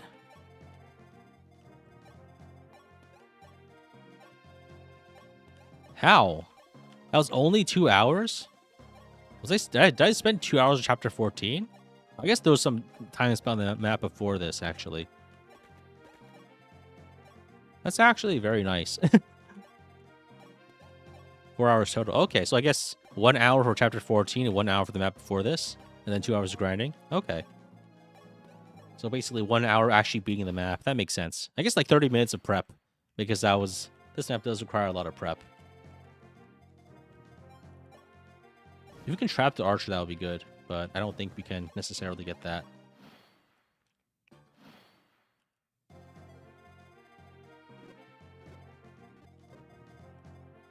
Is Asher going to be in chapter 16? Nope, we killed him. He's dead. His life has ended. So I think, how do I do this? I think I could bait these guys over the wall, right? If I go over here, I can just kill both of them with a... That would be the only way of baiting these guys. Actually, I could go onto the water. I could bait both these guys with a hand axe, I think. I think that's how it works. I don't remember what I did last time, but I hope that's how it works. Let's clone Chris just in case. Let's give Chris a weapon. Huh? Wait. Oh no. Oh no. Wait. Oh shit.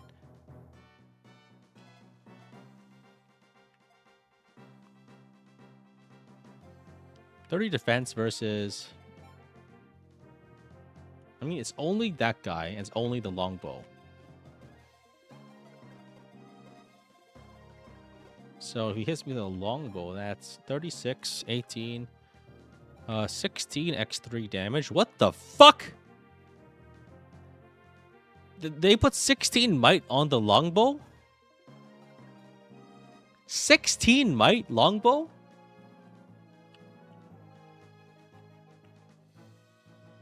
That can't be legal, man. 64 damage on that thing.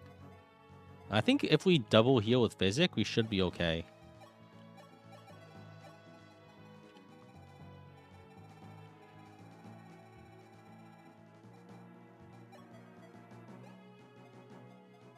We can live if we heal with Physic. Oh, we do have Dolph, actually. If I sacrifice Dolph... I think we should be okay, though. Because, damn, that's a lot of damage, though.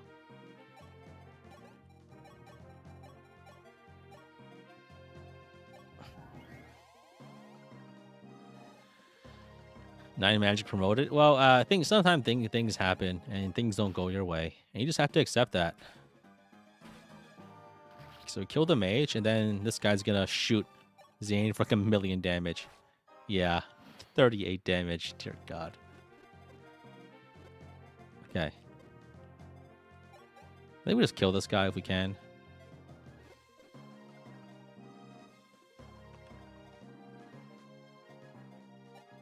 Let's move Zane away.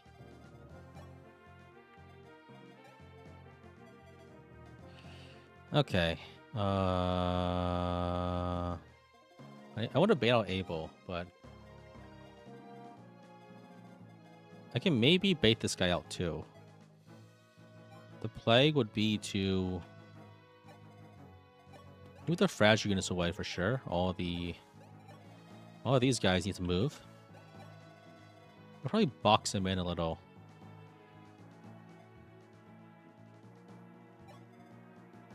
If I heal... This guy doesn't do that much here. So I could probably block with Chris and Katria and Pala. He doesn't... 1% crit. Oh wow, Pala's luck really leaves a lot to be desired, huh? Maybe Marisha can block, actually. This guy doesn't kill. We have a cane coin. Yeah, that thing's been there for 5 years. When I put S in range of Abel, will you auto talk? I just think they don't attack each other, but they don't otherwise interact. I think I can probably bait him to attack Marth, and he'll live through the longbow. Macalin. Oh, it's Dolph. Let's use his killer bow. I don't think so. I can also just leave Dolph there. That will be fine too. Let's sack Dolph.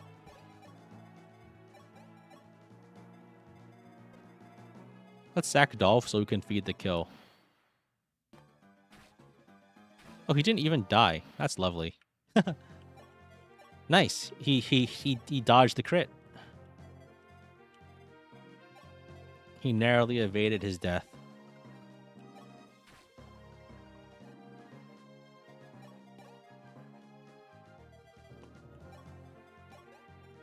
So, who gets the kill? Marth? Let's give it to Marth. Can S do any damage at all? She cannot. Marth kill.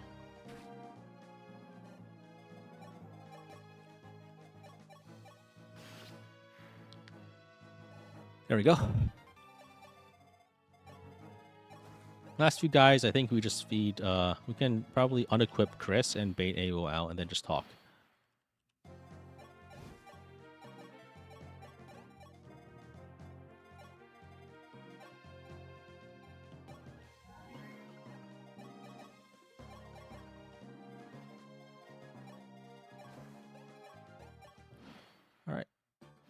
Okay, he doesn't move yet. I guess he needs to be in range. A little closer.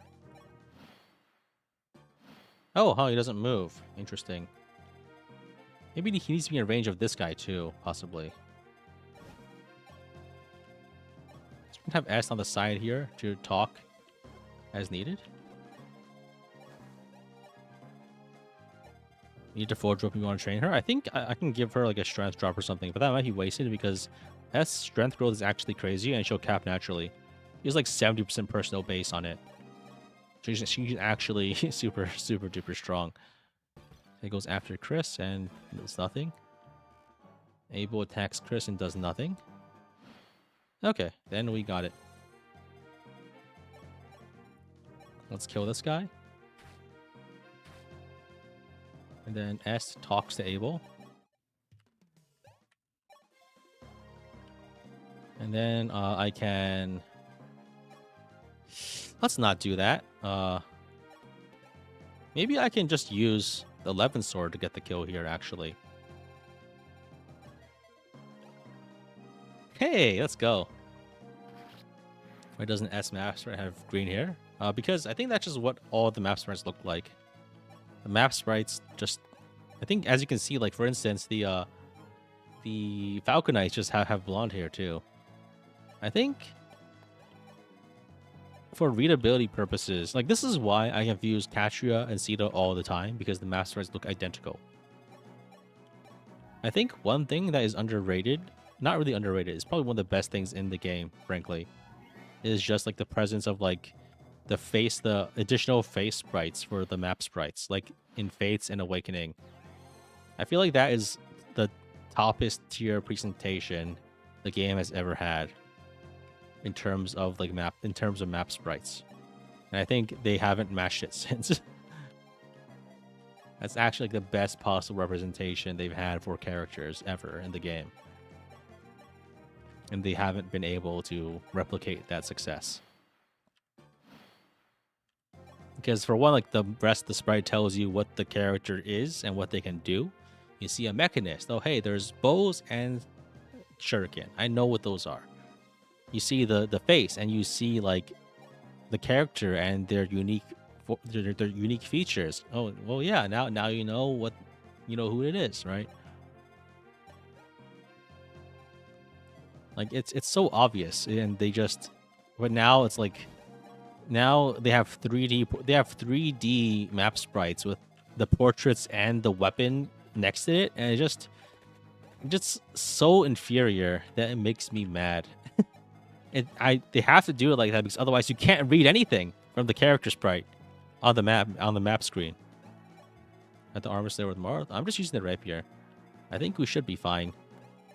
I think I'm gonna milk some hits out of this guy instead of just killing him instantly.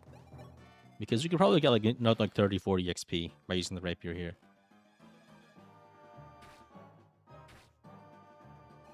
$11 XP, very nice. Then we just heal and then move back in.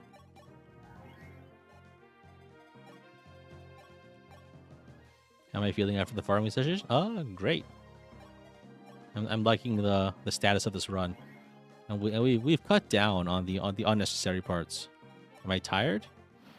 I've been talking a lot, and that's mostly it. Aside from that, I'm feeling pretty good. I think more importantly, I know what to do. Last time I was kind of going in guns blazing, but now like I have a I was like running with plans from like an old 5-year-old YouTube video I made. But this time, I absolutely know like if I follow these steps, victory is guaranteed, essentially.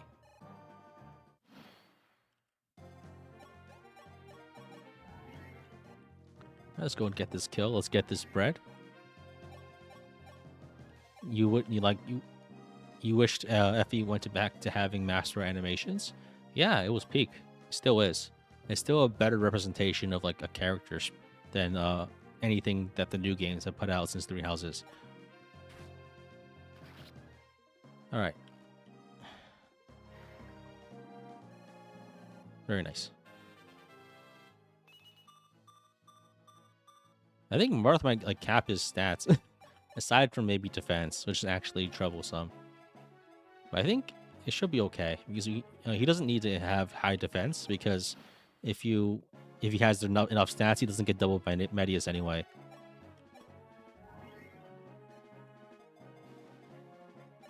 And aside from Medius, like, who else is he gonna fight, really?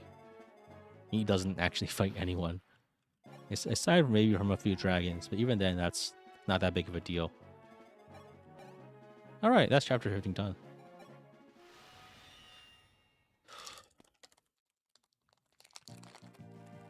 That was a tough battle. Is everyone alright? Absolutely not. Actually, no one died this map. About your tiara, Chris. Did it work? Did you feel the legendary power? I didn't feel any different. Zane pranked you. Yes. Get this shit off of me. Tyler 1 ripping his shirt off. Moment. Alright. Okay. Chapter 16 time.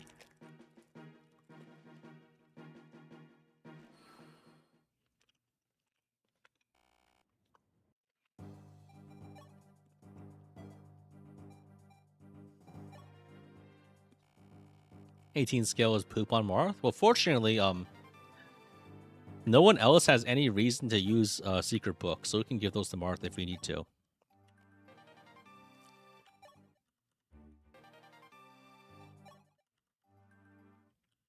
If you say no, Marth thinks it needs time to sink in. I guess Marth does wear a tiara, actually. So he does think it is high fashion. Is Chris still strength screwed? It got fixed with energy drops, mostly. So he was still strength screwed.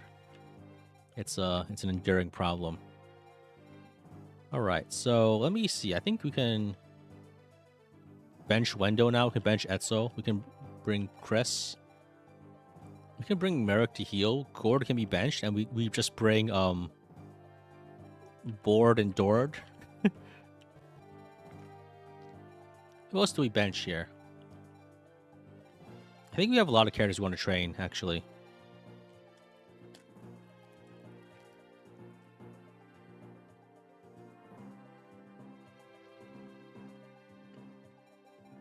Maybe we just bench Merrick. Oh, I think we can... Yeah, that's fine.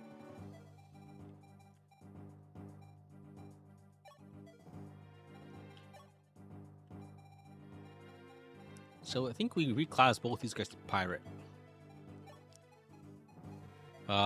Who's... I guess the only other pirate we have is Daros. So we can reclass Daros out to get another pirate. We just have these guys walk on the water.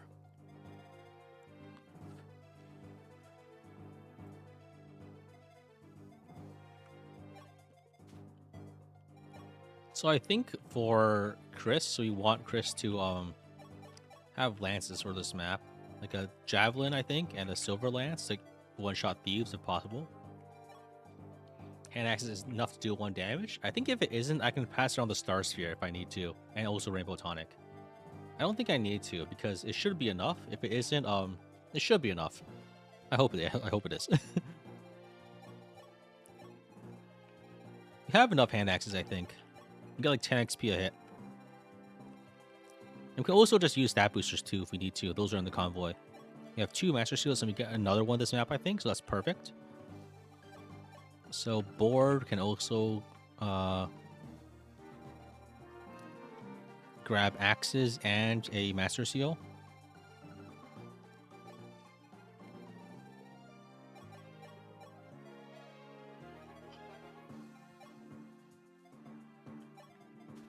So we have plenty of time, I think.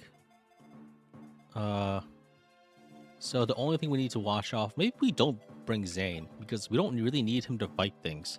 And he's a bit of a liability if we don't need him to fight things. So we can bring Merrick as another healer, just in case. Maybe we can bring Cord too. But I think that won't be very helpful, because we're not going to be setting up for triangle attacks or anything. What unit do I think is most underrated? I feel like I'm using pretty good characters a lot of the time. And most ones I train are just the ones that everyone likes. Katria, Pala, you know. Class Merrick to Sage? Oh yeah, I guess I can do that. I don't think it makes that much of a difference because Sage and Mage growths aren't that different. They're actually identical.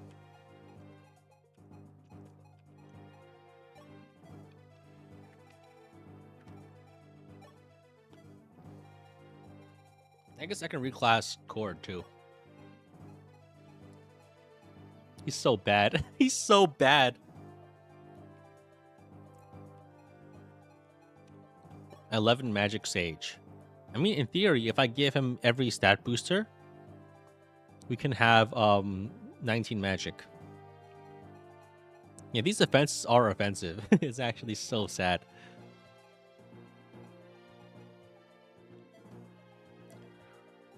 How do you have max speed and no strength? If you go into a non-biz class, you have negative strength growth from the class, so you just don't have any strength growth. So you have a character that doesn't have a strong strength personal like S, you just don't get anything at all.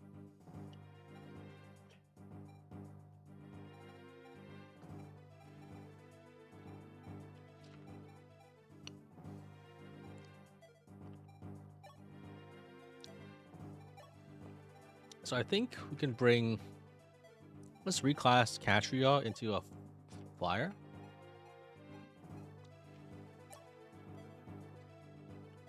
That way we can get working on more axe rank, I think.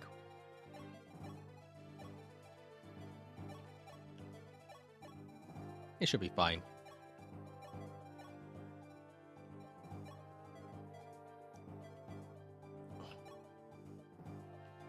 Our DSFE mage is so borked. I think it's funnier that way. It's actually funny how bad they are. I should buy some I should buy like 10 iron bows actually too, while I'm here.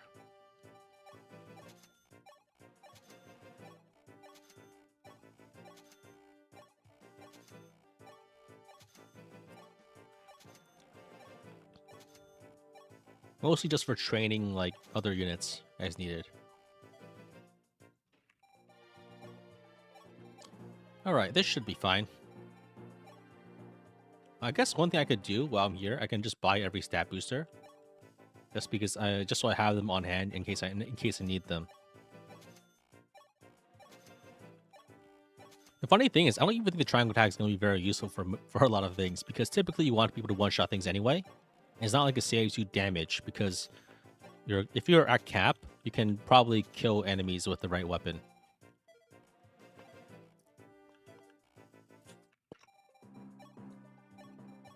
I think I might need to grind out like 70k gold on the stat booster on the chapter 21, probably. Okay, so I think with this you have 33 damage, and I think we don't one-shot this guy. But,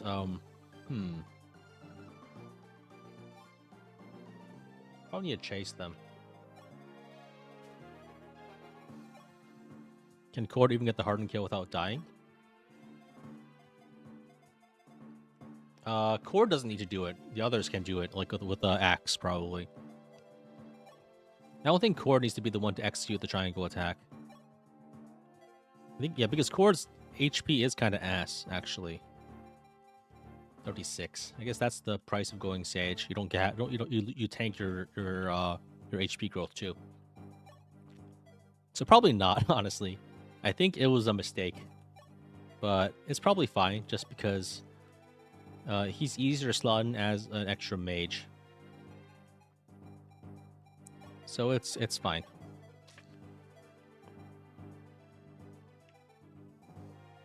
Alright, I think this should be fine. We just hide our units on the water as needed.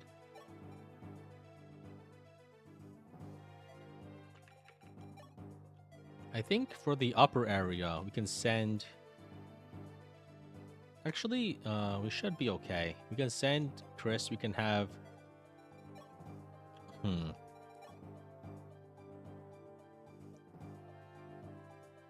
think Catcher can maybe block here too. It should be fine. Am I presenting this softball against Hardin this run? I'll simply just not die, and I will defeat the enemies and not lose. Simple as that, really. Well, not really, but that's not how it works, but that's the idea. Look at the Yote Shield. Yep, it's on Chris, so we are safe. We're not gonna die. Okay, I guess this is the problem of not training Est at all. But I think we might need to use a Rainbow Tonic just to get some extra hit here. Quarter will die to a wet napkin. Well, he'll die in he will die in more than one hit typically because he's got 25 speed. So he'll probably be okay, but we have plenty of angelic robes. A lot of the units we have been doing pretty well with their HP growths, and we have like 6 more to allocate in the game, so that's plenty to cap HP on characters that we need to cap HP. Alright, Sita can kill this guy with the javelin.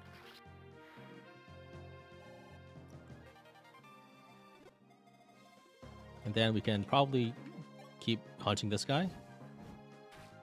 We went out and touched grass for a bit. How long did you arena grind for? Only like 2 hours, actually.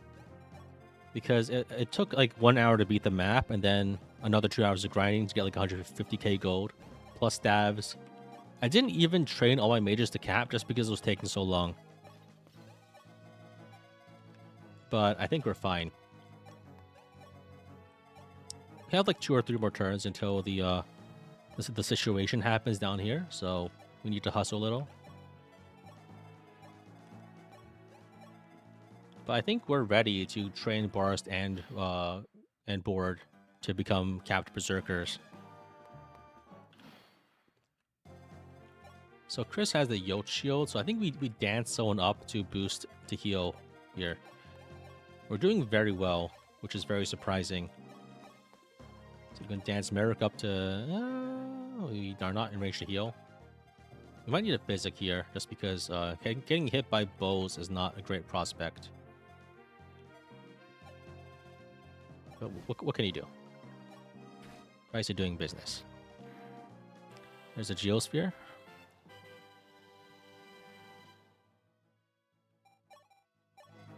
Goes to the convoy, and I think we use some physics here, actually.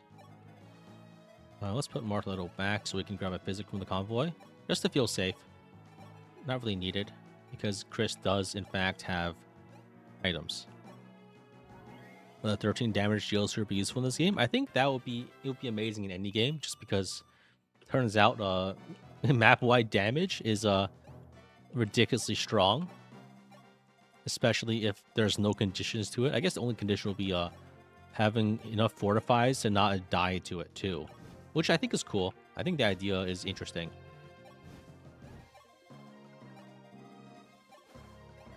I think we send Sita and Katria up here. This Marisha is Magic Plus. Yeah, she's doing pretty well. So I think reinforcements start next turn. So we have precious little time to get out of here.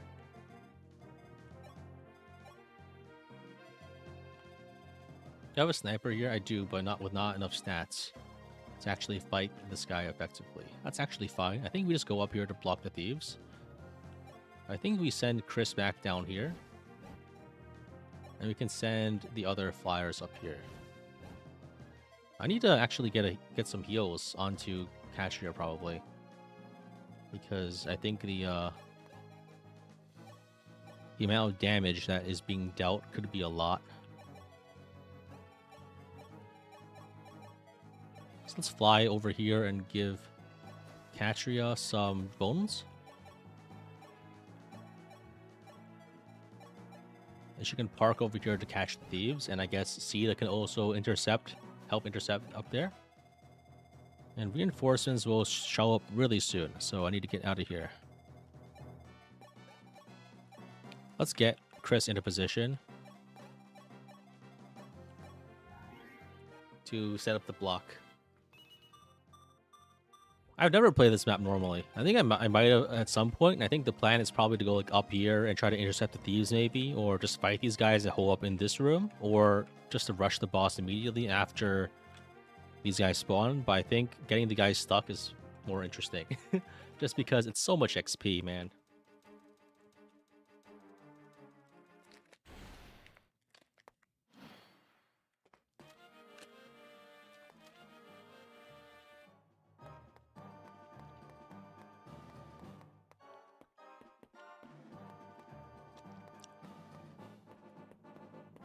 I think the longbow guy is moving away, right? Yeah, that's good. So I think we can you just put Katria over here. Wait. Yeah, if we catch her over here, the longbow guy will not move in. That's very important. Because if he moves in, I'm toast. You're wondering how much Three Houses is broken? I don't know if it's broken, but it's definitely not. It's like a lot of. I think it's just that, yeah, sometimes it just happens like that, and you can't do anything about it. So I think we wait one more turn here. So we can, this guy should move in first. And we can break his weapon, and then we're safe. Forever. Let's have S down here. Let's train S first. I think she's the most valuable unit here. Actually, let me pull off my old stream. Every time I do this, I'm a little nervous because if I fuck this up like even slightly, we just die. And I think that's not great. I think dying is typically suboptimal as a strategy for winning. Oh yeah, last time I did this, I called it, if I don't set this right, I will die instantly. That is what will happen this time if I don't set this up right. So I think the plan here is the guy hits me and I block by just staying on the tile I'm on right now. Because the lance guy will move in and then block for me. Right? Yep, this is the exact formation that works. We have the Yolt shield, so everything is as it should be. We just wait. Yep, we got it to work. Okay, we're good. All is well in the world. Nothing bad ever happens to people who don't deserve anything bad happening to them. Will it be so bad if I die immediately after farming for 4 hours? Well, I mean, I only farmed for 2 hours, actually. And, so it's actually... But... but that doesn't mean it wouldn't be bad if I died. But I won't die. I'm immortal. Because, this guy's stuck. He can't do anything.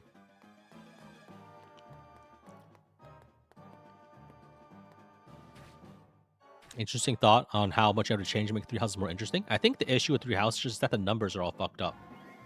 It doesn't matter how good you make the system. If the numbers are all fucked up, who cares? The numbers are just off. The numbers are too big and like, you know what I mean? You know what I mean when I say that the numbers feel off? I feel like that's just the main issue with Three Houses. The numbers get too big and it's not really balanced in an interesting way. Like, Fates is a game with good numbers. That's the core difference. Fates is a game that has a very good number setup. And all of the proper things are in the right ranges. Like, there's like a healthy amount of like hits to kill and sort of thing. And it balances the numbers just right. Three Houses balance the numbers poorly because they expect you to do mini games to account for differences.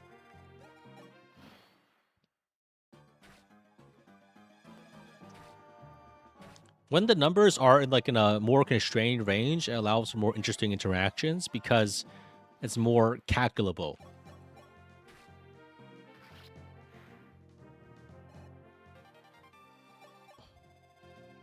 It's easier to do the mental math, basically.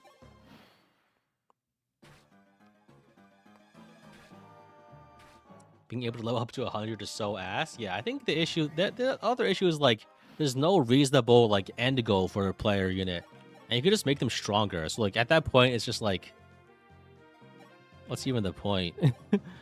If you can, I mean, I think even the grind I did wasn't even that like good in terms of other methods that could be done, like grinding stat boosters in the garden, for instance. Can you train sword rank on Falconite, Sita, and Est? It's not easy to train it just because swords are an inherently dangerous weapon type to attack with. So swords are a very bad weapon type in this game. They're useful, sure, but training it is very hard. It's like the hardest one to train just because, especially in this difficulty, any use of it requires getting up close and personal, and in a game filled with 1-2 range enemies, it's just not. The other issue is that they're not in the useful classes. I guess you can do it if you go Paladin, but oftentimes Draco Knight is better just because of the mobility that you need. So oftentimes weapon ranks are more of like a consequence of like the other good classes. Do you know what I mean? It's not really a result of like target farming in this game is hard because you need to do other things with your time, like killing enemies. Yeah. Hero and Swordmaster are good too. They are fine, but not early in the game. And so that's when you build your weapon ranks, right? So there's no easy opportunity to get your weapon ranks unless you're already fighting with them anyway. And frankly, a lot of your combat in the mid game should be with javelins and hand axes. If not that, then I guess you're using Draco Knight or Paladin for the movement. And the Paladin of White Wings can be good, but Draco Knight is often better. In the mid game, especially when the 23 speed cap isn't as important. Late game, Paladin's 25 speed cap is much more important. But even then, for a lot of the late game maps, flying is... It can't be needed or just not needed sometimes. That's the other thing. Like if you're on the Hardin map, flying offers you no advantage. The main advantage you get is not being a horse, so you don't get hit by horse slayers. But I don't think those are even present in that mode. So, all right. So I think we do this. We can do this. We can move around and grab the fortify staff probably.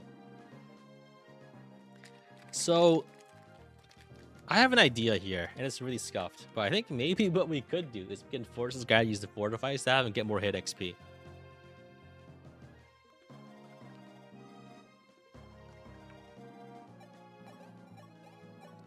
If we can burn this fortify staff just to like farm these guys up better, that might be worth it.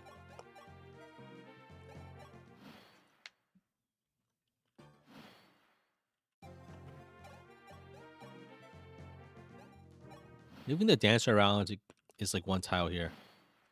But like obtain a fortify or physic gear, both if you do it right. You can kill both of them before they use them, but you can also just have them use them. And I guess the advantage here is that you can attack, do some damage, and then once they're under half HP, you get more hits. I think it's not really worth it here because we do no damage.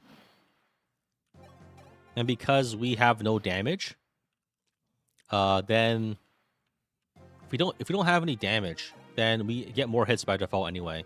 So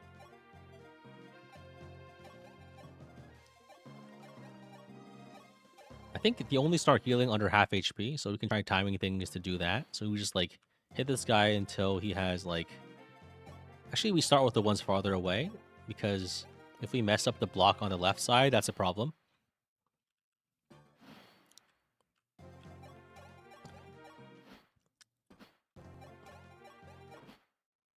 All right. So who do we train first? Let's train Barst first, I think.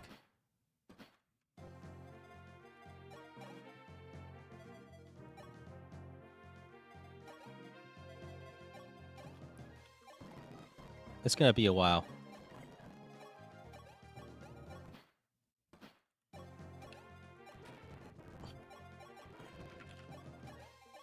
So I think we hit these guys until they're barely under half HP, barely above half HP. I think it's like 28. Their hit rate really leaves a lot to be desired here, but I can't do anything about that.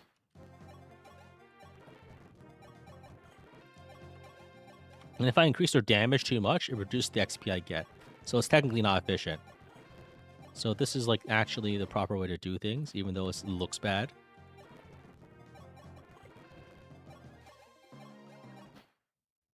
Would it be safe to attack the guys at 2 range twice?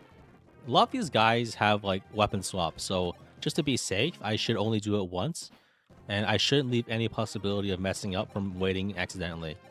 So it's technically safe, I think, but in terms of efficiency, it's not great just because the odds of me like messing up from not doing the safety step is unacceptable, basically. I know he only has an axe, but like only half of them only have axes. The other half have bows. So if I mess that up, then I'm instantly dead. So I shouldn't do that ever, just because the odds of me messing up and causing myself problems is a legitimate risk that will cause me problems. Nice. What on earth? Oh, did you just stumble into one of my streams and you're wondering what the hell I'm doing? That is yeah, a very common occurrence. If you're wondering what I'm doing, I am grinding XP by trapping 20 odd strong enemies against by AI manipulation, so I can train crappy units that otherwise would not be able to be trained very easily in this game.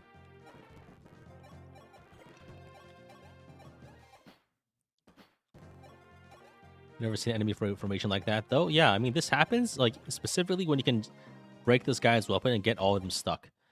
So it's not something that can be done normally. It's something that you have to force, essentially.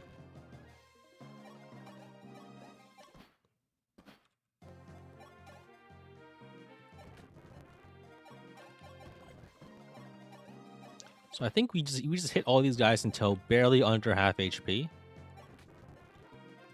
Barely above half HP.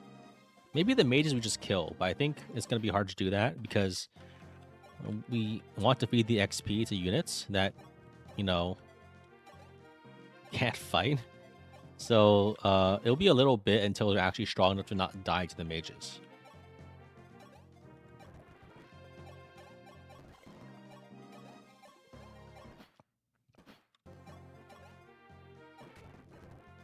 This is optimal. We're doing an Iron Man, by the way. So this is, if you're planning on doing the game in one run, strats like this are just par for the course.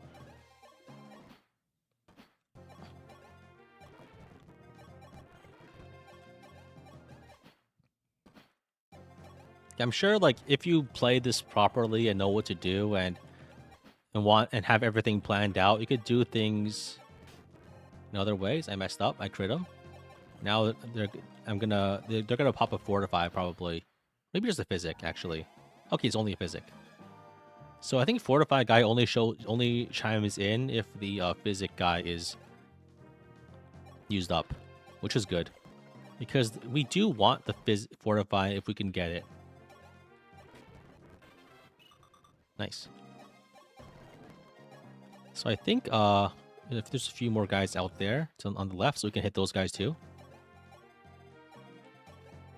So what we're doing here is we're maximizing XP gain by hitting all the enemies until just barely above half HP. And that way we can get the maximum amount of healing from the enemy Fortify stat when it pops. So that these guys can be hit a number more times, essentially, to get more XP. Because effectively, every combat is like 10 to 13 XP at the start per hit. And if you can get more, especially when you're lower level, if you can get enough hits, you can easily get more XP than the amount you would get by killing the enemy.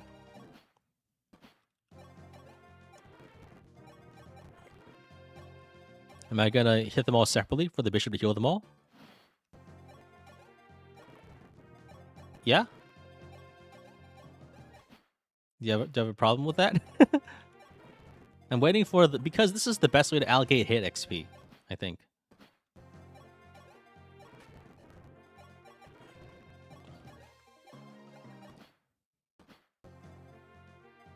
I think I'll need to get the physics staff guy done. I don't know, I feel like we're barely just gonna make it. The amount of hits we can do is not gonna be enough, I think. Because the fall off is pretty drastic once it starts. But yeah. Funny thing is that this is like basically what you have to do if you want any weapon ranks in this game. Just because how long it takes to actually get weapon ranks is it just takes so long that it's legitimately getting them normally is just such a pain. I'll make the Berserkers or Horsemen. Probably Berserkers. I think Horsemen might be an issue just because we don't have any bow rank. A Horseman might be good. I think capping Berserker puts you on track for capping Horseman too. I think having the Berserkers so you can use axes and then get really big crits would be good.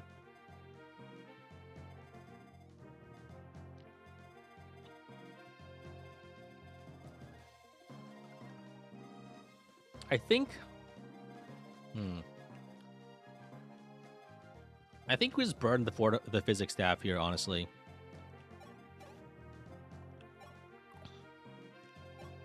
Because at this rate, we're not going to be able to get all the XP we need unless they start healing themselves. We have 3 units this time. I think last time we only trained 2. Nice. Am I going to find the one next to Chris? Nah. I think I'll leave that one there just to feel safe.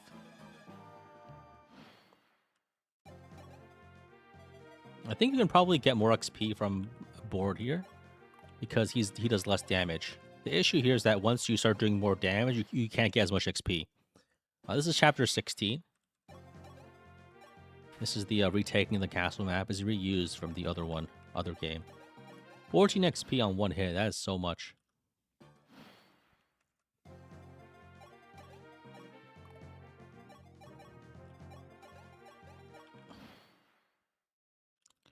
All right.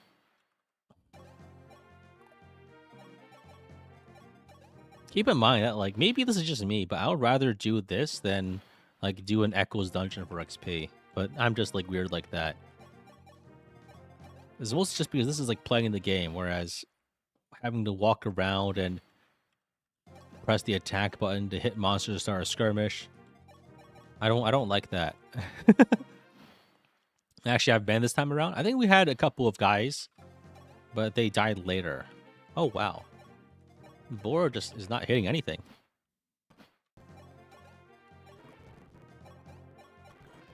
What is going on?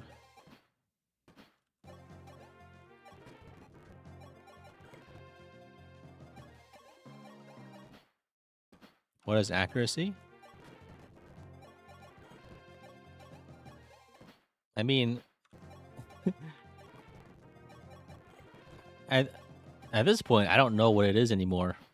What is so bad? He really is. He really is really bad.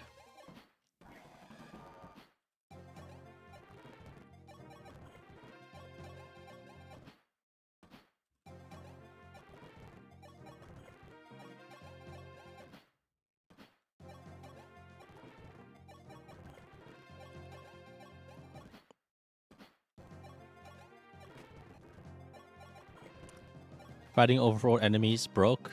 Fighting infinite faceless for weapon XP and Secret's Paralog woke. I mean, actually, though, I feel like...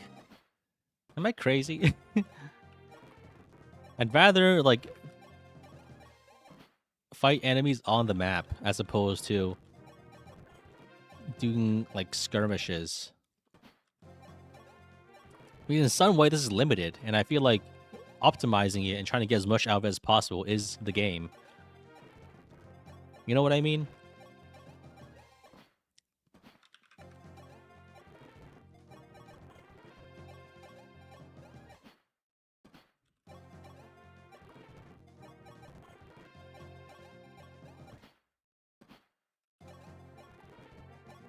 I feel like I've missed like 7 times in a row here.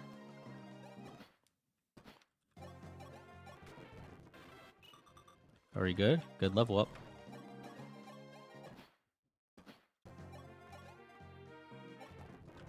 The problem with skirmishes, you can do them as much as you want or as little as you want. Yeah. The fact that they're infinite is a problem. Because then you can do them as much as you want, but then the issue is the amount I want to do them is 0. So then, why are they there?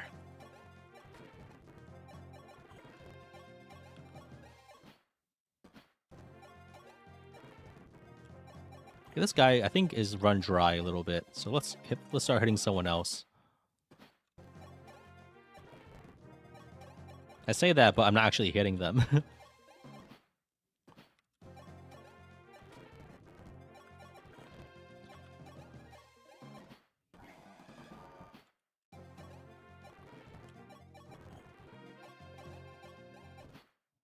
When you ever play FE11, you always break the enemy's weapon to grind XP on them. Yeah.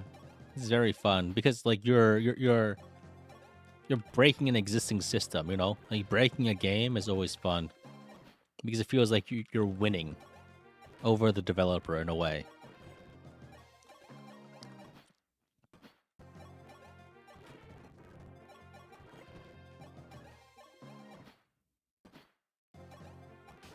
I crit him? Okay. That's another physic use.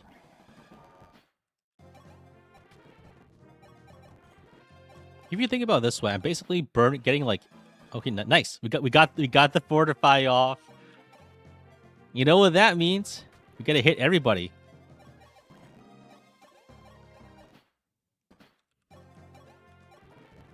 until they're half HP.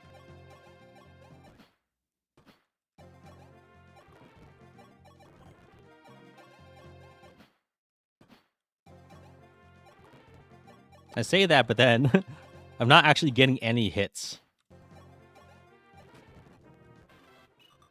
More strength, more skill. Oh shit. I almost ended turn there accidentally.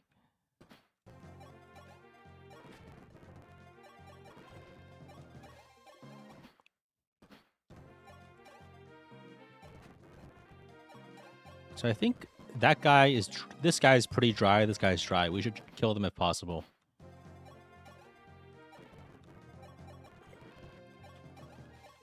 How much degen XP does this give? Enough to level 2 units to promo, probably. 2 or 3. I hope.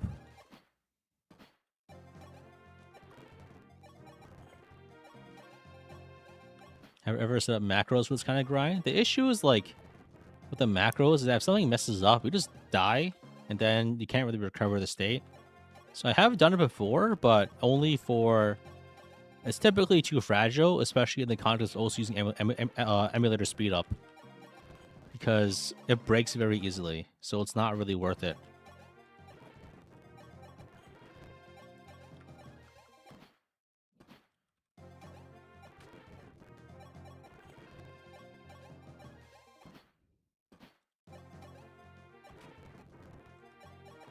Is it enough to make board record useful? I mean, if they get promoed, probably. If not, then probably not, right?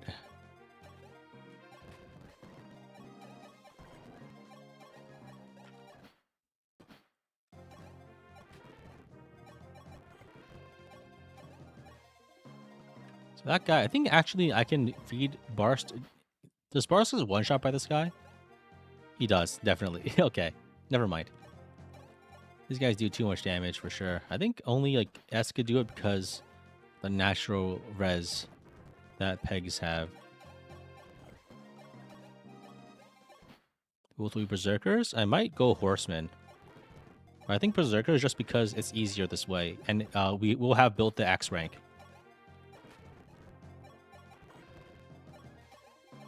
We need a lot of levels to tank those mages. I think S will probably do it. Oh shit. I think that'll be S job. S will also come down here for XP later.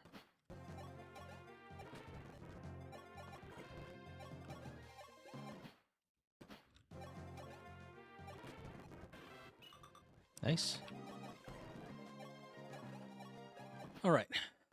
So, I think we can probably... Okay, so we got 3 levels out of that already. I think maybe it's time to just kill the fortify guy, actually. Maybe we can let him use one more fortify use. And then we just kill him. The mages are unpromoted, yeah, so they don't give as much. That is true. So I think we can farm this guy over here. Then maybe throw a few hits at the other soldier, just because it's easier to hit him. I guess I probably should... Maybe I should have brought Cord here for the support bonus or something. I think that would add like 5 or so hit, which would be useful. 14 XP, very nice.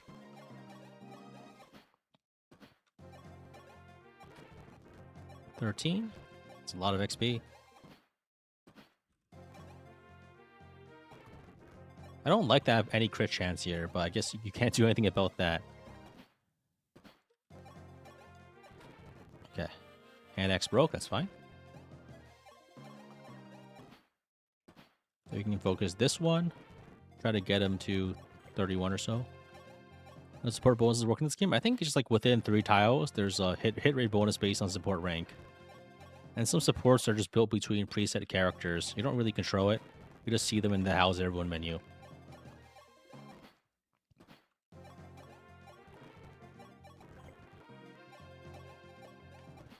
Don't you love when the enemy is not only strong as shit, but also gives no XP? Well, I mean, it happens all the time. I think in FE12, like, identifying the XP bags is pretty important. Like, that's why archers are so good, because you can train them on the wyverns without them being very strong. So that guy's dry. We need to kill him. He doesn't do anything anymore.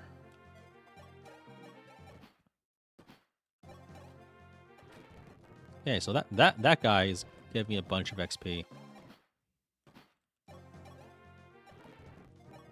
Hit rate still... Oh, I guess his weapon is broken, so we don't have weapon triangle advantage, actually. That's funny how that happens.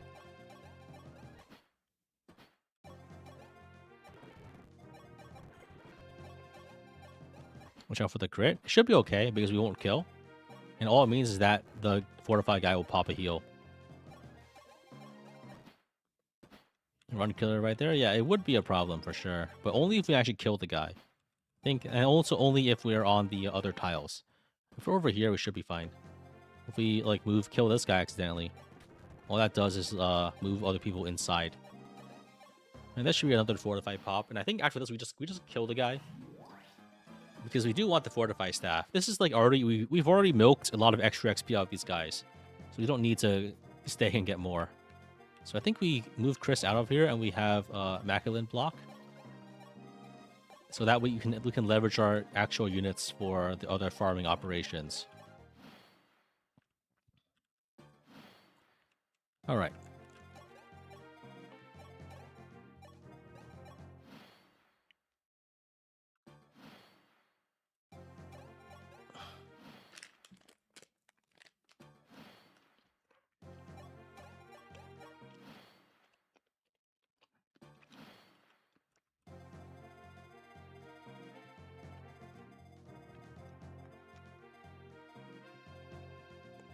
How do I do this? So I think I need to bait the snipers. Then I need to fight them. The issue is that they have 24 speed. So nobody I have can deal with them except maybe for Pala with the Star Sphere and the Rainbow Potion. That's probably the play. Just to have like 29 speed to double them.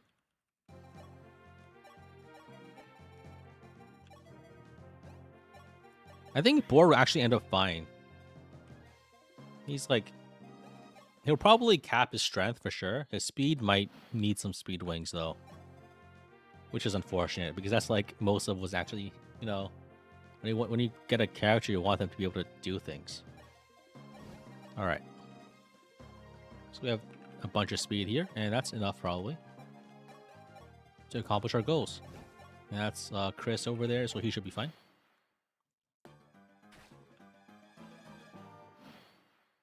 Let's bait him out, and then we can kill him with Pala.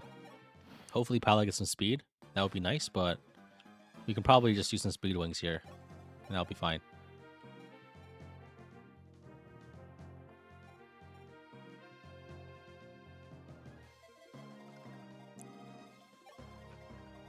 So we're not getting the kill. Unless we use the big bow. Yeah, let's... I don't think I have the dance ready. So let's just kill him. This is what this weapon is for. This forged iron bow is just so useful. The early forged iron bow is probably the best weapon you can ever forge in FE12, just because it's so useful for the getting kills on low weapon rank units. It's like it's an iron bow with silver bow might with like +7 forge. It costs like 7,000, but it's so worth it.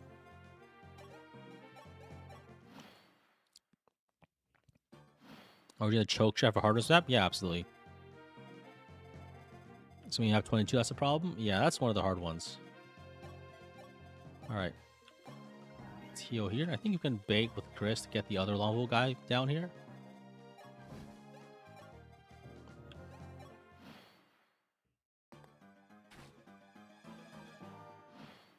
Let's move him down again.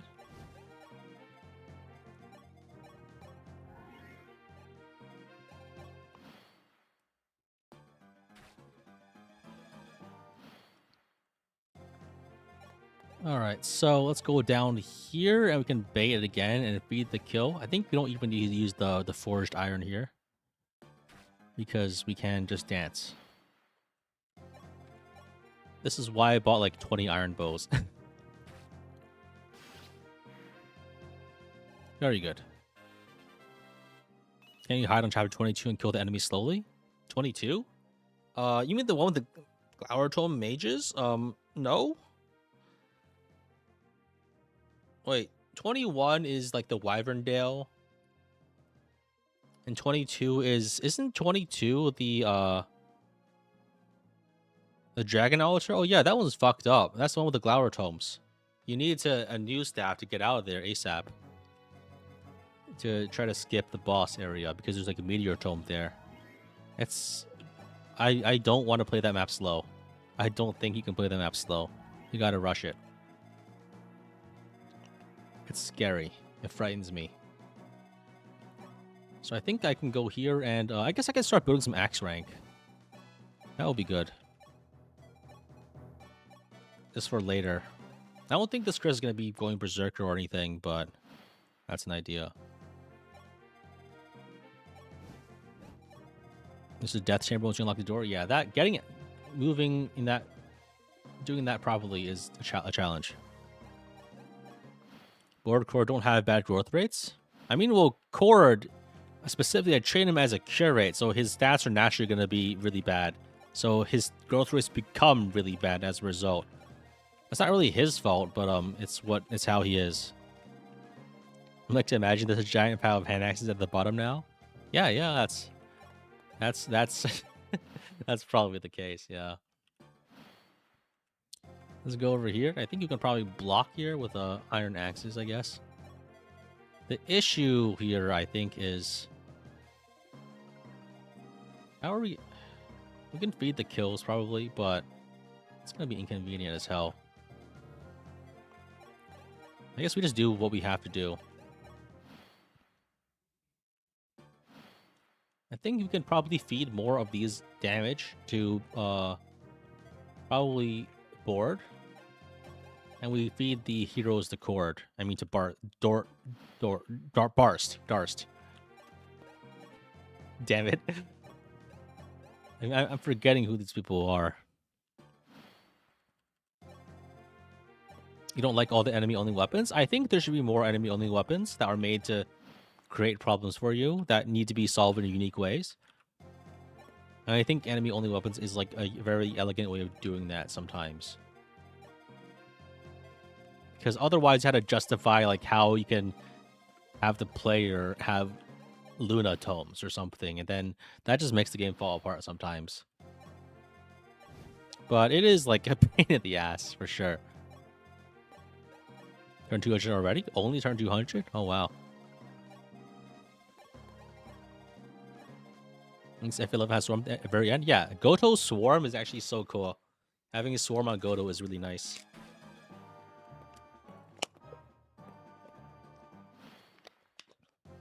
I think to prevent the guy from using Fortify, we need to kill him like without getting them to before they get to half HP.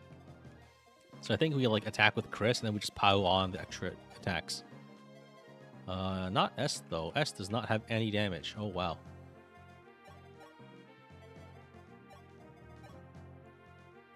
Actually getting this kill is going to be really annoying. Let's bring Sita up here instead, so she can try to get the kills.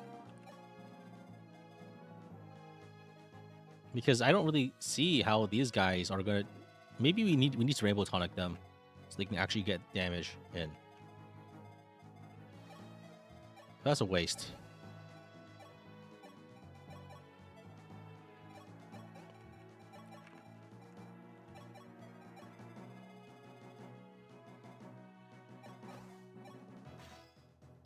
Probably that was a waste of time. I shouldn't have done that.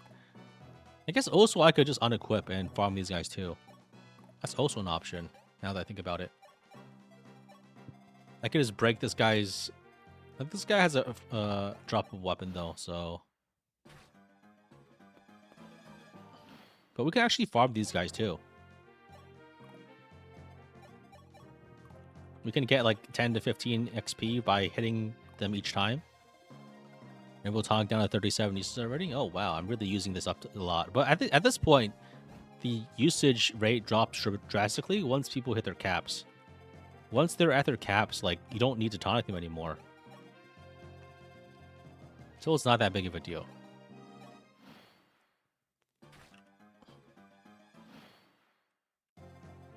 I think this guy, we need to kill him just because, so we can get a silver sword. Not that it matters, because... But, that would be ideal. I think, like, actually, we could just let him hit us with a silver sword until it breaks, because frankly, we won't need it. It's like, silver swords are not going to be very useful, and selling it, we already have enough gold, and we can get gold as we need it, as needed. So we should be okay on that front.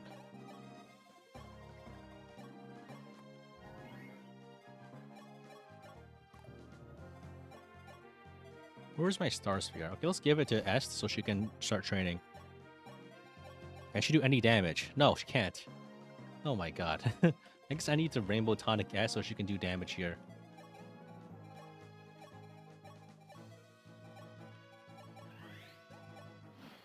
Is Magic Cap even possible without Spirit Dust? It's very hard.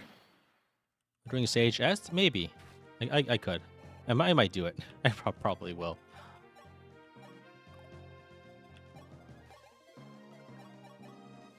I guess also having the catcher there helps with the support bonus. Now that I think about it. That's a lot of XP. Alright. So I think you can actually... You can probably get like a million levels out of this guy alone.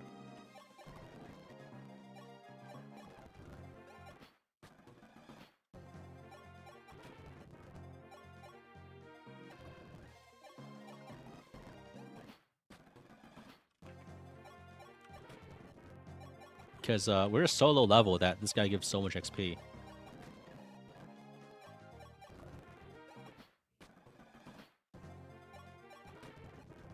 Is he at half? Nearly at half. Let's focus on the other guys first so we can maximize the fortify uses.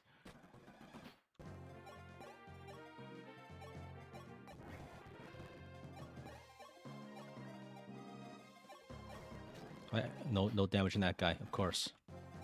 Because he's got an axe. And S doesn't have enough damage to overcome the weapon triangle. Even this one, there's not enough. Okay. So I think I can kill this guy, actually.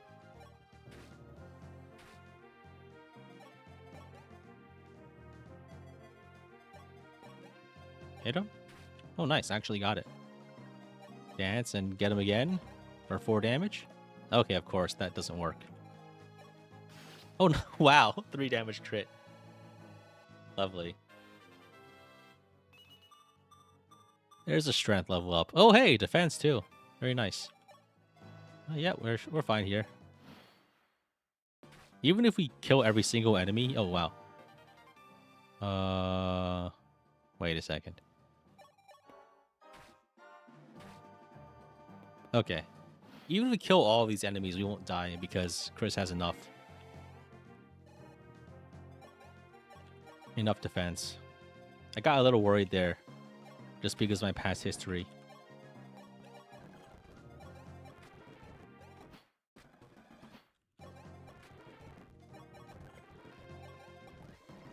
This is giving you frying pan vibes. Oh no. There we go. There's some good levels.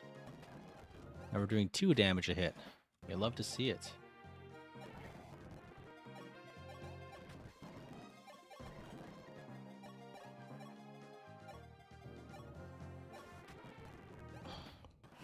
Oh, they popped the fortify already.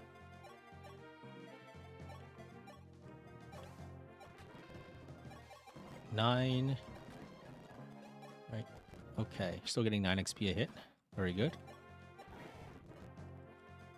This is so much faster. Well, because of the support bonuses and the weapon triangle advantage.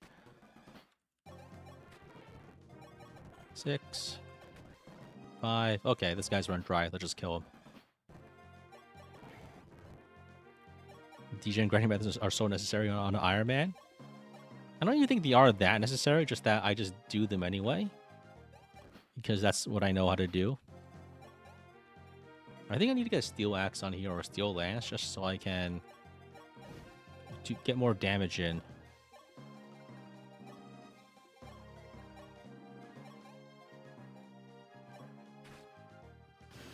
Oh, I killed him. Oops. I guess the play here then is to trade off the weapon.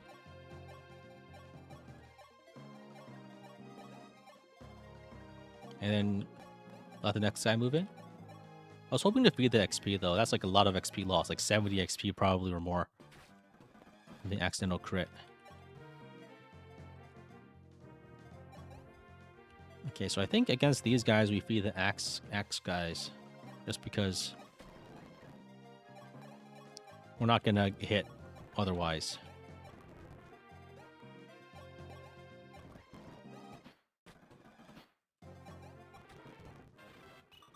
Nice level.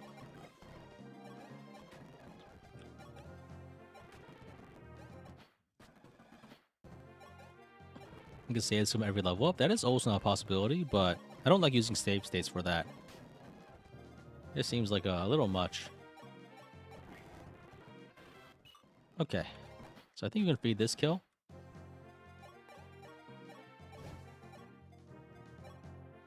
I need to get the steel lance back on here.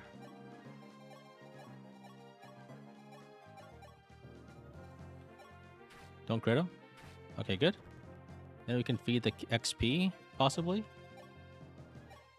Nice, smart skill. This can't be behind Chris and attack too. Against that guy, I was doing no damage, so I had to do it like that. So I think here I trade weapons over, but unequipping Chris is going to be a little complicated, actually. Actually, I think I can have Fina do it. I can take all his weapons. All right, there we go. This guy has a sword, so that's S XP. Lovely. Also, everyone else XP if I really want to. Nice. S is leveling up pretty well. Even at this like low, level 8, she has so much speed.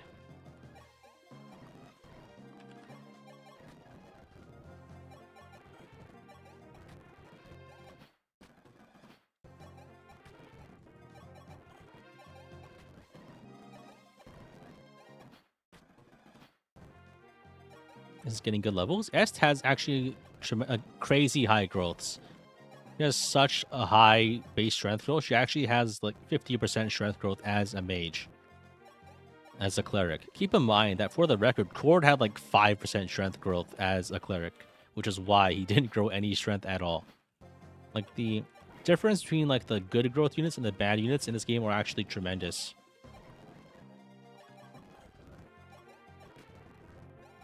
Okay, this guy's running dry. Let's kill him soon.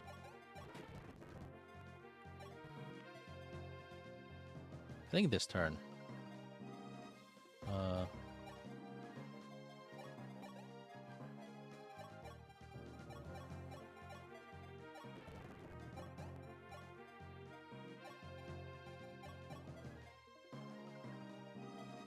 Oops, too much damage there.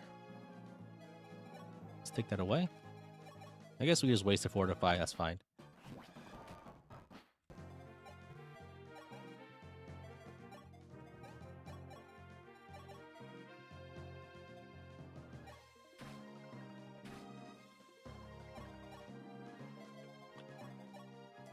Hey, I timed this poorly.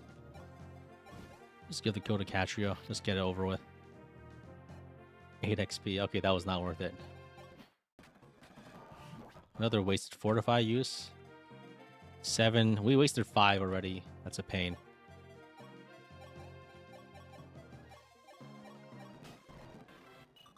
Another S level. We love to see it.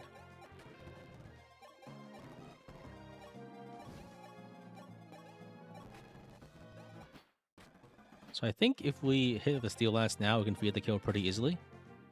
We crit him accidentally, of course. Classic. That always happens. We missed a couple of good levels just because of that. But it happens, I guess. Okay. Let's go and grab all the treasure. Then we kill the boss, I think. We probably just wait out the swarm and meteor tomes. And while we're doing that, we should be able to get the rest of the Marisha XP. We're doing double duty because we would have needed to do that anyway, I think. Stat boosters, okay. So yeah, there's more guys down there, and I think I can probably promo at least two of them. I hope so. I think it was pretty down to the wire last time I tried this with 2 units, and I already trained some of them. I think I trained Kane and Est there. And I already had a head start on Est, and Kane also came around level 10.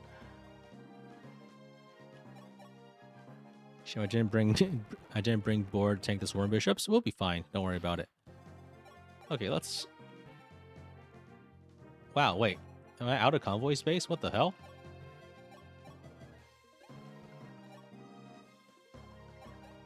Did I lose the items? No, we have them. Wait, what the hell? I ran out of convoy space?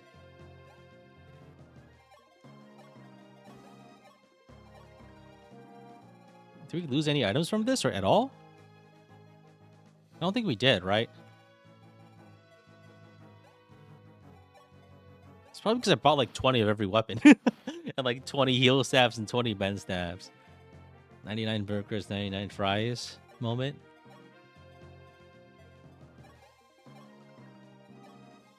Have Chris eat some Draco shields? I think I already ate all of them. Alright. Let's heal spam to get through these meteor tomes and everything. We can probably stall out this and the swarm tome too, I think, if we stack it right. Like over here. Nope, that doesn't work.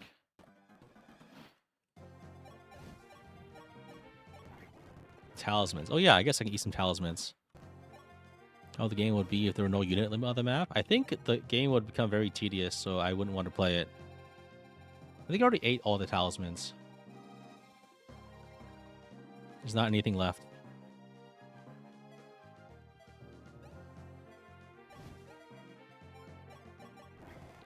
Alright, let's wait out the meteor tome. It's like 33 uses, right? It's so funny that meteor is 33 uses.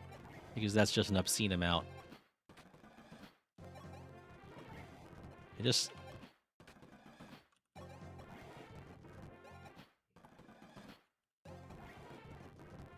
I think maybe I could bring Merrick up here and then I could do some dual duty stuff.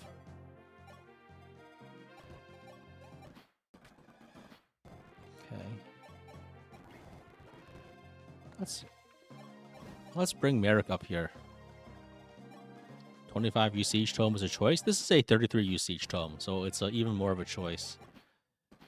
So, if you're wondering, has a 33 usage tome right there.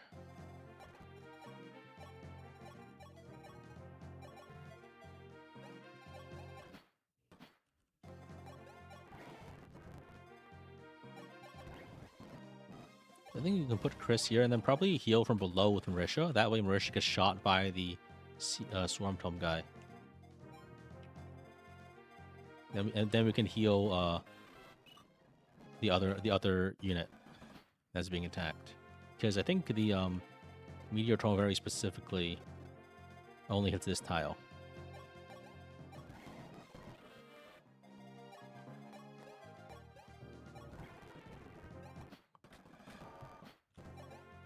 Alright, perfect.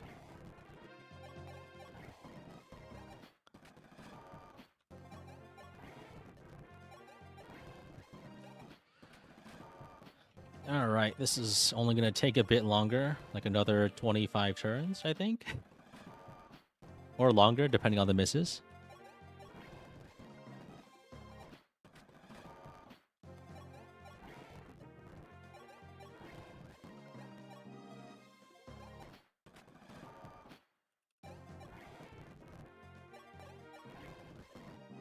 Why is Thoron being used to forge instead of Excalibur? Because you can't forge Excalibur.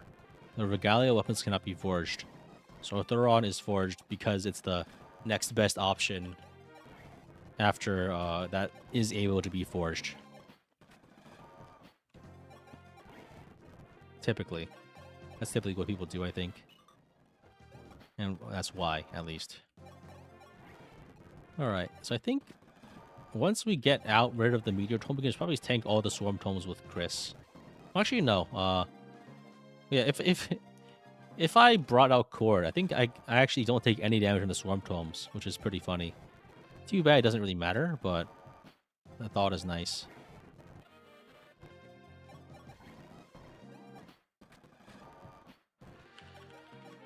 Alright.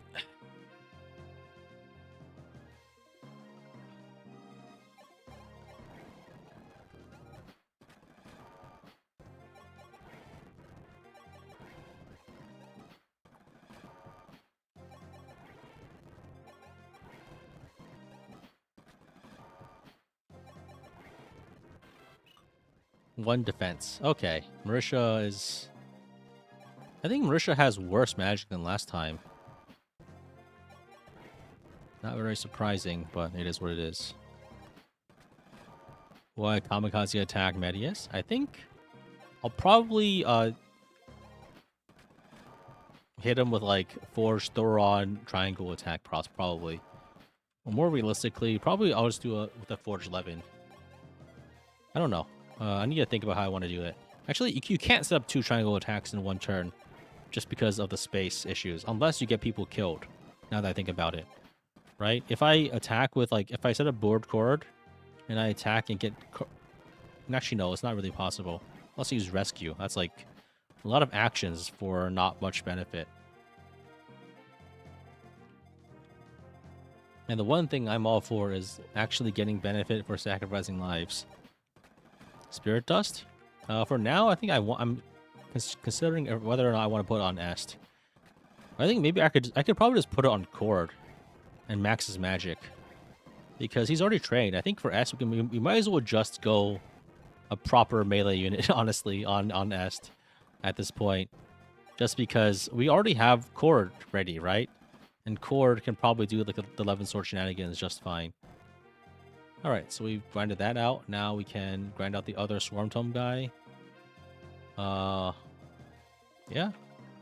Post haste.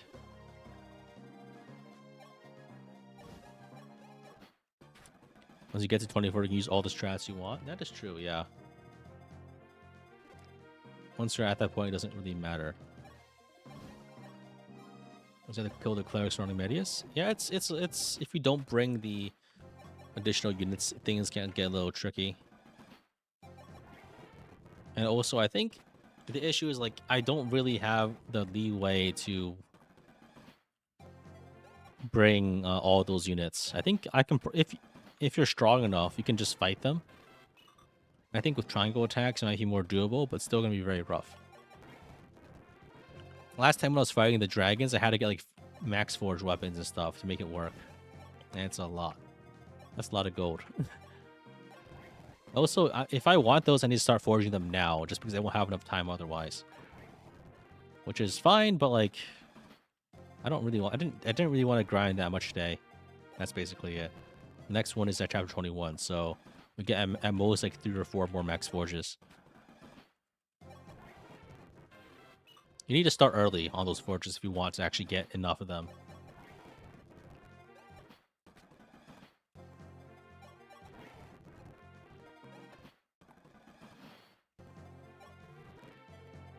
You can copy Falchion Marth with Zane.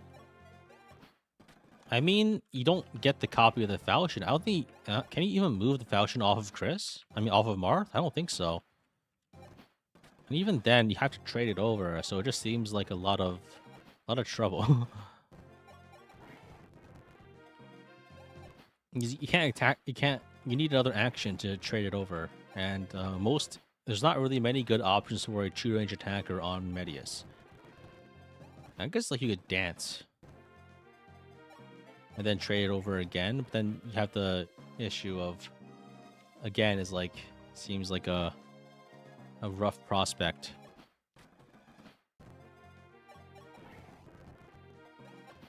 Yeah, you can't double up on the falchion in this game. There's no like weaker falchion. You either get it or you don't. And if you don't get it, then you need to kill Medius another way. Can Copy Marth even equip falchion? A Copy Marth Zane can equip perf weapons. Like if you get another wing spear, you can copy the wings. You can get another. You can use the wing spear on a Sita copied Zane. And it was useful marginally in the previous chapter, but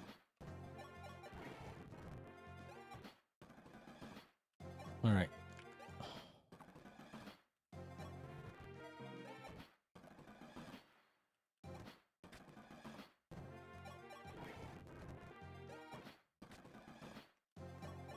You can use that to lose the falchion. I'm not really sure if you can even trade the falchion in this game though. Same reason, like same thing. You can't trade the seal the binding shield. So it might not even work. It's not something I can test in this run live on stream very easily because, you know, Iron Man. So, who knows? You can? Okay.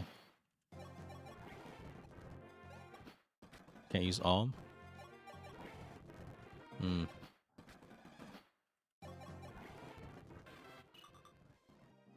You can't resist too many turns on that map. If you are doing well, you actually can just kill all the dragons, only have to fight 3 or 4 a turn, and then you have plenty of turns to kill Medius. But you need like a lot of good combat for that to work, so it's a little tough. So I think for this we can bring Sita over to do some combat. Sita and Castria and all the proper units. Yeah, there's no warp, there's no Alm in this mode. But you can't like suicide bomb attack with attacks here.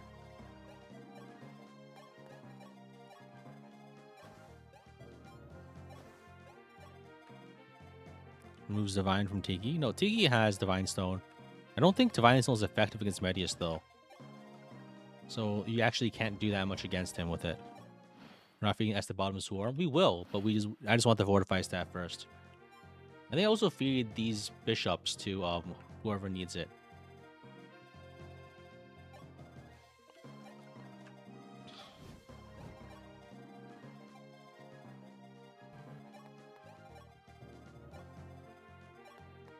All the property units, like Dord isn't there.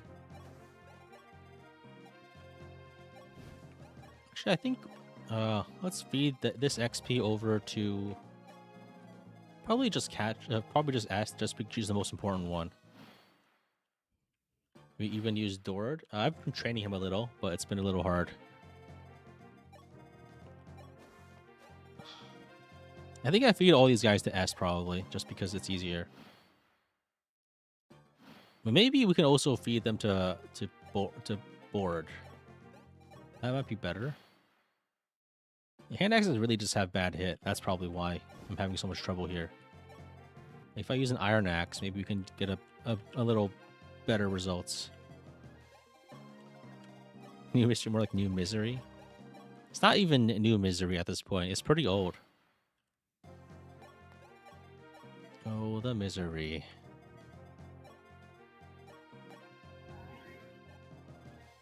Alright, I think, where is my... I guess I can use a hand axe for one of these guys. The usual misery. So I think I'll just go here. Oh, fuck! That can happen? Oh, shit. I guess I baited them... I mean, at least they didn't kill me, but that's frightening. I guess I baited them too close, huh? They are moving towards the closest enemy. And they're farther away here. That's actually fine, because we can probably... No, it's not fine at all. This is really bad. But we can run away. We can run. There's plenty of space. Maybe if we run, then they'll go back. And all will be woe again.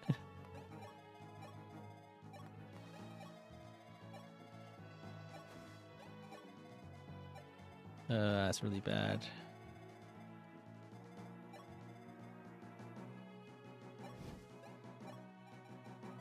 So Mage has 6 move and Board has 6 move. So if We are too slow. Board will get caught and die.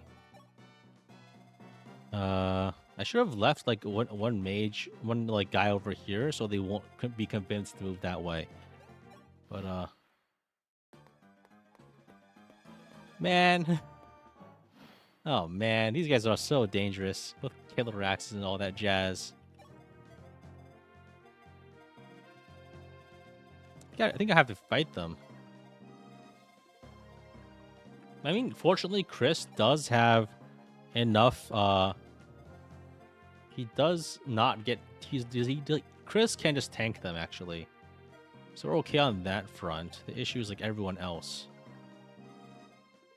1, 2, 3, 4, 5, 6, 7. Let's move people back through the door here.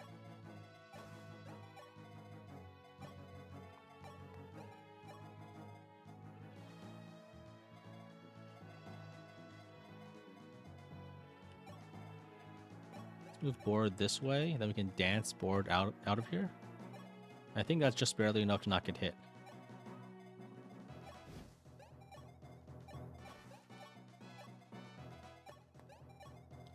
I think we tank a few of them with Chris, probably. That's like a lot of lost XP too, unfortunately, but... Oh, well. Looking at the door with Chris, I think I need to fight them. Let's kill the mage at least. And then I think we have enough to probably just kill them next turn.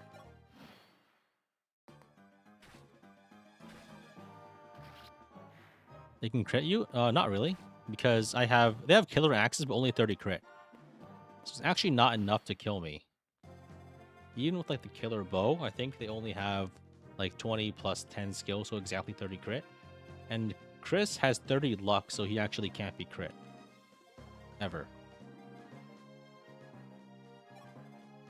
So I think we might be able to trap some of them against the wall as needed.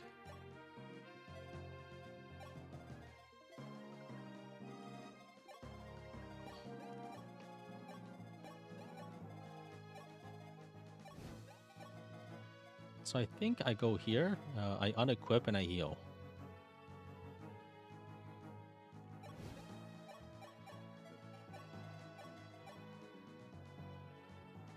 And that should be enough. I don't see myself dying in 2 hits. If I feel unsafe, I can just grab a physic too, and that's probably fine. Let's physic just in case. How's bars coming along? Not as amazing as I would have hoped, but still okay. So you go here, we get... It's fine. You get hit again, it's fine. Okay, we're good. So I think Sita kills this guy and we dance away.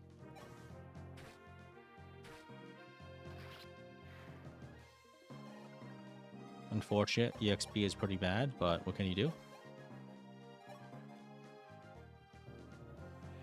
Let's use another physic here. Feeling nervous. It's fine, but I'm still feeling nervous about this. I think this guy is stuck, so technically you can probably feed some SS XP here. But I would have preferred to do this in a more controlled environment.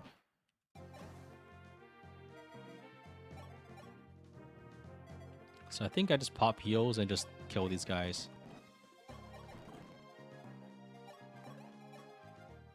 The Fortify Staff is going to be wasted again, though. That's probably fine. I think one thing I could do here is I could just blow this guy away with, like, Excalibur or something. Oh, wow. I guess that's Sita. That makes sense.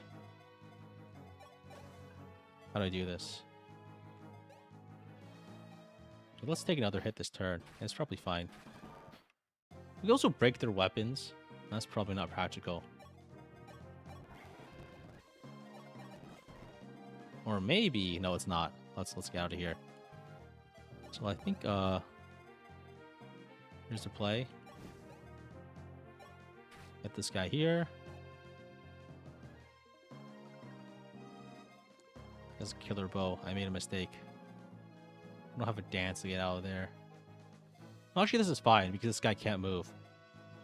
So the issue is just that It'll pop a fortify next turn. Yeah.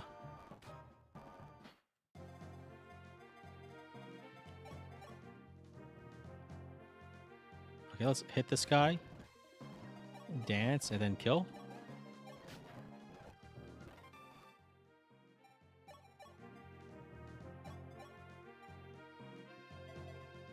I need to figure out a way to heal without being in risk.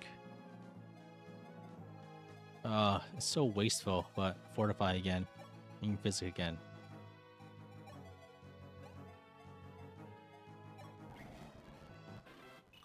And I just move up and block. I think I just hit this guy with a steel lance or something. Alright. Oh, you use fortify again. Oh, we killed him? Okay. And there's one last guy, and we can feed this kill to whoever needs it. Because we can unequip and then just heal.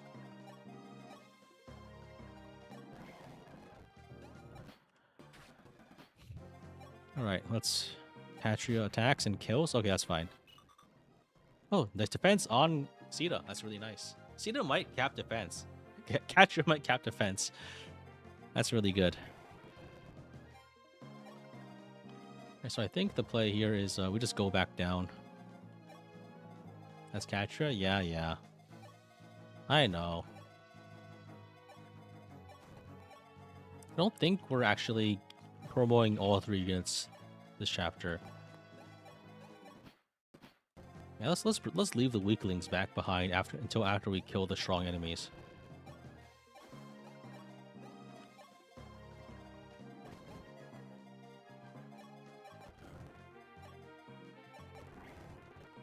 We also just send Chris. Chris can handle it. He's got the Yolt shield.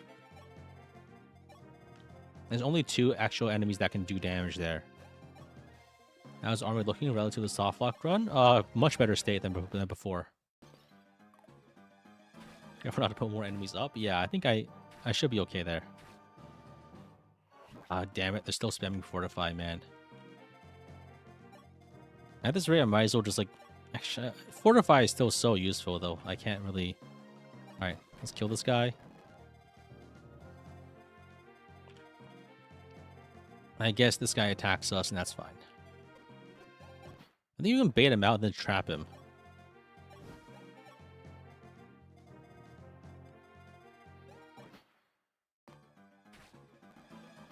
Alright. We are good, actually. We can trap him, actually, against the wall. Very nice. And these guys are all unarmed, right? Because we... Okay, then we can move in and just kill them as needed. So let's... I think the plan is we keep this guy trapped and then we kill the fortify staff guy. So we can have Est go and grab some iron lances, I guess, and start killing the civilians. Oh, they're not civilians. They are armed insurgents.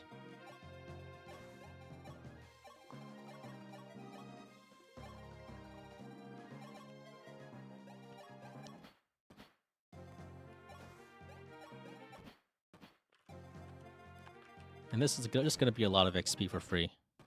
And these guys don't have any weapons because we have disarmed them.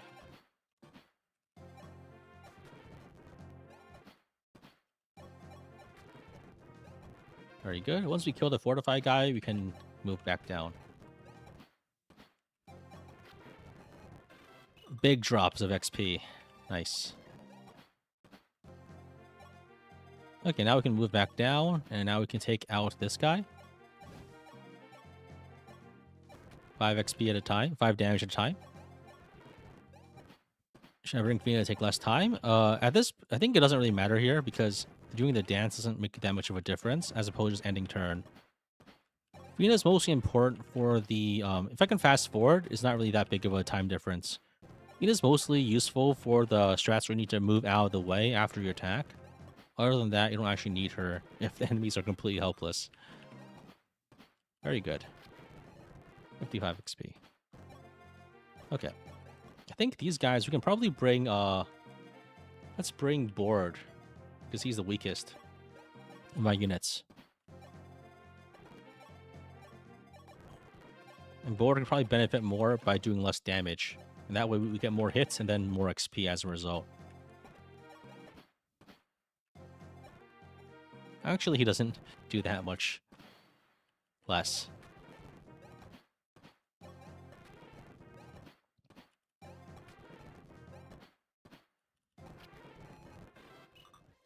Yeah, HP strength, not bad. I think just spreading the XP out is also fine.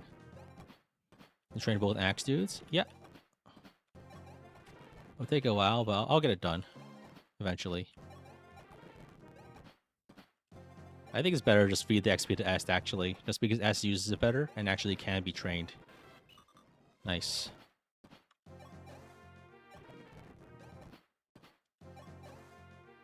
Okay, so I think we double this guy, so we get less XP from this one.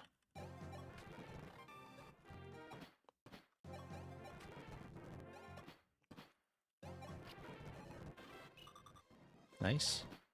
And I think for this guy, we just attack and then we wait for him to heal. He's on the throne, right? So we could probably get like a bunch of damage out of this guy.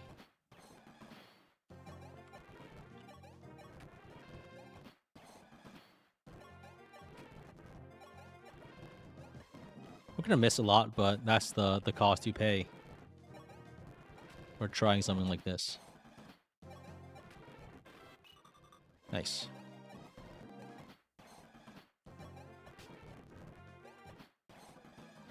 Alright. 10 XP. 9. Okay, let's wait. And probably get like 5 or 6 more hits, and then we're fine. 13 strength? Yeah, that's pretty good. We'll definitely cap strength. She got like +7 in the past couple of levels. She's got like 9, like something crazy, like 80 or 90% strength growth, I think. 70% maybe? I just remember the number being really high. Maybe equip Iron Axe? Yeah, that could work. It's very slightly better.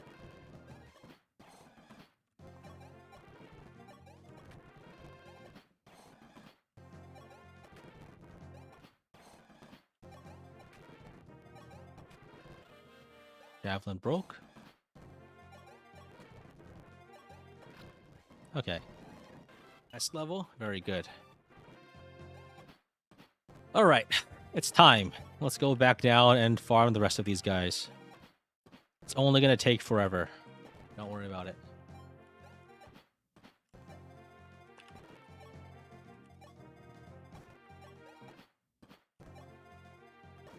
Let's move everyone back down. It's gonna take a hot minute. I think we feed the kills to Est if we can. I think Est can actually fight the mages, so let's bring a healer down there too.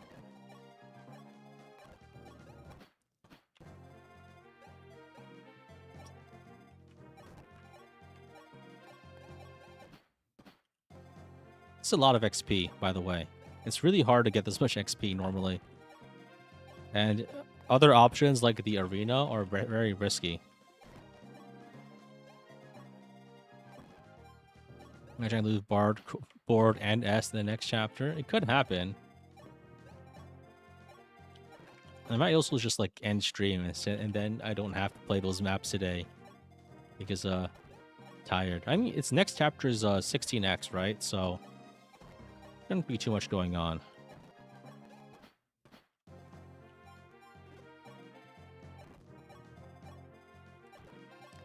Let's walk everyone across the water. Did I leave Bars behind? I think he's somewhere around here, right? I did. Let's board. Okay. We lost Sheeta and Casher, but not Est. Yeah, I think we still had Est there.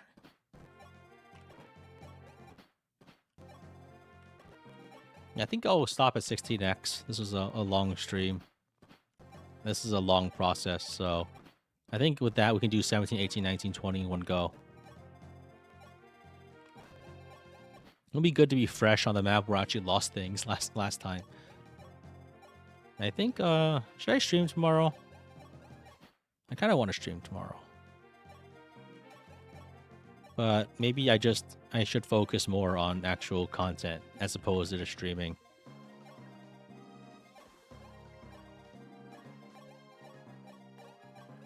remember about lure range. I think we should be okay here. Oh, you mean like, I guess there's like just safer areas to farm from. That is true. Okay, let's... Okay. I think we can probably feed the hits to lower level units and then the kills to Est. Because if you can promo Est, then she's in good shape to be used in the next chapter, which is important.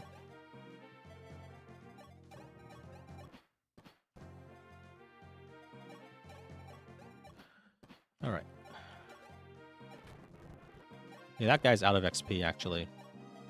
We hit him too many times.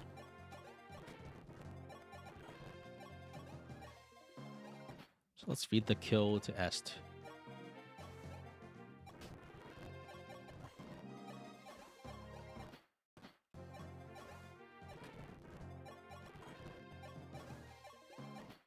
Is a reverse Iron Man in normal playthrough? It's a Lunatic Reverse.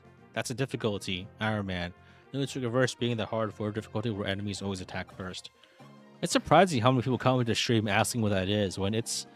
I thought it was like a well-known difficulty mode, but I guess not.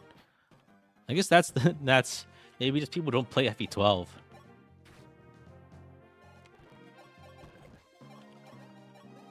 Is ship XP attacking or global? It's per like there's like a I think there's like a number, just a calendar of XP gaining hits on an enemy, and that number decreases as you do more attacks.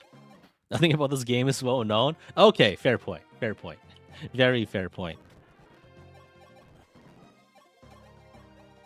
I think FE12 also isn't particularly popular in Japan.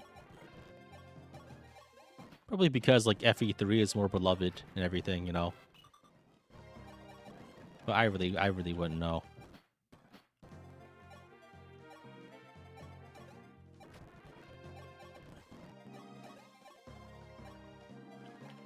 All right.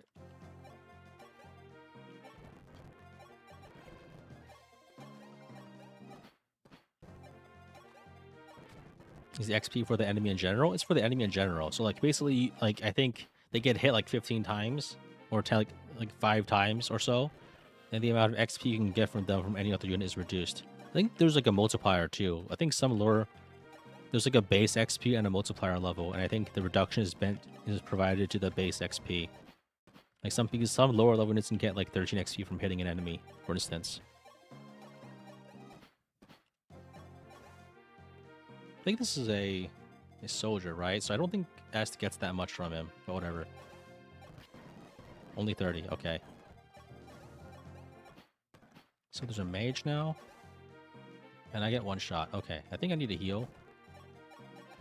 I think Est also should just like eat, Est can just eat a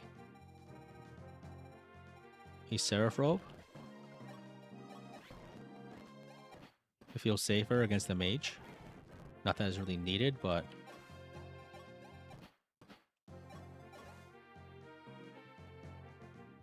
Alright. I missed.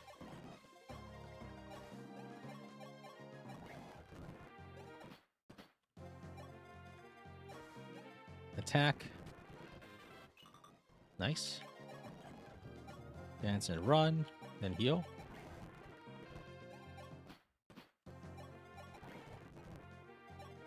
Merrick has got a lot of HP. It's a quite surprising amount compared to what he normally gets, which is not that much. 50 HP at base is pretty nice. Alright, that's a mage kill. Alright. Only 30 XP, okay. Losing those warriors from the trap was a big problem. But we'll get through it.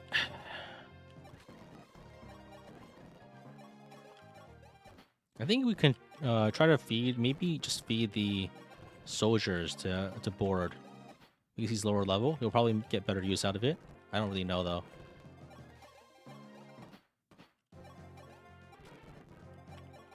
I think FE11 is the last game that has non diminishing returns on normal attacks. That's why FE11 you can farm Mars like level like 30, like 20, 17 in the first map and just go infinite.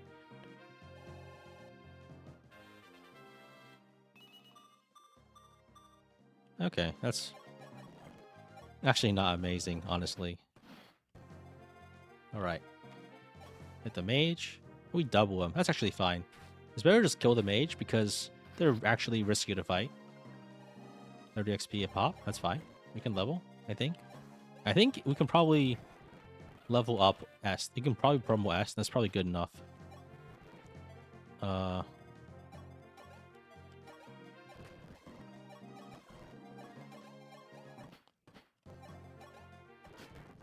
Got a crit. That's not good.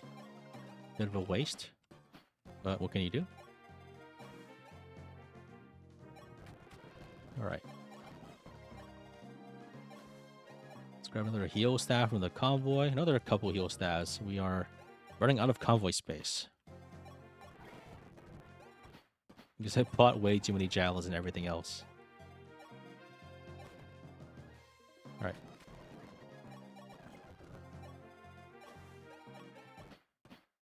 Any merge in battle? I think you have to do it from the battle prep screen. Alright, nice to kill.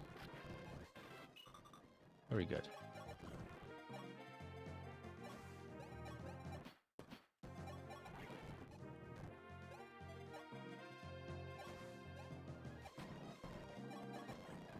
So I think I feed all this XP to S just so I can promo her. I got a lot less than I wanted to. But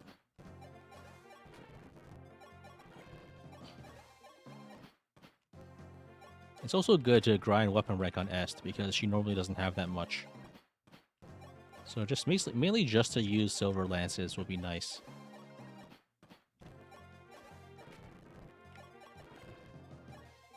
Is there XP drain for over level? Yes, but not that much. A lot of it is like very like base XP based. So if you're high level, actually I think I'm not getting that much from these guys anymore. Maybe I need to feed the kills to the border core to be more to be more efficient. Is that guy one of the guys that were drained dry of XP? I think so. When I was farming the fortify. I think also, I'm not really super sure, but I think weapon XP is also a little, it's capped a little in this game. Against certain enemies. I found that I wasn't getting as much as I thought I would. Nice. That's capped? Yeah, that makes sense. It's like, I think it's like 5 or so per enemy, probably, is my bet.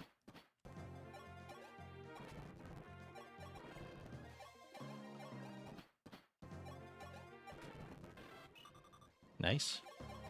Okay, we're on our way to probably tapping strength, but speed is going to be a little rough on board. Whereas Bars is just doing pretty well at a lower level. Good thing I'll do Sage Est again.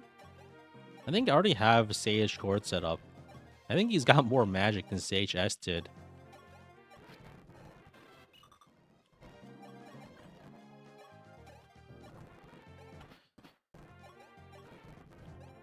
Horseman could be good for board. Does he have enough speed for it? Because I don't think his base speed is good enough. Like his speed growth either.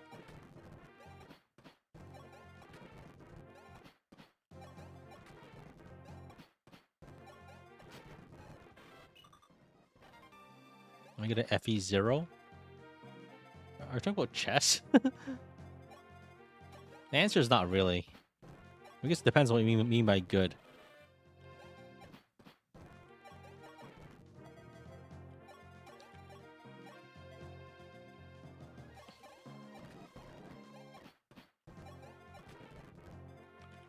Alright, I think we didn't try to use this as much as I would have liked. But what can you do? Alright, we got all the treasure, we killed all the enemies. Yeah, I think it's because I was trying to spread the XP out as opposed to focusing on 1 or 2 units. And the units were at lower level than previously. But it's fine, we have more opportunities later. FE0 as Lord is bad, a liability even. Oh, I mean, it happens. Alright, GG, let's seize. Let's 16 next time. Is Marth promo? He does not ever. Last map for today? Yeah, probably. I'm thinking long stream today. I'm getting a little tired. So, plan for this map, we get 2 snipers out. Katria goes sniper. And then we have Pala go sniper, and I think for Pala, let's just have Pala eat a speed wing. She's not gonna cap speed, let's be real. And then we can get the rest of the speed Rainbow Tonic. So I think the plan here is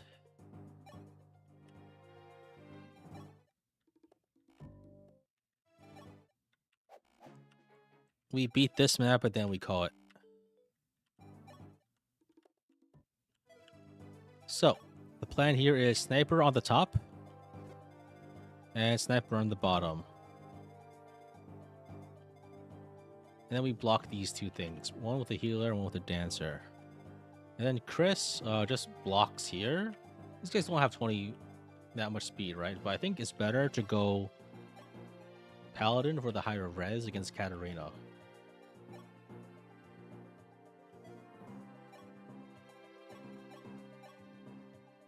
So I think those snipers have 29 speed, 24 speed, so we need 29 to double them. So we need a capped Katria, I think with a silver bow. I think a silver bow is enough to kill them. Should have bought the silver bow. Actually, I have 2. That's good. Silver bow, Parthia. Okay, all good. So, Katria with silver bow, Pala with the silver bow. Actually, Pala doesn't have enough rank for it, but she can use the forged iron bow for a similar amount of might. Empty the convoy. I guess I could also just dump a bunch of stuff on some other characters to get more space. That's a good idea. And we can reorganize this later. All right. So next plan. I think so to beat these guys, we need to do 25 damage, so 37 might against this guy, and 37 against this guy. So we have 38 on Katria and 37 on Pala. That is exactly enough to kill these guys. So, you thought Divine Stone was removed? No, Divine Stone, you always get it. You just don't get the other stones in the shop, so you don't have as many stones. So I think here the play is, Chris just gets a sword, probably. Steel sword. Maybe a good javelin. I think we can give a hand axe. No, actually, no. Javelin. So this should be okay. Is there anyone we want to train here? I think it's better to not train anyone just for safety's sake. So we can bring Marisha as a healer.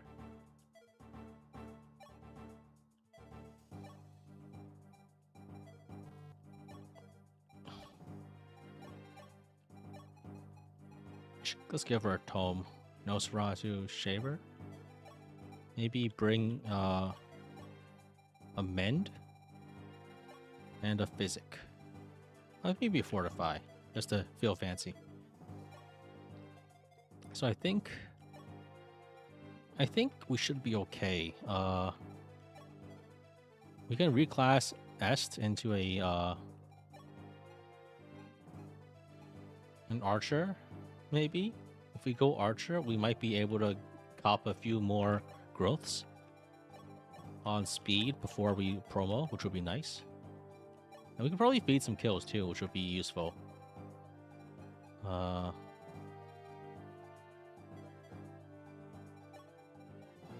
And let's tonic her up just in case.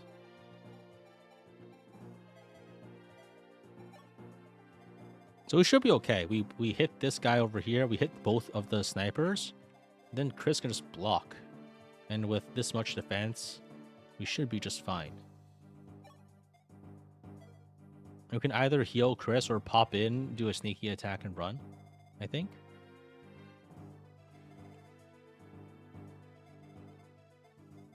one other thing I could do is maybe like have Katria go here and unequip so that maybe Katarina attacks. So I can lock Katarina in position and just keep talking. Titanic Est? I was thinking about it, but I probably don't need to.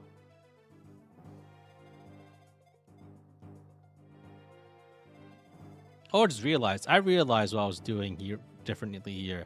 I need to bring a sacrificial guy. Roberto. You're feeling awfully disposable today. I need to actually sack someone to make this map start. Otherwise, it's going to be hard. Okay, never mind. No training projects. Let's do the same thing as we did last time.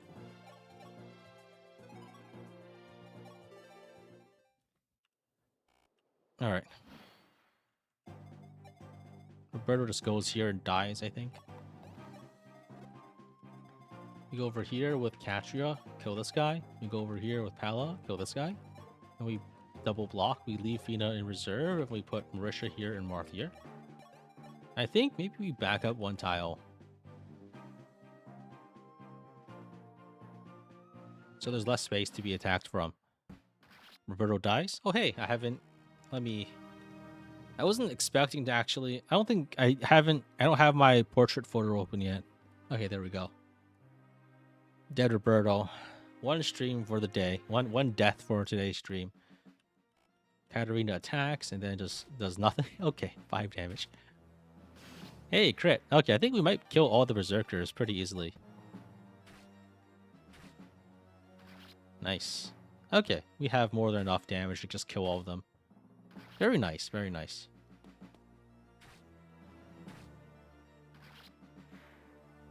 Atria kills that guy. Pala kills that one. Very nice.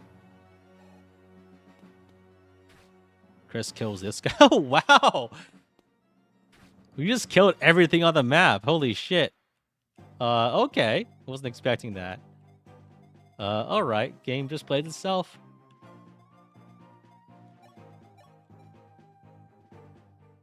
I think this turn is when reinforcements show up, so let's not tempt fate.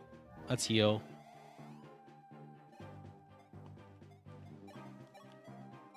Dance. This guy doesn't have a tomahawk, right? So we can just kill this guy.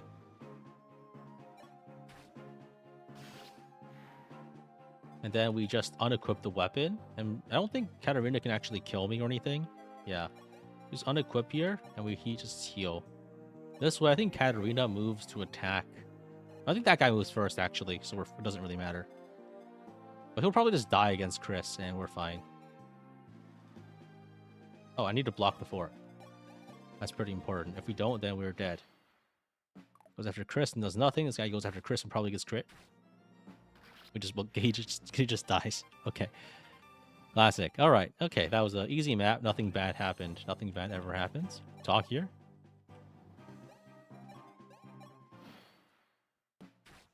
And then we speed run the therapy session. We attack, talk here.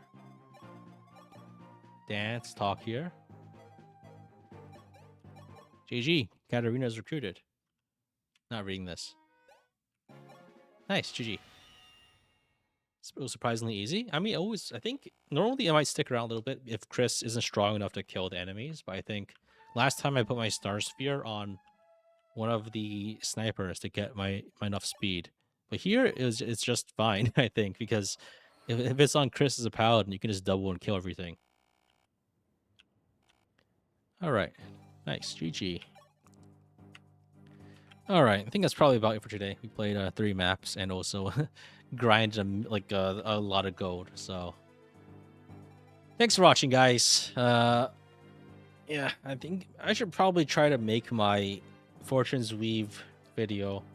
At least just voicing my concerns about all the minigame stuff. You know, will I stream tomorrow? Maybe I should, but maybe not. I don't know. I'll decide later tonight. But I think I might want to wait just to let this stream marinate a little. Alright, thanks for watching, guys. And see you all next time. Bye.